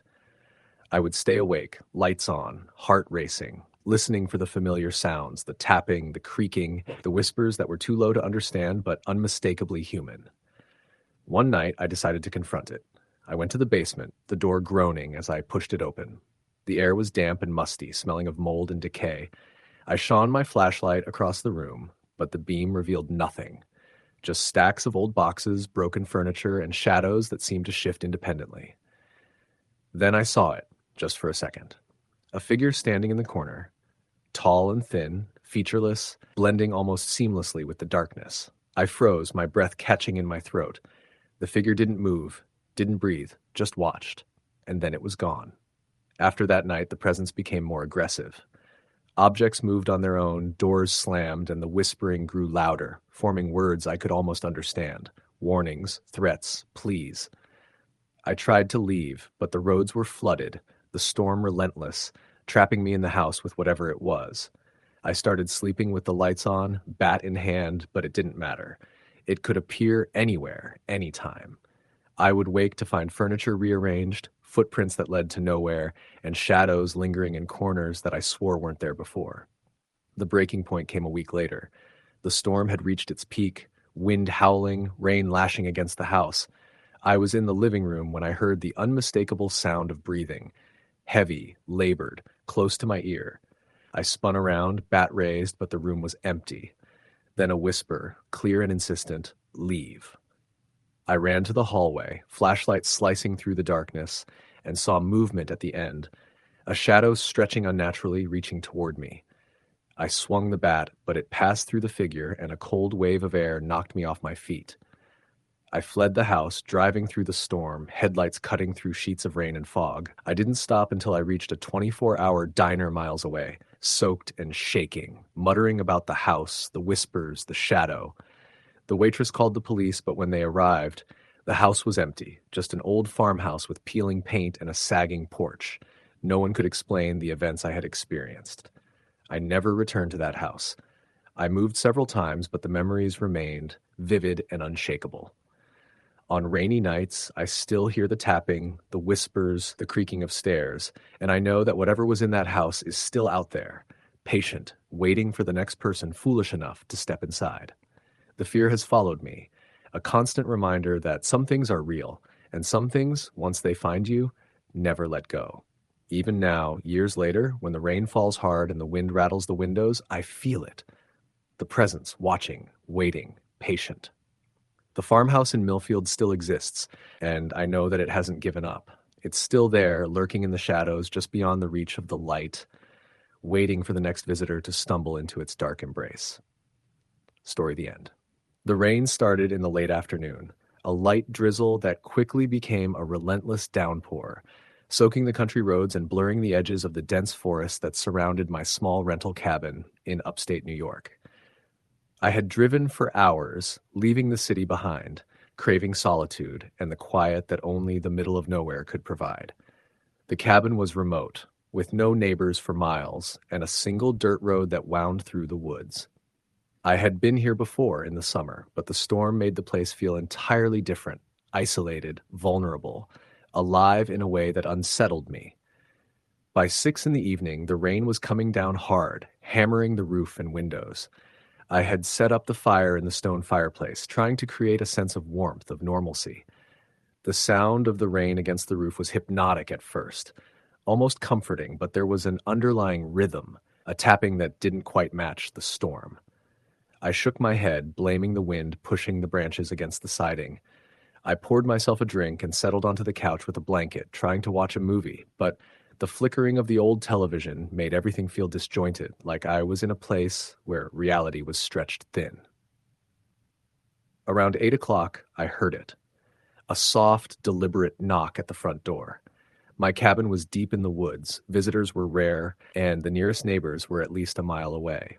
The knocking didn't fit the storm. It was measured, deliberate, almost casual. I froze, my heart hammering. "Who's there?" I called out, my voice cracking against the roar of the rain.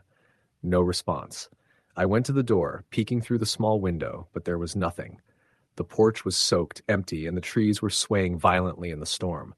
I told myself it was just someone passing by, maybe a lost hiker, but I knew the road wasn't busy, and no one would be out in this weather.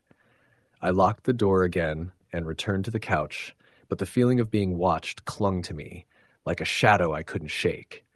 Then I heard it again, the scratching, soft at first, like fingernails on wood. I froze, straining to listen. The sound came from the side of the house, near the kitchen window. I grabbed a flashlight from the drawer and crept toward the noise, heart racing. The beam of light swept across the wet ground, the dripping trees, the side of the cabin, but nothing. Just rain. Just shadows. I laughed nervously at myself, telling myself I was imagining things. But then the sound moved closer, the scratching now coming from the back door. I didn't dare look. I backed away slowly, my mind spinning through every horror story I had ever heard, every cautionary tale about being alone in the woods during a storm. My hands were shaking as I grabbed the baseball bat I kept near the couch, gripping it tightly, trying to feel some sense of control. The storm intensified. Lightning flashed, illuminating the trees outside, the rain turning the dirt path into a river of mud. And then I heard footsteps, wet, slow, deliberate, on the porch. My stomach dropped. The sound of the storm seemed to fade, leaving only those steps, pacing back and forth, circling the house. I backed into the kitchen, bat raised, flashlight trembling in my other hand. I tried calling the local sheriff, but there was no signal. The cabin's isolation, which had once seemed peaceful, now felt like a trap. I was completely alone. The footsteps continued, moving to the front porch now, rattling the door handle. I held my breath, every nerve on fire, and then it stopped. Silence. The kind of silence that makes your ears ache.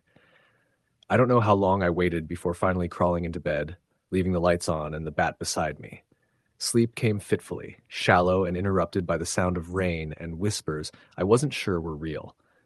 Around 2 a.m, I woke to the unmistakable sound of someone or something moving inside the cabin, a low, wet shuffle from the hallway. I froze. My mind raced, imagining every possible scenario, but nothing prepared me for what I saw when I shone the flashlight down the hall. A dark figure, hunched, glistening with water from the rain, standing perfectly still, staring at me from the shadows near the kitchen. I couldn't make out a face, just a void where it should have been. My heart leapt into my throat. I screamed, but my voice sounded hollow in the space. The figure tilted its head slightly, and I swear I heard a whisper, "You shouldn't be here." I ran, bat swinging, and slammed the bedroom door, barricading it with my dresser. The scratching returned immediately. This time at the bedroom door, like wet claws dragging across the wood. I backed into a corner, hyperventilating, trying to calm my shaking hands. Minutes stretched into hours. I don't know if I slept again or just dozed, but when I woke, the storm had passed and the house was silent. The next morning, the porch was empty, but wet footprints led from the door to the edge of the forest. They didn't resemble human feet entirely, elongated, irregular, as if something had walked on the tips of its toes. I called the sheriff, and they came out, searching the property. They found nothing, no evidence of anyone or anything having been inside. I tried to tell them what I saw, but my words sounded crazy, even to me. Days passed.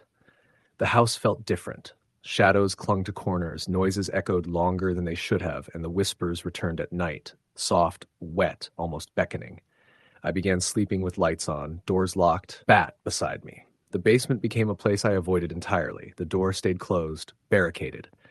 Still, I could hear scratching from below, slow and deliberate, moving in circles. Weeks later, I began documenting everything. I installed cameras in the living room and hallway, hoping to catch something on film. The footage was disturbing, shadows moving in ways that didn't make sense, flashes of wet shapes standing in corners, disappearing whenever I tried to focus. At night, I could hear the faintest whispers calling my name, soft, patient, insistent. I started keeping a journal, detailing every sound, every shadow, every movement. It became a necessity, a way to cling to sanity. The storm that November was unlike any I had experienced. Wind tore through the trees, lightning struck too close for comfort, and the power went out completely. I gripped the flashlight and bat, waiting. The dragging, wet footsteps circled the house, louder this time, more deliberate. The whispers returned, repeating my name over and over, low and wet. I felt like I was suffocating, trapped in a nightmare that wouldn't end. At some point, I must have fallen asleep, because I woke to silence. The storm had passed. The front door was open, though I remembered locking it. The flashlight was gone from my nightstand. On the kitchen floor were wet footprints leading to the basement door, then stopping abruptly. I didn't go down there. I couldn't. I packed my bags and left 2 days later. I never returned. The cabin still stands, isolated, waiting for the next storm, the next person foolish enough to be alone. Sometimes, even in my new apartment, I can hear it, the faint scratching at a window, the wet whisper of my name. The middle of nowhere never forgets. Story the end. It was a late October evening, the kind where the sky was heavy with clouds, and the first drops of rain began falling just as the sun disappeared behind the horizon. I was driving north from my apartment in Philadelphia, heading for a weekend retreat at my uncle's cabin in rural Pennsylvania. The roads were slick, the headlights cutting thin lanes of visibility through the pouring rain. I'd made the drive dozens of times, but something about this evening felt different. The air felt thicker, the storm louder, and the isolation more pronounced than usual. By the time I reached the gravel driveway to the cabin, the rain had turned into a full-blown storm. Water ran in rivulets down the road, puddles forming in the low spots. The cabin sat at the edge of a small clearing, surrounded by dense woods that stretched for miles. I parked the car and stepped out, the rain soaking me within seconds. The cabin looked dark, almost foreboding, but I was relieved to be away from the highway, away from the city lights, away from everything that felt oppressive about everyday life. Inside, the cabin smelled of wood smoke and old pine. My uncle wasn't there yet. He had promised to meet me in the afternoon, but had gotten caught in traffic. I lit the fireplace, peeled off my wet jacket, and set about making some coffee. The storm pounded against the roof and windows, and I felt a shiver run down my spine, despite the warmth of the fire. Alone in this old cabin, the shadows seemed longer, the corners darker, and the sound of rain hitting the windows almost seemed to echo with movement. Around 8 o'clock, while I was settling into the living room with my coffee, I heard a soft knock at the front door. My first thought was that it had to be my uncle, but the hour and the storm didn't make sense. I peered through the small window in the door. Nothing. Just the rain-slicked porch, the glistening trees, and the wind tossing branches like angry hands. I called out, "Uncle, is that you?" The storm swallowed my voice, no reply. Another knock, sharper this time. I froze, my heart hammering. I considered leaving the door locked, but something compelled me to look closer. I grabbed a flashlight from the kitchen drawer and inched toward the door. The beam cut through the darkness and caught the wet wood of the porch. Still nothing. No figure, no footprints in the mud. Nothing. I slammed the door shut and locked it, telling myself it was probably just a tree branch or some trick of the storm, but the unease lingered. I returned to the couch, trying to focus on my book, but the sound of the rain outside was hypnotic, almost oppressive. Then I heard it, a faint scraping at the side window, near the kitchen. My blood ran cold. I gripped the flashlight tightly and crept toward the sound. The beam caught nothing but rain dripping from the eaves, but the sound persisted, soft and deliberate. It was unlike anything natural, not the patter of raindrops, not the rustle of leaves. Something was out there. Something was moving. Minutes passed. I called my uncle again on my cell, but there was no signal. The house felt impossibly quiet now, the storm somehow louder in the absence of any other sound. I tried to convince myself it was just nerves, that the isolation was getting to me. But then I heard footsteps on the porch, slow, wet, deliberate. My stomach lurched. I grabbed the baseball bat from under the couch and crept toward the living room window. Through the rain-streaked glass, I thought I saw a dark shape hunched on the porch. It didn't move like a human. Not quite, but it was there, watching, waiting. I backed away slowly, every instinct screaming at me to flee. But the cabin was isolated, surrounded by woods and miles of dark, empty road. I was trapped. I returned to the couch, bat in hand, heart hammering. The figure on the porch remained still, and then impossibly it vanished. I checked the door again, locked, secure. I tried to rationalize it. Maybe it had been my imagination. Maybe exhaustion and stress were playing tricks on me. But deep down, I knew what I had seen. Hours passed, each one slower than the last. The storm raged, the rain relentless, and every creak, every whisper of wind against the siding sounded like footsteps. Around midnight, I began hearing whispering. Soft, wet, almost imperceptible, coming from the hallway leading to the basement. I froze. The basement door was closed, locked. I gripped the bat and flashlight, my muscles tensed. I wasn't sure if I should investigate or just barricade myself in the living room. The whispers grew louder, forming words I couldn't fully understand. Something was moving in the basement, something patient, deliberate. I backed toward the couch, heart in my throat. The lights flickered once, twice, and then went out completely. Total darkness. The storm outside became the only sound, pounding rain against the roof, wind whistling through the trees. I sat frozen, listening to the whispers, the faint scratching at the basement door, my mind spinning through every story of people disappearing in the woods, every cautionary tale I had ever heard. By 2 a.m., the storm had reached its peak. I could hear the dragging of something wet across the wooden floor, circling the living room, then pausing. I don't know how long I sat there, bat in hand, paralyzed with fear. At some point, exhaustion overtook me, and I drifted into a fitful, shallow sleep. I woke suddenly, heart hammering, to the sound of the front door handle rattling. I froze. The storm had slowed, leaving a steady drizzle, but someone, or something, was outside, testing the door. I peeked through the window and saw a figure, hunched, featureless, soaked by the rain, standing motionless on the porch. My breath caught. I didn't open the door, I didn't call out, I just watched until the figure finally disappeared into the darkness beyond the trees. The next morning, the porch was empty. I called the sheriff, who arrived about an hour later. They searched the cabin, the yard, and the surrounding woods. No footprints, no evidence of entry, nothing that could explain the sounds, the figure, or the whispers. I stayed with a friend that night, unable to sleep in the cabin alone. When I returned days later, the cabin felt different, heavier. The shadows clung to the corners longer, the air thick with something unnameable. Nights were tense, filled with soft scratching at windows, whispers that seemed to call my name, and fleeting glimpses of dark shapes at the edges of my vision. Friends stopped visiting. They told me I was paranoid, but I knew the truth. Weeks turned into months. I installed cameras in the living room, hallway, and near the basement door. The footage was disturbing. Shapes moving that didn't make sense, fleeting flashes of wet, dark figures standing in corners, disappearing whenever I tried to focus. The whispers continued, soft, patient, insistent. I documented everything in a journal, trying to maintain some sense of sanity, some control over the situation. The worst night came in late November. A violent storm rolled in, stronger than any I had experienced. Wind tore through the trees, lightning struck dangerously close, and the power went out completely. I gripped my bat and flashlight, waiting. The dragging, wet footsteps returned, louder, circling the house, pausing at intervals. The whispers returned, repeating my name over and over. I felt trapped, suffocated, unable to leave or call for help. At some point, I must have fallen asleep. When I awoke, the storm had passed. The front door was open, though I remembered locking it. The flashlight was gone from the nightstand. Wet footprints led from the door to the basement and stopped abruptly. I didn't go down there. I couldn't. I packed my belongings and left 2 days later, never returning.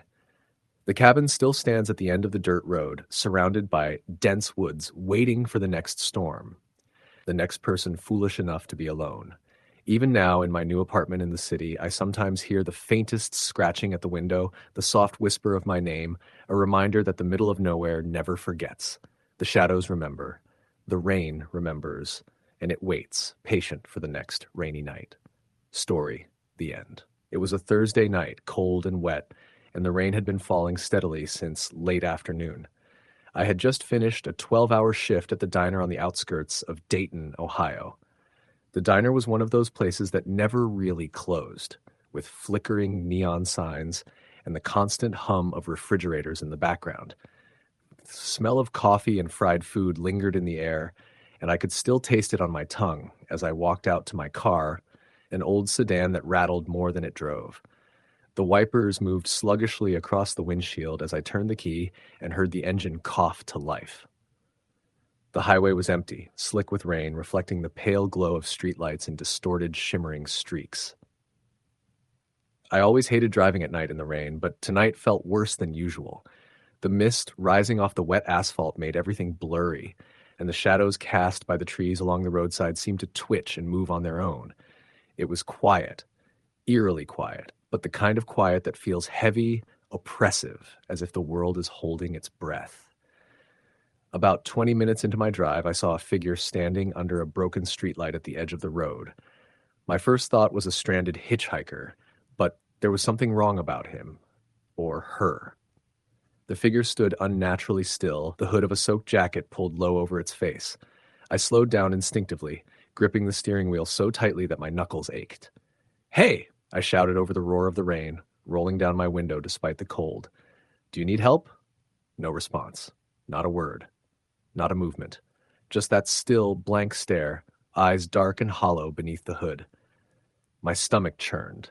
I had a terrible feeling in my gut, a warning that this was no ordinary person. I slammed the window up and tried to drive past quickly, but the figure stepped forward, faster than a human should be able to move. My foot slammed on the brake, tires skidding, heart pounding so hard I could hear it in my ears. When I looked back again, it was gone, vanished as if it had never been there. I pressed the accelerator and didn't look back until I reached the safety of my apartment, the rain finally easing into a light drizzle. I couldn't sleep that night. Every crack of thunder made me flinch. Every shadow in my room seemed alive, creeping toward me. My dreams were worse. I was driving that highway again, rain blurring everything, when the figure appeared in the lane ahead. I couldn't swerve, couldn't stop. Its black eyes locked onto mine, and I woke screaming, soaked in sweat, convinced it had reached into the real world to touch me. For weeks, I avoided the highway, avoided night driving, avoided storms, but the feeling of being watched never left me. Footsteps echoed in my apartment when I was alone. Doors I had locked were slightly ajar. Sometimes I caught glimpses of a shadow moving at the corner of my vision, gone the moment I turned to look. Friends thought I was losing it, stressed out from work, but I knew better. One night, the dreams became almost unbearable. I was back on the highway, rain beating against the windshield, and the figure was there again, standing at the side, rigid and impossible. This time I could hear it whispering, words I couldn't understand yet somehow knew. "You cannot leave." The phrase burned into my mind, and I woke again, heart racing, paralyzed with fear. Months went by. The figure didn't appear during the day, but every rainy night I felt it there, watching, patient, waiting. I stopped leaving my apartment after dark, installed extra locks, left lights on everywhere, carried a flashlight constantly. I even set up cameras in the apartment, but I never looked at the footage, terrified of seeing it there, standing silently in the corner. One night, necessity forced me to drive during a storm. The rain fell in sheets, turning the highway into a reflective river. And there it was, standing at the same broken streetlight, the same hollow eyes staring through the downpour. I tried to drive past, but my car hesitated, as if it too recognized the danger. And then it moved, faster than physically possible, appearing at the side of my car. I swerved into the ditch, mud spraying, and when I looked back, it had vanished. Since then, every rainy night fills me with dread. I avoid going out, avoid storms, avoid dark roads. I live in constant fear, checking locks obsessively, scanning shadows, never letting my guard down. Friends and family don't understand. They think I'm paranoid, that I've let fear take over. But I know the truth. The figure is patient, unyielding, and waiting. It doesn't need to hurry. It only needs to wait, and that is enough to terrify me beyond words. Even during the day, I see patterns. Shadows at the edges of alleys, movements in windows, fleeting glimpses of impossible speed.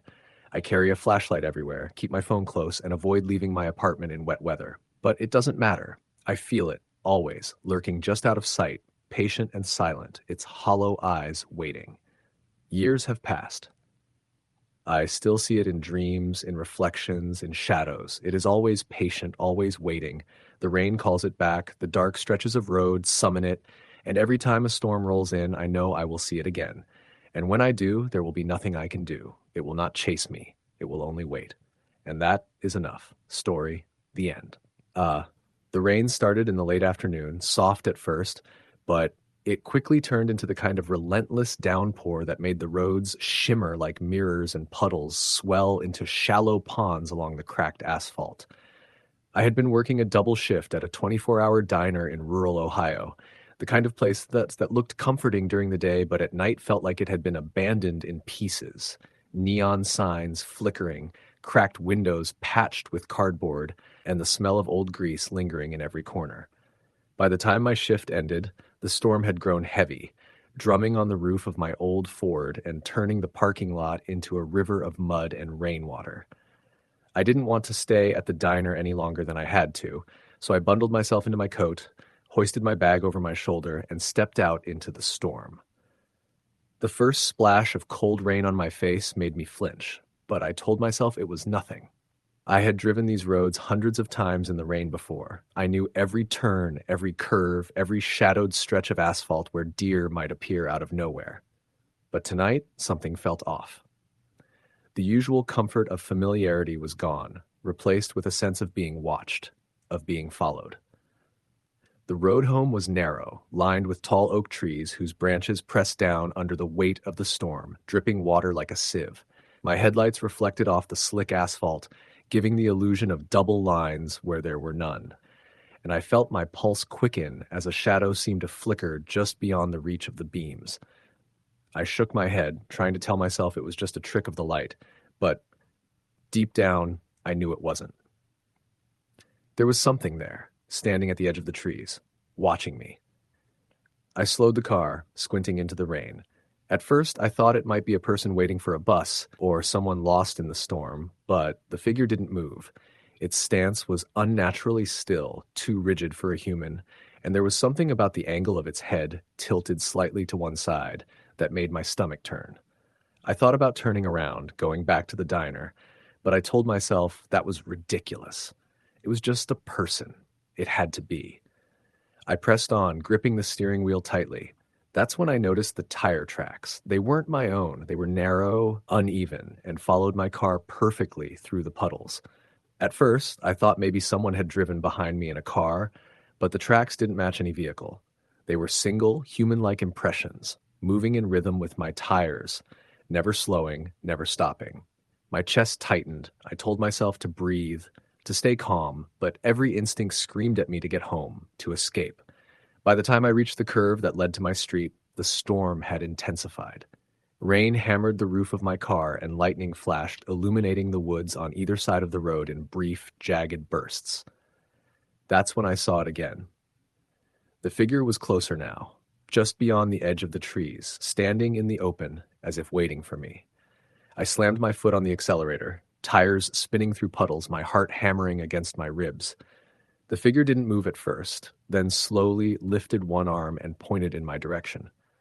I could feel its gaze, cold and unblinking, as though it could see every fear, every secret I had. I reached my driveway in record time, the car sliding slightly on the wet gravel.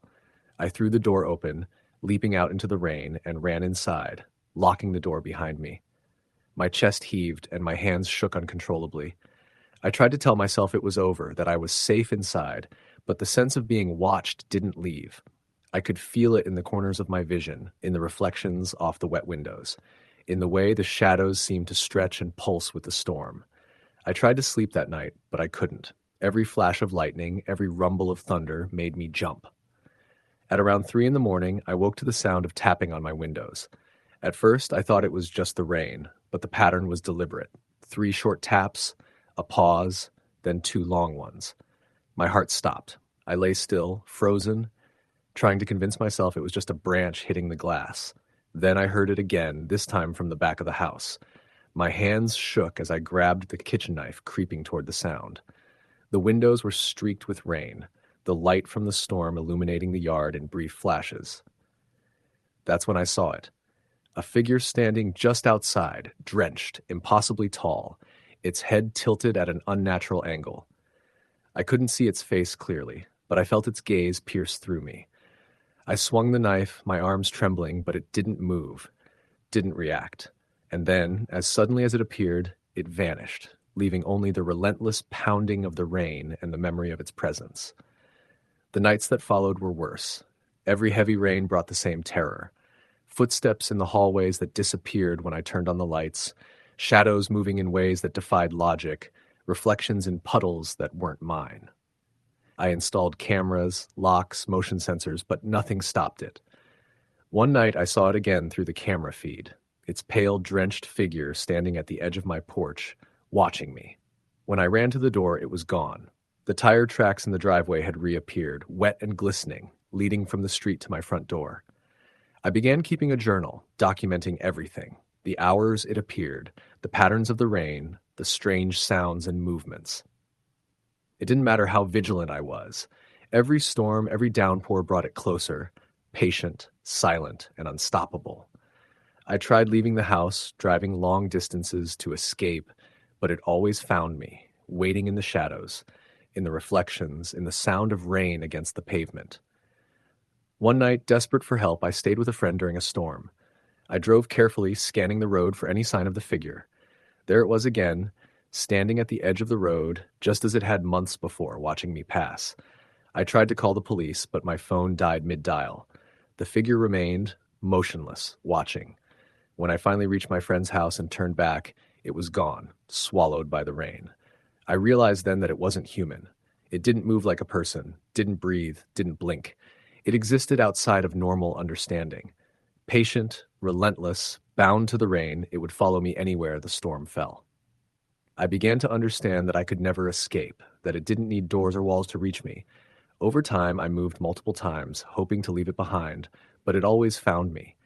Heavy rain became my enemy, each downpour a reminder that it was still out there, still waiting. The fear became constant, even in daylight, even when it wasn't raining. Shadows flickered at the edge of my vision, whispers brushed against my ears, and reflections in puddles seemed to move independently, always watching. I now live with constant vigilance. Doors are locked, windows covered, lights on. I never walk alone in the rain, never drive through empty roads during storms. I document everything. Yet understanding its behavior doesn't lessen the terror. I can feel it in the periphery, hear it in the whispers of wind, sense it in the pounding of rain on pavement. It is patient, unyielding, and utterly inhuman. Every storm is a reminder. Every downpour carries it closer. I hear the soft dragging of footsteps, the wet scrape across concrete, the unblinking gaze and reflections. I know it waits, always waiting, until the moment I fail to notice, the moment I let my guard down. And when that moment comes, it will step inside, closer than I can imagine, and I will see it fully. I live now in a state of perpetual fear, listening to the rain, watching shadows, documenting patterns. The storms are no longer natural events. They are signals, warnings that it is near. I can never forget. I can never escape. It is patient, and it is coming for me whenever the rain falls, always waiting for the instant when I am alone again. Story the end. The rain started around dusk, heavy sheets of it that smacked against the windshield like tiny fists. I had left my apartment later than I intended, caught up in work and that stupid, ever-present feeling that something minor could always be delayed. The highway was slick, reflective, the lines barely visible under the dim streetlights. I didn't mind the drive normally. Well, maybe I did. But tonight it was almost meditative, the kind of quiet that masks unease. I had just crossed the county line and was heading into the outskirts of Pennsylvania, the kind of rural stretch that seemed endless in the rain, when I noticed the first flicker of headlights behind me. At first, I ignored them. A lot of people drive like maniacs in the rain. But after a few minutes, the headlights stayed exactly where they were, riding close, as if they weren't passing at all. My pulse started to pick up. I thought maybe I should just pull over, let them pass, but there was nowhere to pull over. Not a shoulder wide enough to even open a door, just wet grass and the occasional ditch. I tried to speed up a little, so did the car behind me. That's when I noticed it. The headlights weren't quite right. They weren't bright enough, kind of yellowed, and the pattern was off, almost like two pinpricks in the darkness. The instinct that told me to ignore it was gone. Fear replaced it. My hands gripped the steering wheel harder, knuckles white. I glanced at the rearview mirror. The car, if it was a car, was close enough that I could see a vague shape behind the wheel. Nothing human, or maybe it was human but wrong in ways my mind couldn't process. I swallowed hard. Okay, okay, I muttered to myself. Just stay calm. It's just someone trying to get home. It's nothing. But I knew it was something. I remembered a rest stop about 5 miles ahead. I hadn't been there in years, but I'd seen the signs. I forced my foot down on the accelerator. The rain pounded, windshield wipers flailing. The strange car stayed right there, 2 pinpricks following me like a predator. I took the exit and turned into the lot. The gravel sprang behind my tires. It was nearly empty except for one other car, a rusty old truck parked near the far end. The strange headlights followed me onto the lot, and then something impossible happened. They stopped at the lot entrance and waited. I parked, heart hammering, and tried to convince myself that leaving the car wasn't safe, but staying inside felt wrong too. I kept the engine running, the wipers moving, eyes darting. The truck in the lot wasn't moving. Everything was muffled by the rain, but I could hear my own shallow breathing. Then I saw movement from the strange car. A shadow detached itself from the vehicle and walked toward me. I couldn't make out features in the rain. I only knew it moved wrong. Not like a person, not like anything I'd ever seen. It glided or stumbled, but in a way that defied rhythm, as if gravity didn't entirely apply. My first instinct was to drive, but the lot was small and I feared backing into the creature. So I stayed still, frozen. It stopped a few dozen feet away, staring. I could feel it before I saw it. That awareness, that wrongness, like it knew me, or worse, knew I was afraid. The creature or person tilted its head. Then it raised its arm, pointing directly at me. That's when my car radio turned on by itself. The static buzzed, a few notes of music cutting through, but underneath I swear I heard whispers. Not words I could understand, just voices, overlapping, hissing, echoing like the wind in the trees, but sharper. I don't know how long I sat there, paralyzed, listening. Then I remembered the truck. I glanced over. The cab was empty. But then, from the reflection of the wet hood, I saw a figure in the passenger seat. Not human. Not quite.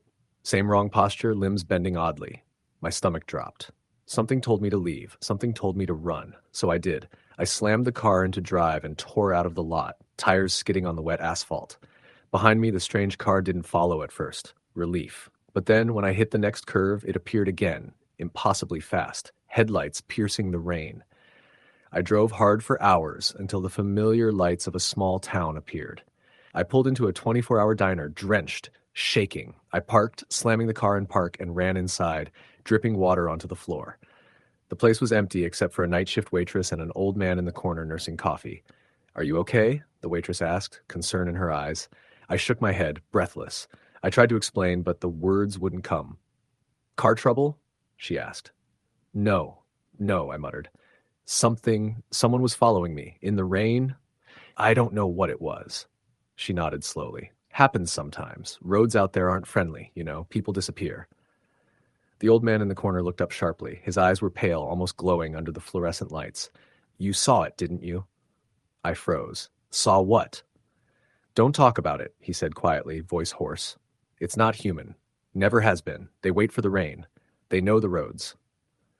I wanted to leave, but a part of me, some part I can't name, stayed, listening to him. He told me things I don't fully remember about travelers who never reached home, bodies found in ditches days later, twisted beyond recognition, names of highways I'd never heard, places I'd never been, all tied together by sightings in the rain. By morning, the storm had passed. I left the diner, the sun cutting through low-hanging clouds. I drove home in silence. The strange car never appeared again. But I can still see it sometimes in the corner of my vision, in mirrors, in rainy nights, on highways with no streetlights, that wrongness, that awareness. It doesn't follow me everywhere, but when it does, there's nothing you can do. You can't speed up. You can't outrun it. It doesn't want your car or your money or anything you can see. It wants fear. And once it knows you're afraid, it waits. The first drizzle, the first slick stretch of asphalt, and it comes, watching, patient, silent until the perfect moment. I didn't sleep much for weeks. Every storm, I stayed awake, lights on, listening to the rain. Sometimes I thought I saw headlights through my window, sometimes just a shadow. Always that same instinctive horror, the feeling that someone or something was watching me. I stopped driving at night for months. The idea of getting caught alone on a wet road kept me home. Friends called me paranoid. I laughed it off, but I never told anyone the whole truth. Not really. How do you explain something that doesn't exist? Something that moves wrong, that defies everything you know about life? Months later, I was forced to drive again, long distance. Storm warning in effect. My hands gripped the wheel like I'd never grip anything again. And then, about halfway there, taillights, flickering through the sheets of rain, not bright, not clear. Two pinpricks exactly where they shouldn't be following. I don't remember the rest of the drive clearly. I made it to a gas station, but I was shaking so badly I couldn't fill the tank. A man in a pickup stopped to help, unaware. I whispered a thank you and went inside. Sat on a cold plastic chair, trembling, watching the storm, knowing it waited outside. It hasn't stopped. Every rainy night, every slick road, I imagine it. I imagine the wrong posture, the eyes that aren't quite right. I imagine the hand pointing. I can feel it sometimes, at the edge of perception, just beyond what the mind can comprehend. And I know deep down that it's patient. It will wait until I forget the fear, until I let my guard down. I don't drive long distances in the rain anymore. I don't drive alone. I try to stay off highways at night, but occasionally work or necessity forces me. And then I remember, you can't outrun it. You can't hide. It doesn't care about lights, sirens, or locked doors. It waits. And if you look in the mirror, if you glance at the road behind you just once too many, you'll see it. Two pinpricks in the darkness, moving wrong, pointing at you, waiting for you to realize you're already too late. I keep telling myself it's just memory, trauma, paranoia. That's what everyone else would say. But I know. I know it's real. I felt it. The first night, the first drizzle, the first stretch of slick asphalt, its presence was unmistakable. My only regret is that I didn't stop driving earlier. I didn't turn around when I first saw the headlights. I didn't trust that instinct screaming in my chest. And now, even in daylight, sometimes I see it in reflections, in puddles, in windows, even in the glossy surface of a car hood. The wrong movement, the unnatural tilt, the awareness, and I know it's waiting for another rainy night, another stretch of road, another driver foolish enough to think they're alone. Story. The end. It started raining around 6 that evening. I remember looking out the windshield as the clouds swallowed the last remnants of sunlight, turning everything into a dull gray that made the world outside my car look like a scene from a faded photograph. I'd been driving for hours, leaving the city behind, trying to get back to my hometown for the weekend. The highway was mostly empty. A few trucks rumbling past in the opposite direction, I looked their headlights slicing through the sheets of rain. I had taken this road dozens of times, but tonight something felt off. There was a strange heaviness in the air, like the kind you feel just before a storm really hits. My phone had died earlier, leaving me with nothing but the dim glow of the dashboard and the sound of rain pelting the windshield. I kept glancing at the side mirrors, half expecting to see someone following, but it was just me. The road and the rain. I told myself I was imagining it, nerves getting the better of me, but the unease wouldn't leave. I took a familiar turn onto a smaller 2-lane road that cut through dense woods. The trees leaned over the asphalt, their branches dripping with water, creating a tunnel-like effect. The rain was relentless, drumming against the roof of the car, making it hard to see more than a few feet ahead. I slowed down, squinting through the windshield. That's when I saw it. A figure standing at the side of the road, barely visible through the downpour. It was a man, or maybe that's what I assumed at first, but his posture was wrong, too stiff, too deliberate. He wasn't waving or signaling for help, just standing there, staring at me as I passed. I swerved slightly, gripping the wheel tighter, heart thumping. I had seen hitchhikers before, but something about him didn't feel right. I glanced in the rearview mirror, and he was gone. I shook my head and tried to focus on the road. Maybe I had imagined it. Rain makes shadows dance in ways that mess with your brain. I told myself to calm down, to stop thinking about horror movies and true crime podcasts I had binged on lately. Still, I couldn't shake the feeling that I wasn't alone. About 10 minutes later, the headlights caught something again. A figure, emerging from the woods, walking toward the road. My stomach sank. It was the same person. This time, I could see his face, pale and expressionless, eyes dark and empty. I didn't recognize him. I didn't know anyone who would be standing out here, in the middle of nowhere, in this kind of weather. I tried to speed up, hoping he would stay on the edge of the trees, but he stepped onto the road, moving toward me. I swerved instinctively, tires sliding on the wet asphalt, my hands white-knuckled on the wheel. I hit the brakes hard, but he was gone again. I kept driving, heart hammering, checking the mirrors every few seconds. The rain was blinding now, a relentless wall of water. I had no choice but to push forward. After what felt like an eternity, I saw the faint glow of lights ahead. A gas station. Salvation. I pulled in, tires spraying puddles, and parked under the flickering fluorescent sign. I sat there for a moment, trying to steady my breathing, telling myself I was just tired, imagining things. The station was empty, except for a clerk behind the counter who didn't look up when I walked in. I grabbed a bottle of water, paying without making much conversation. When I returned to the car, I noticed something that made my blood run cold. There were footprints in the wet asphalt leading from the trees to my driver's side door. Footprints that shouldn't have been there. They were human, large and soaked, but there was no one around. I looked around, and the woods were still, the rain pounding down. Nothing moved. I got back in the car, locking the doors, and started driving again.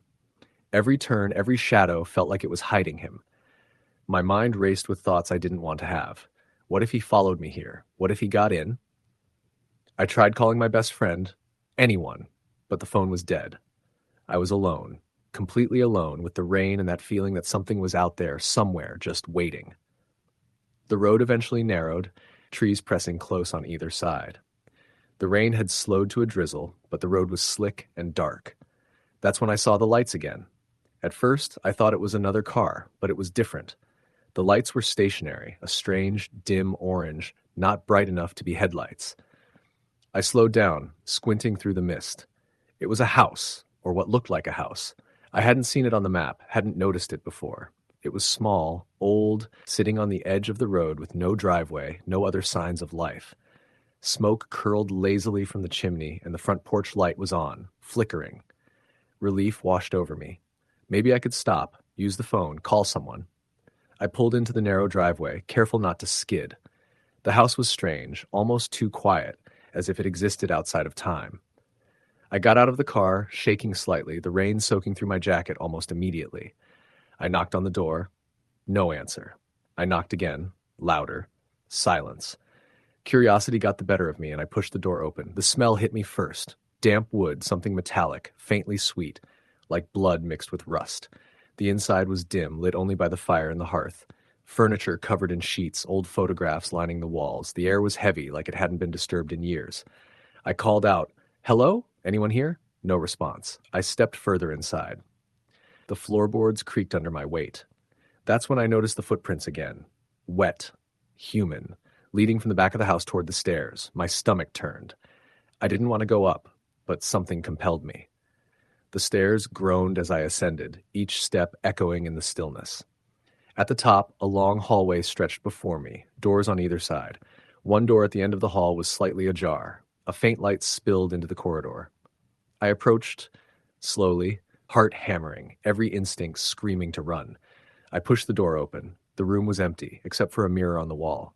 I saw myself in it, drenched and pale, but behind me, there was a shadow. I spun around. No one. The shadow in the mirror lingered, growing darker, shifting in ways that didn't match my movements. Panic surged through me. I ran down the stairs, out the front door, and jumped into my car. As I started the engine, I looked back once. The figure from the road was standing on the porch, watching me, expressionless. Then, he disappeared. I didn't stop until I reached the next town, gas station lights cutting through the mist. I parked, hands trembling, trying to make sense of what had happened. People around me were oblivious, laughing, talking on their phones, living normal lives. I wanted to tell someone, anyone, but the words felt inadequate. That night, I stayed in a cheap motel, unable to shake the feeling that I was being watched. Every time I closed my eyes, I saw that figure, pale and still, standing in the rain, waiting. I didn't sleep well. Every car driving past, every shadow on the wall, made me jump. The next morning, I returned home, thinking I had left it behind. But over the next few days, strange things began happening. My phone, once dead, started showing texts I didn't send, photos I didn't take. Footprints appeared in my apartment, wet and large, leading nowhere. Doors I swore I had locked were open. Windows I never touched were cracked. I told myself it was stress, that my mind was playing tricks after the storm, after the drive, after seeing that thing. But deep down, I knew. I knew it had followed me. Weeks later, I received a package in the mail with no return address.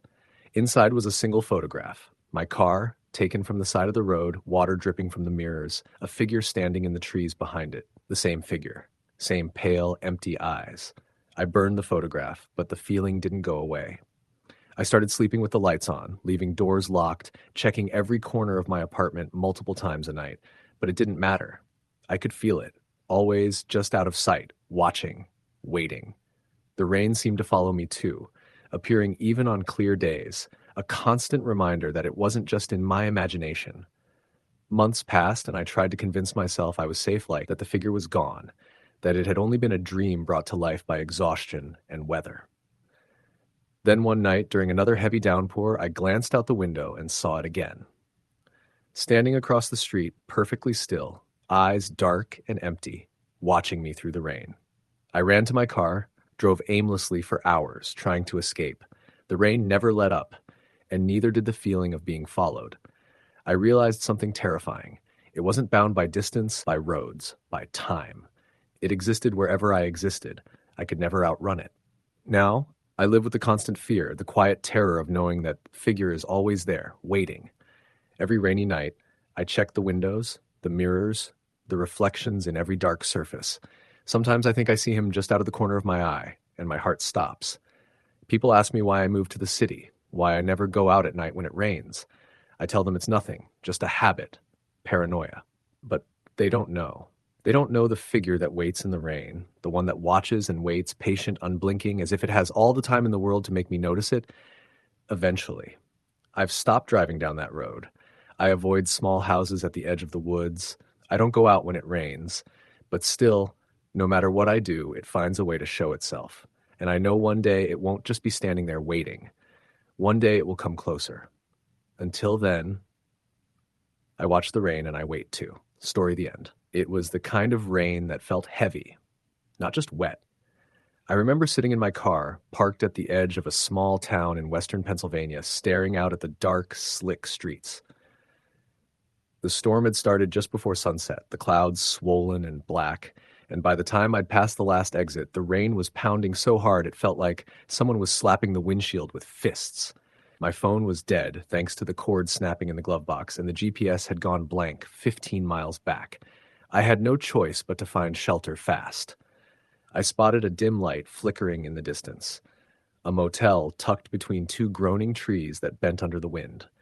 Its sign creaked, swinging like it might snap off at any moment, but it was the only place with any promise of safety.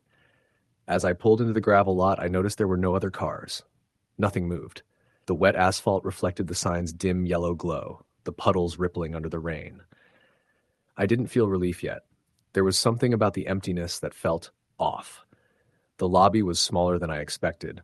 A counter, a dusty bell, and a single chair by the window that looked like it hadn't been used in decades. I called out, expecting someone to answer, but only the hum of the fluorescent light above responded. Then I heard it, a faint shuffle from the back. I waited, tense, listening to the uneven sound of wet footsteps on tile. A man appeared, middle-aged, unshaven, wearing a thin sweater that hung loosely from his frame.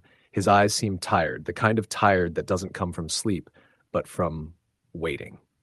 "Room?" I asked, trying to sound casual. My voice cracked under the anxiety I was holding in. He nodded slowly, turned, and led me to the stairs. "Second floor," he muttered. The hallway smelled like damp carpet and something sour beneath it. As we climbed, I couldn't help noticing the pictures on the walls. Landscapes, mountains, forests, streams. But the faces in them were all scratched out. Not neatly, like vandalism. Jagged, almost desperate. It made my stomach twist. I tried to laugh it off, telling myself it was probably a prank, some leftover from the last tenants. But I felt a chill that wasn't from the rain. The room was small but clean. A single bed, a lamp, a dresser, and a window looking out at the storm. I paid him and set my things down. As soon as I locked the door, I could hear the rain hammering the roof, the wind rattling the old wood like it wanted to get in. I stripped off my wet jacket and shoes, trying to shake off the cold, but I couldn't shake the sense that I wasn't alone. Around 10, the power flickered. Just a brief blackout, a second where everything went black except the occasional flash of lightning. Then the hum of the heater returned. That's when I heard it, the first knock. 3 slow, deliberate knocks on the door. I froze. My instincts screamed that no one should be here. "Hello?" I called, my voice trembling. No response. Another knock, this time louder, almost impatient. My heart was racing, and I told myself it was probably the guy from the front desk, checking to see if I needed anything. I forced a laugh, shaking my head at myself for being paranoid. I opened the door just a crack. The hallway was empty, not a sound except the rain and the occasional groan of the building. My stomach knotted. I closed the door, locked it again, and tried to settle into bed, but sleep wouldn't come. Every gust of wind, every tap of rain sounded like footsteps, like someone pacing just outside the room. At around midnight, I heard it again, but this time it wasn't at the door. It was under the bed. A slow scraping, like nails dragging across the wood. My mind screamed at me to get out, but my body froze. I grabbed my phone to call 911, only to remember it was dead. I sat on the edge of the bed, staring into the darkness beneath, willing it not to move. The sound stopped, then a whisper. So soft I thought I imagined it. "Don't leave." I jumped back, heart pounding, fumbling for the lamp. When I turned it on, the room was empty. Nothing. Just the damp smell and the slick puddles from my wet shoes. I convinced myself it was stress, the isolation, maybe even a dream. I couldn't convince myself enough to sleep. Around 2 in the morning, the knocking started again. This time the rhythm was different, faster, almost urgent. My mind raced. I considered jumping out the window, but it was the second floor, raining, slick with mud. I was trapped. I could hear the whispers again, multiple voices this time, soft but insistent, coming from the corners of the room. Then I saw it, a shadow on the wall, stretching from the corner of the room to the dresser. It wasn't moving naturally, not like a person, more like a smear that flickered with the lightning. It grew larger, the edges sharp, like claws scraping across the wallpaper. I screamed and grabbed the nearest object, my coat, and swung it at the shadow. It didn't move, didn't flinch, but the whispering stopped. Silence. Then, a thud. Something heavy hitting the floor. I didn't dare look. Morning came too slowly. The rain had let up, but the storm's residue left the motel wrapped in mist, the streets empty, soaked, gray. I checked out as fast as I could. The man at the front desk was there. Same tired eyes, same quiet voice. I didn't say anything, didn't even look at him. I handed him the key and ran to my car. I drove for hours, the mist following, the mountains and trees looming like silent watchers. But no matter how far I went, I couldn't shake the feeling. Something from that room had followed me. I would hear faint whispers when I was alone, shadows flickering at the edges of my vision. My sleep became fractured, filled with dreams of that motel, the scratched faces on the walls, the whispers that never stopped. Weeks later, I found myself driving back to Pennsylvania. I don't know why. I think part of me wanted to prove I hadn't imagined it, but when I reached the town, there was nothing.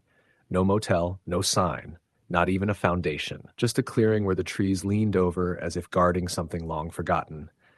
I asked the locals about it, described it in detail, but no one had ever heard of it. They laughed it off as a story travelers tell when they get lost. But I knew what I'd experienced was real. I remember the cold, the whispers, the shadows stretching along the wall. And every time it rains like that, I can't help thinking of that room on the second floor, of the waiting, of the eyes in the darkness, watching. Years passed, but I never stayed in a motel alone at night again. The memory clung to me. I began noticing strange things at home, objects out of place, whispers I could barely catch, shadows in the corners when no one was there. My friends joked about it, saying I was paranoid, that the storm had gotten to me. But one night, while unpacking after a trip, I found a key in my jacket pocket. Not mine, small, rusted, the kind a motel would give. I hadn't left it there, couldn't have. My blood ran cold. That night, the rain started again, heavy, insistent, tapping against the windows like fingers. I tried to ignore it, tried to stay calm, but I couldn't. I could hear something pacing outside my bedroom door, slow, deliberate, matching the rhythm of that motel. The whispering started again, faint at first, then louder. Don't leave. I hid in the closet, clutching that rusted key like it was a lifeline. The door handle rattled, the whispers circling me. Every instinct screamed to run, to escape, but the house felt alive, closing in. Then silence. Absolute silence. My flashlight flickered, and when it came back, I saw something in the mirror, a reflection of the room behind me, but darker, warped. And in the corner of the mirror, a figure, small, hunched, waiting. I ran. I didn't stop. I don't know where I went or how far, but I ended up in a diner, soaked, trembling, explaining to a waitress that I had no place to go. She nodded sympathetically, but said nothing. I remember glancing outside. The rain had stopped, but the mist lingered. And in that mist, I swear I saw a silhouette, hunched, waiting, watching.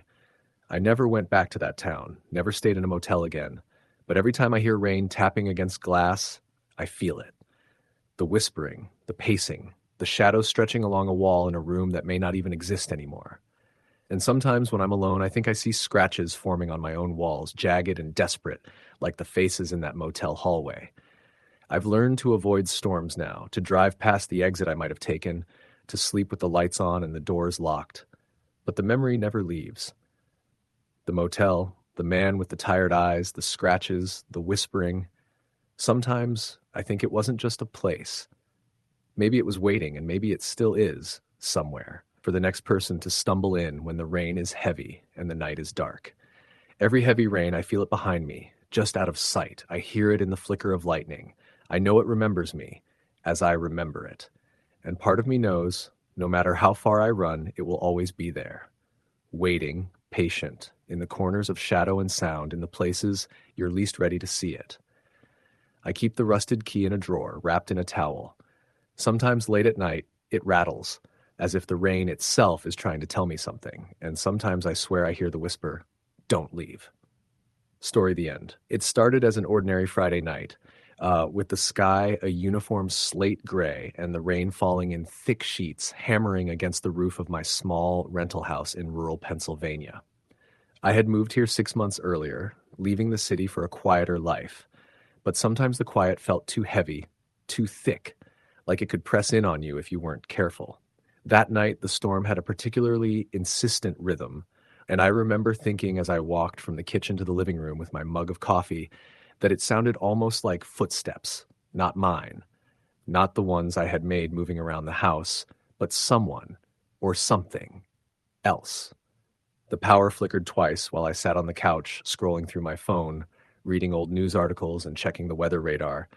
The lights stabilized, but I couldn't shake the feeling of being watched. The living room windows looked out onto a long, wet driveway lined with skeletal oaks, their branches bent and shaking under the weight of the storm. I kept telling myself it was just paranoia, that storms in the middle of nowhere made shadows that played tricks on your eyes. Still, a part of me couldn't ignore the prickling sensation crawling up the back of my neck. It was about 10:30 p.m. when I first heard it. The soft, almost inaudible sound of a knock against the side door. My house was small, just a single floor with a basement I rarely used, and I had no close neighbors for miles. Normally, a knock in the middle of a storm would mean someone needing shelter or some emergency, but there was no light on outside, no movement on the soaked driveway, and certainly no car headlights. I froze, my coffee trembling in my hands. When the second knock came, sharper this time, my instincts screamed at me not to answer it. I considered calling the local police, but something about the storm made me doubt how quickly anyone could arrive. So I did what any rational person in a situation like that would do. I peeked through the blinds. Nothing, just the endless curtain of rain and the trees swaying violently in the wind. My chest loosened, and I told myself it had to be some branch slamming against the side of the house. Still, I locked the door again, checked the windows, and went back to the couch. I tried to concentrate on my phone, on the news, on anything but the sound of the rain hammering against the walls. That's when I heard it again, a faint scraping, like someone dragging something heavy across the wet concrete of the driveway. I froze. The sound was too deliberate to be a branch, too methodical to be natural. My heart started to hammer in my chest, and I debated calling my neighbor, a man named Carl who lived about 2 miles down the road. Before I could, The lights went out completely. Blackness swallowed the house, and the sound of the storm suddenly seemed louder, more oppressive. The first thing I noticed was how heavy the silence felt without the hum of the refrigerator or the flicker of the TV in the background.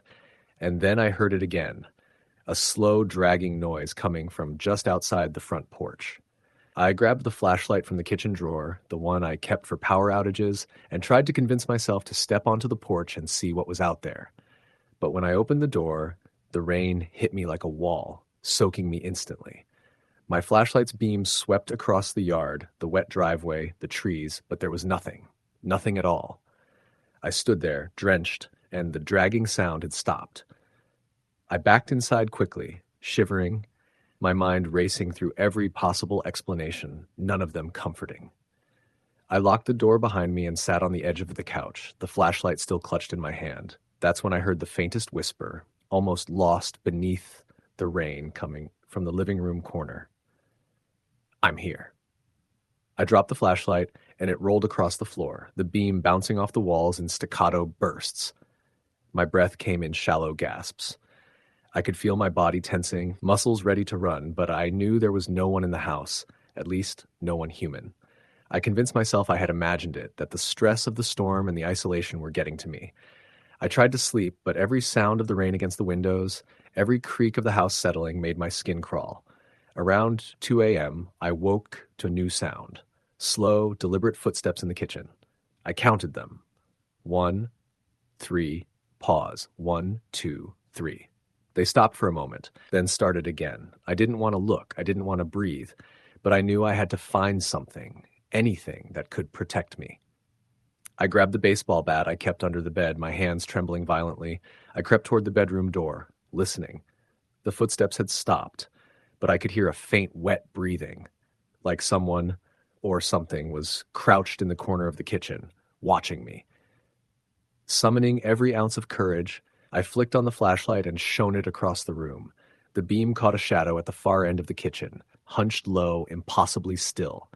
I couldn't see a face, just a dark, wet shape that seemed to pulse with the rain outside. My heart pounded so hard I was sure it would give me away. "Who's there?" I shouted, my voice cracking. No response, just the faint drip of water from the ceiling and the continuing rain.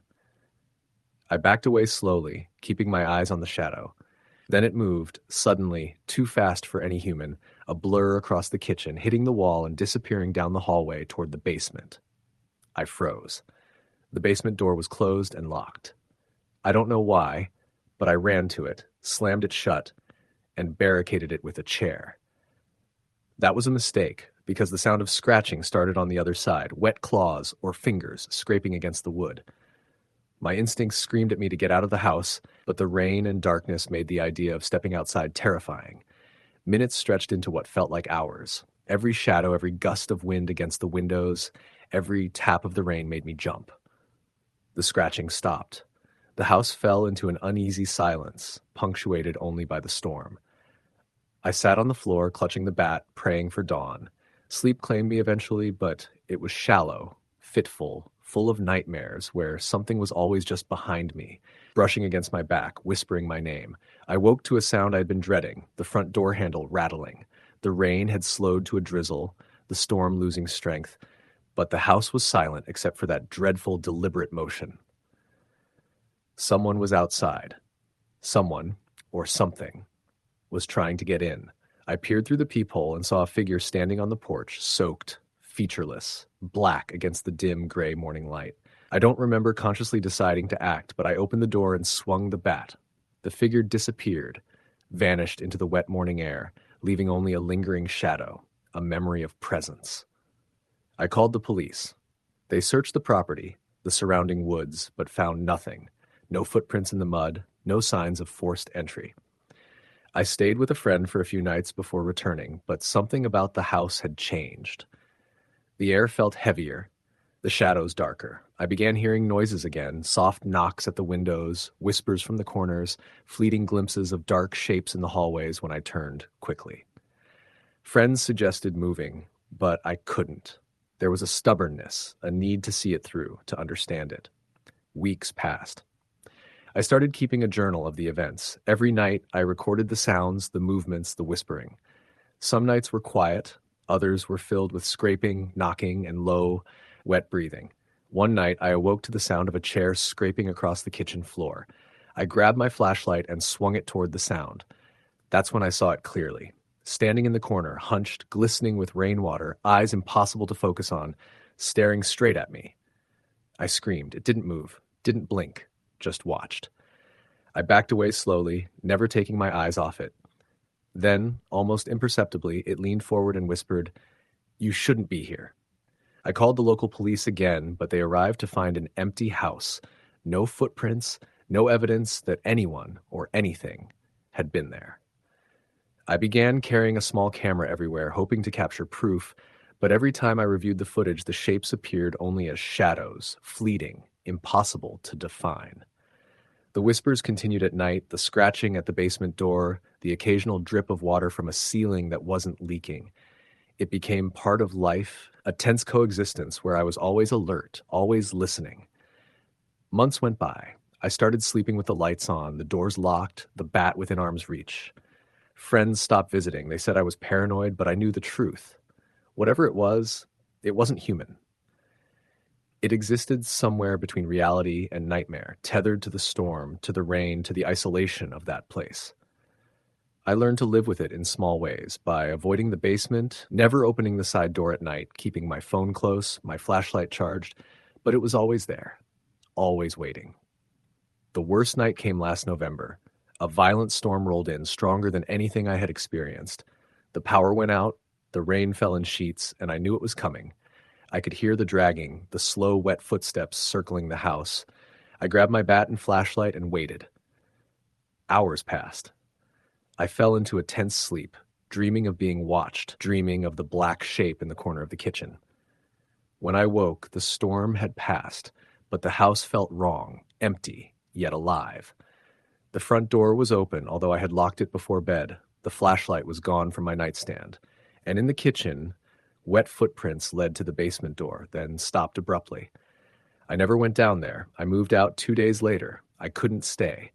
The house is still there by the edge of the road, surrounded by trees, waiting for the next storm. Friends sometimes ask me why I don't sell it, why I don't tell the neighbors. I tell them I'm fine, that it was just an old house in a remote location, prone to strange noises. But I know the truth. Some things in the middle of nowhere don't belong to this world. They wait, patient, for the rain to fall, for the doors to open, for someone to be foolish enough to be alone. Sometimes on stormy nights, I swear I can hear the faintest scratching on my new front door, even though it's locked and I live in a town full of people. And sometimes, just sometimes, I can almost hear it whisper my name, soft and wet, a reminder that the middle of nowhere never forgets. Story the end.